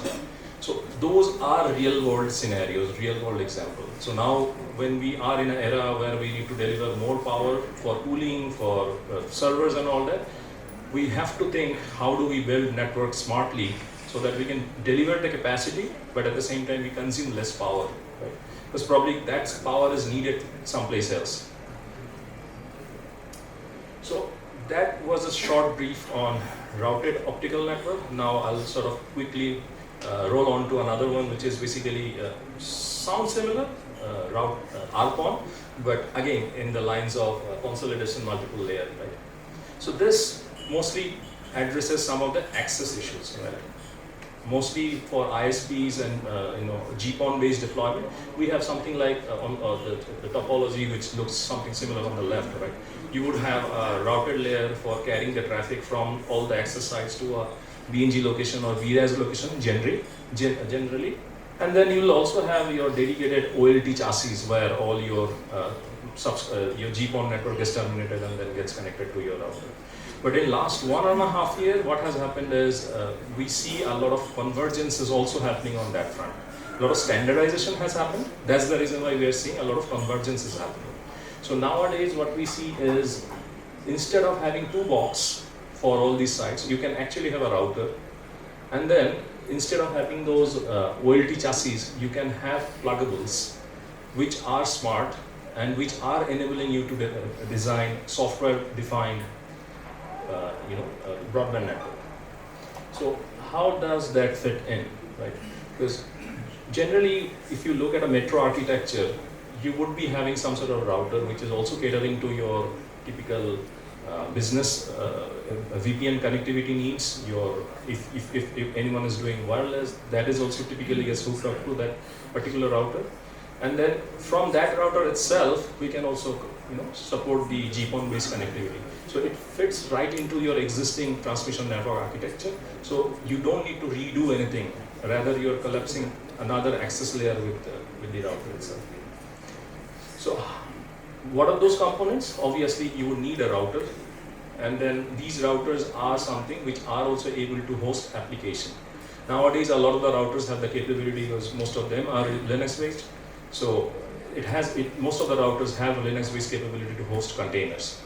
So what a lot of OEMs are leveraging is that containerization feature. And that PON controller is now containerized and lives as a container on a router itself. That's one innovation. The other innovation is the pluggable OLT itself, right? So that gets plugged into your router port.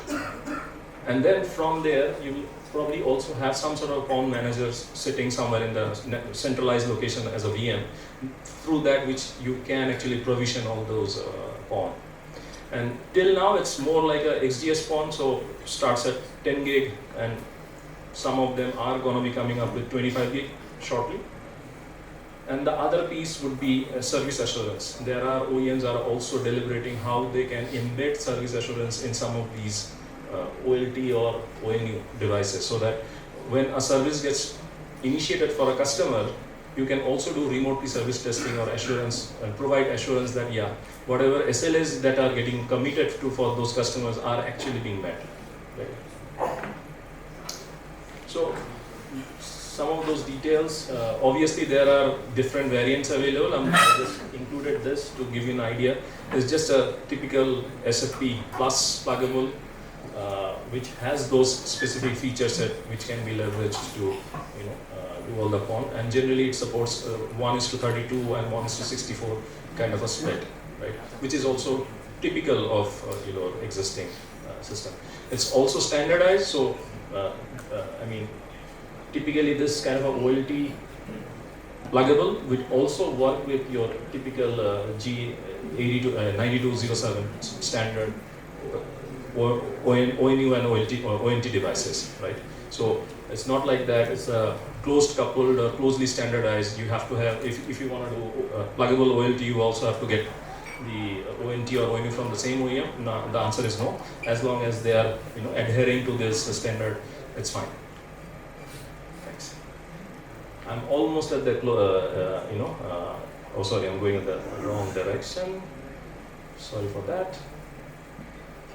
Another key point that I wanted to touch upon is it also supports two types of protection, because even for your access you would want to have some sort of protection. So it supports typical type B protection, which is like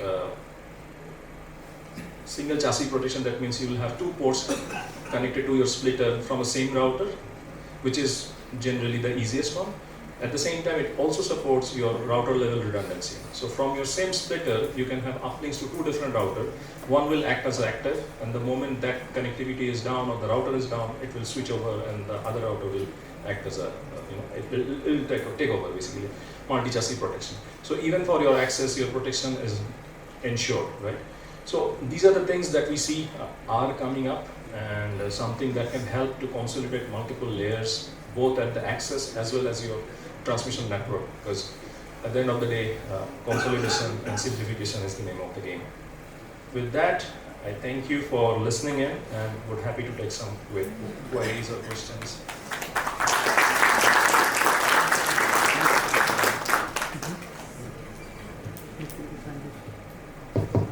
Any queries, any questions from anyone? Thank you today, thank you. It was lovely. Ship carries containers overseas. Oh, just joking. I'm just joking. Well, I'll be explaining about how containerization, which is trending tech right now, right? अघि भर्खर पनि अघि अर्को स्लाइडमा पनि गयो हैन कन्टेनराइजेसनको बारेमा. सो ब्याकग्राउन्डमा कसरी काम हुन्छ त्यो कुराहरू अलिकति हामी डिटेलिङमा हेर्छौँ.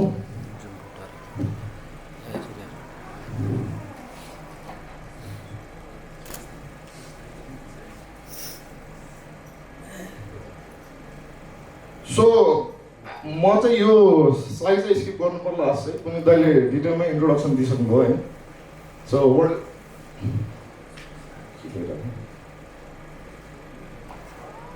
प्रेजेन्टेसनको बारेमा अघि भनिहालेँ हैन मैले. के भयो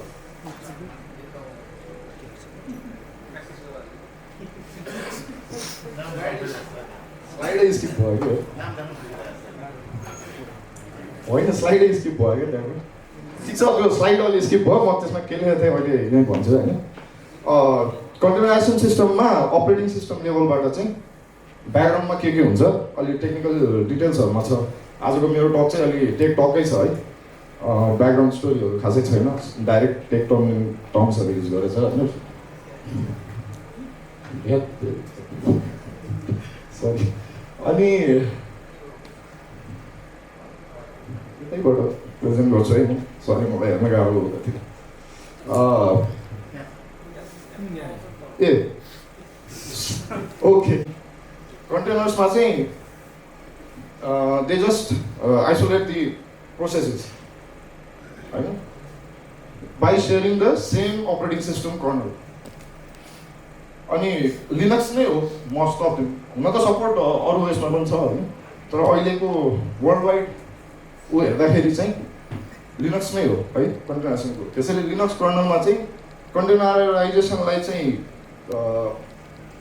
पोसिबल बनाउनलाई के टेक्नोलोजिजहरू युज हुन्छ त्यसको बारेमा छ होइन त्यसैले गर्दाखेरि मैले अघि भनेअनुसार कर्नलको बारेमा छ अरू डिटेल्सहरू त्यसैले कर्नलको म एकदमै ब्रिफली भनिदिन्छु है माथि चाहिँ हाम्रो यो प्रोसेसरहरू जुन छ नि पिएचपीहरू एनजिएक्सहरू जुन प्रोसेसरहरू छ त्यसलाई चाहिँ हार्डवेयरसँग इन्टरेक्ट गर्नलाई बिचमा कर्नल चाहिन्छ नि होइन अनि हार्डवेयरसँगको इन्टरेक्सनमा सेपरेट गर्नलाई चाहिँ सिस्कल इन्टरफेसेसहरू युज गर्नुपर्छ कि उसले है अघि बिगिनिङमै थियो नेम स्पेस र सिक त्यो चाहिँ कर्नलकै पार्ट भयो होइन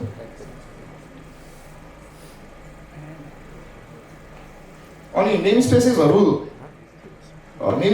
हेर्दा चाहिँ कर्नलको जुन अघि भने नि भर्चुअलाइजेसनमा पनि भर्चुअलाइजेसन यो कन्टेनराइजेसन सबैमा हामीलाई रिसोर्सेस सेयर गर्नलाई आइसोलेटेड इन्भाइरोमेन्टमा अनि कन्ट्रोल लगाएर चलाउनु पर्ने भएको हुनाले होइन त्यसको लागि चाहिँ नेम स्पेसेस भनेर आएको हो यो चाहिँ लिनक्समा I think around in 2002 I guess 2.6 कर्नलबाट एउटा नेम स्पेस एड भएर आएको हो होइन अनि 3.8 कर्नलमा चाहिँ कन्टेनर्सलाई पोसिबल बनाउनु भने सबै नेम स्पेसेसहरू एड भइसकेको थियो 8वटा जति नेम स्पेस हुन्छ होइन 8 नेम स्पेसेस हुन्छ त्यसैले गर्दा चाहिँ सबै एड भइसकेको थियो है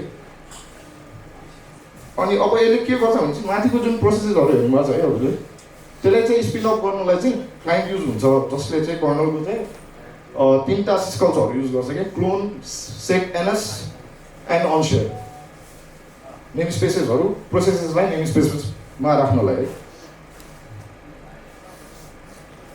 अब प्रोसेसेसलाई नेम स्पेसमा राख्दाखेरि यहाँ अलिकति कमान्डको आउटपुट छ होइन यसमा पोइन्टर पनि छ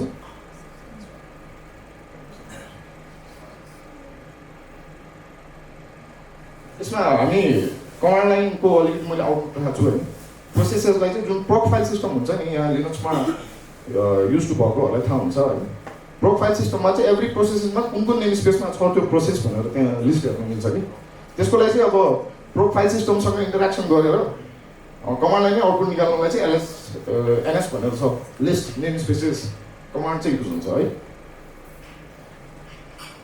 यसमा चाहिँ अब यहाँ हेर्नुहुन्छ भने साइडमा जुन डायग्राम छ नि त्यसमा एउटै process ID network multiple name स्पेसेसहरू कम्बिनेसन गर्न मिल्छ क्या त्यसको डिटेल चाहिँ नेम स्पेसेसहरू हेर्दाखेरि चाहिँ पिआइडी नेम स्पेसेसमा चाहिँ प्रोसेस आइडिजहरूलाई चाहिँ म्याप गर्छ होइन भित्रबाट बाहिर ओएस लेयरबाट हेर्दाखेरि प्रोसेस आइडी एउटा हुन्छ त्यसलाई कन्टेनरभित्र हेर्दाखेरि चाहिँ त्यसको म्यापिङ फरक हुन्छ कि किनभने उसले चाहिँ त्यो म आफ्नै अपरेटिङ सिस्टममा छु भनेर बुझ्नुपर्छ होइन त्यसको लागि उसलाई फरक प्रोसेस आइडी दिन्छ त्यहाँ हेर्दाखेरि बाहिर 8 भन्ने प्रोसेस आइडी छ भने एनजिएक्स मैले कन्टेनरमा रन गरेँ भने NGINX will be getting process ID 8 if NGINX is getting the process ID 8 in the operating system होइन भित्र चाहिँ will be seeing it as 1 so inside the container है अनि अर्को नेटवर्क नेम स्पेसेस भनेर हुन्छ अब इन्टरफेसेसहरू पनि छुट्याउनु पर्यो होइन त्यसको लागि चाहिँ नेटवर्कभित्र चाहिँ मैले चाहिन्छ वरिपरि भनेर जस्तो लागेको छ नेटवर्क नेम स्पेसेस हुन्छ इन्टरफेसेसहरू भित्र चाहिँ अर्कै देखिन्छ है त्यसको लागि जस्तो यहाँ हेर्नुहुन्छ भनेपछि नेटवर्क नेम स्पेस 0मा भएको इन्टरफेस जुन कन्टेनर नेटवर्क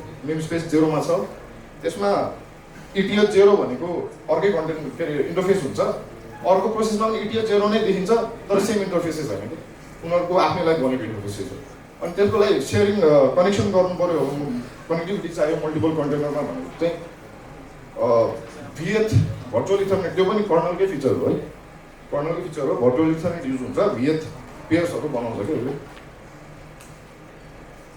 अर्को माउन्ट नेम स्पेसेस भयो है माउन्टले चाहिँ फाइल सिस्टम लेआउट बाहिर होस्ट अपरेटिङ सिस्टम र इच इन्डिभिजुअल कन्टेनर्समा चाहिँ फरक देखाउँछ क्या होस्ट ओएसमा रुट जुन हुन्छ कन्टेनरभित्र जुन लिनक्समा हाम्रो हायरार्किकल फाइल सिस्टम हुन्छ नि त्यसमा चाहिँ कन्टेनरभित्र चाहिँ अर्कै पाथमा हुन्छ क्या त्यो तर उसले देख्दाखेरि मेरो रुट चाहिँ यही पाथ हो भनेर देख्छ फाइल सिस्टममा है कन्टेनरभित्रको इन्भाइरोमेन्टमा चाहिँ अर्को आउँछ हाम्रो युजर नेम स्पेस र युटिएस नेम स्पेस होइन भर्चुअलाइजेसनमा पनि अब हामीले मसिन एउटै छ तर इन्डिभिजुअल भिएमलाई डिफ्रेन्ट होस्ट नेम दिनु पऱ्यो नि त डिफ्रेन्ट होस्ट नेम अब भर्चुअलाइजेसन नै मिमिक गर्ने हो तर बेटर तरिकाले भने त्यो फिचर सेट त स्टिल चाहिन्छ हामीलाई होइन त्यसैले युटिएस नेम स्पेसले चाहिँ होस्ट नेम र डोमेन चाहिँ फरक दिन्छ कन्टेनर्सहरूमा एउटा कन्टेनरमा कन्टेनर 1.some डोमेन राख्न सक्यो होइन अर्कोमा कन्टेनर 2.some डोमेन राख्न मिल्छ त्यसै गरेर युजर पनि बाहिर होस्ट अपरेटिङ सिस्टममा भएको युजर चाहिँ भित्र अर्कै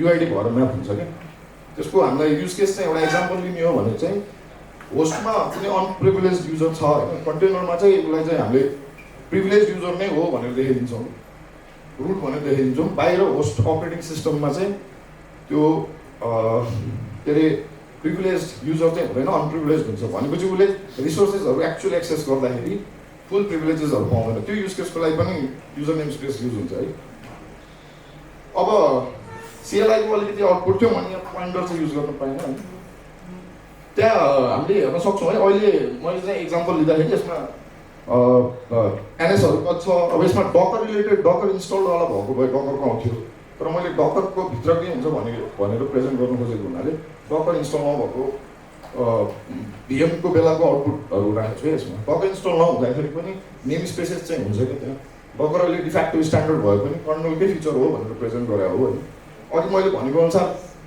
जुन सिस्कलहरू छन् सेट एनएस अनसेयर र क्लोन त्यो सिस्कल युज गर्नलाई अब हामीले कोडै लेख्ने कुरो त भएन होइन त्यसको लागि सिएलआई टुल्सहरू जुन छ डकरले पनि ब्याकग्राउन्डमा त्यही युज गर्ने हो होइन त्यसको लागि चाहिँ एलएसएनएस अनसेयर भन्ने चाहिँ अघि सिस्कल पनि थियो टुल पनि हुन्छ अनि अर्को चाहिँ कुनै त्यो नेम स्पेसमा एन्टर गर्नु पऱ्यो भने चाहिँ एनएस एन्टर हुन्छ अलरेडी रनिङ कुनै प्रोसेस जुन नेम स्पेसमा छ त्यो नेम स्पेसमा बाहिरबाट फेरि एक्सेस गर्नु पऱ्यो भने चाहिँ एनएस एन्टर भन्ने कमान्ड युज हुन्छ कि लिस्ट नेम स्पेसले अघि त्यहाँ पिआइडी नेम स्पेस जुन कुरा भएको थियो नि त्यो चाहिँ अहिले एउटा देखाइरहेको छ होइन अनि मैले अनसेयर गरेर चाहिँ के गर्छु भनेपछि करेन्टली कुनै एउटा एक्जिक्युटेबल यहाँ फर ब्यास भनेर लेखेको छ होइन ब्यासलाई चाहिँ यो करेन्टली रनिङ प्रोसेसलाई चाहिँ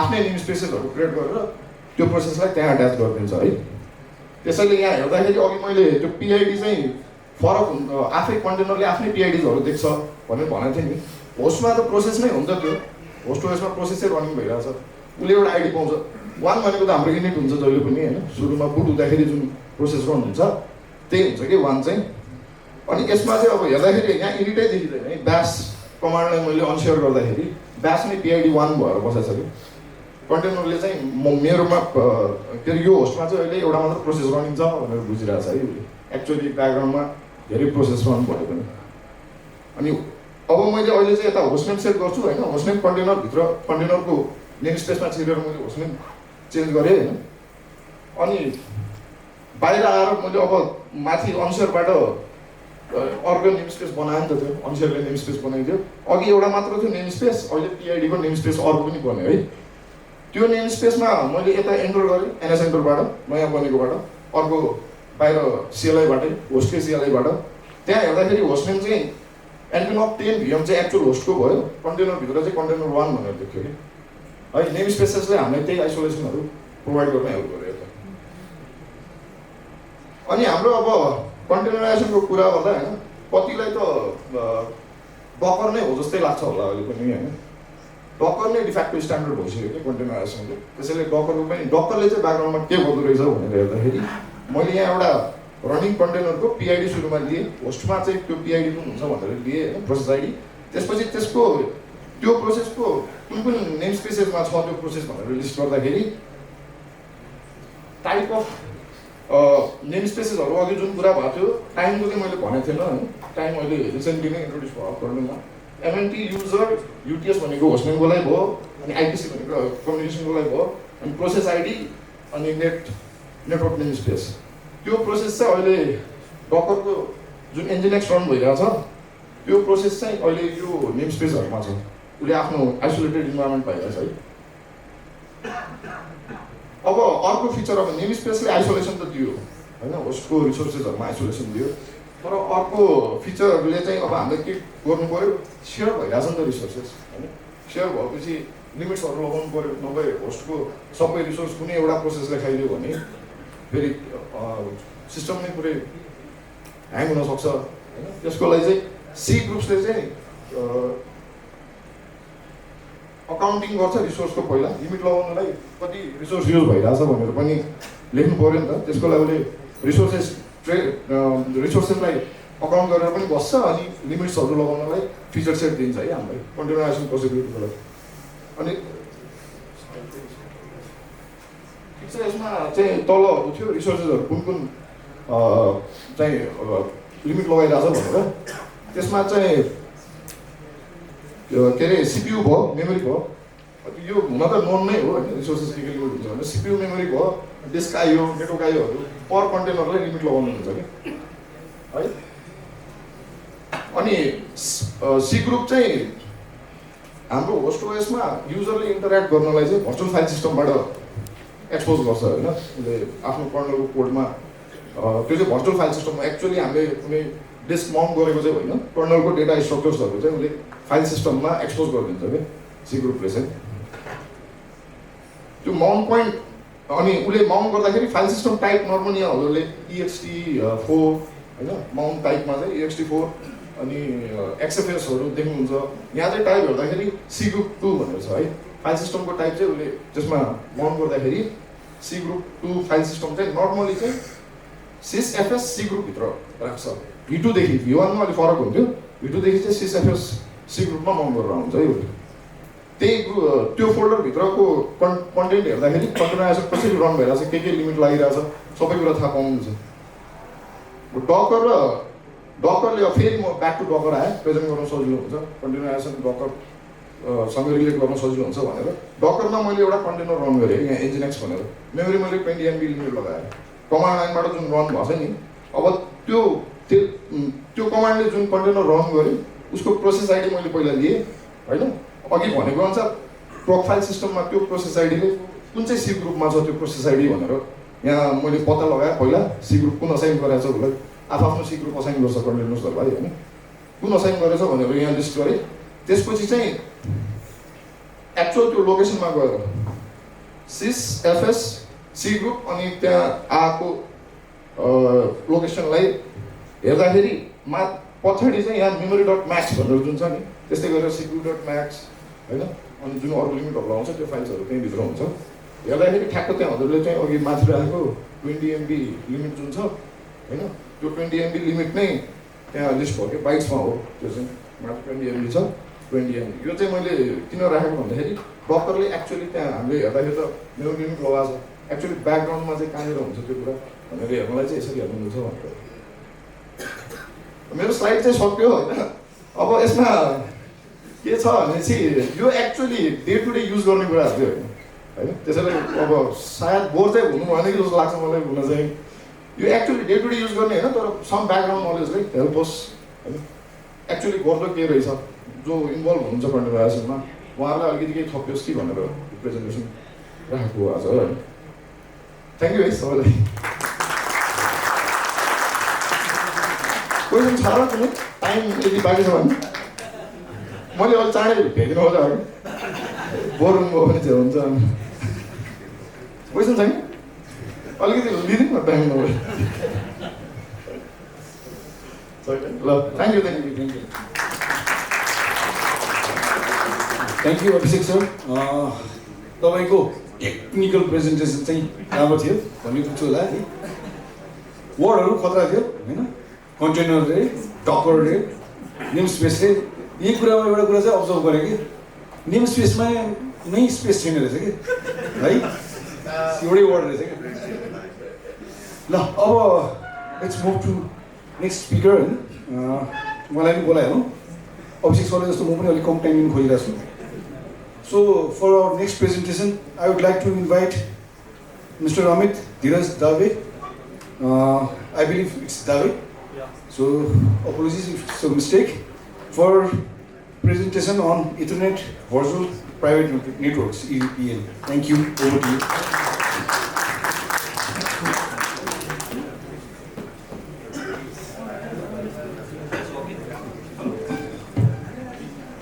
So, good evening. So in this, what is the today's challenges of the today's network is, in the L2 network mostly you will prefer that broadcast issue is there. Then you will have LTP, STP issues there in your L2 network. So how we can resolve that issue, that challenges can be avoided with the help of Ethernet VPN solution. When you talk about the MPLS also, so MPLS we are having MPLS VPLS solution. In that also we are having issue with the help of no control plane. So lots of broadcast will be there. It will consume your network and bandwidth. So that solution we can give a solution, EVPN solution.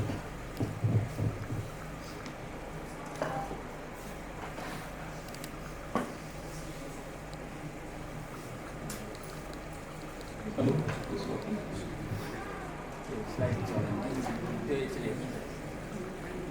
So this is today's agenda, EVPN overview. What are the benefits of EVPN and EVPN applications? How we can use it, and what is the takeaway? So I'll talk you set the context. So in the L2 network you are having an issue. So this is a solution for the L2 network, where EVPN is a next generation solution for the full barrier VPN solution. And what is the EVPN is nothing but you are stretching your L2 network over L3 network. And how you are doing it with the help of control plane, which is a BGP. And it also separates your forwarding plane from the control plane. So in this, what is the difference between VPLS and EVPN? These are some differences. So what benefits actually EVPN gives is all about this optimal label consumption it will use in the MPLS.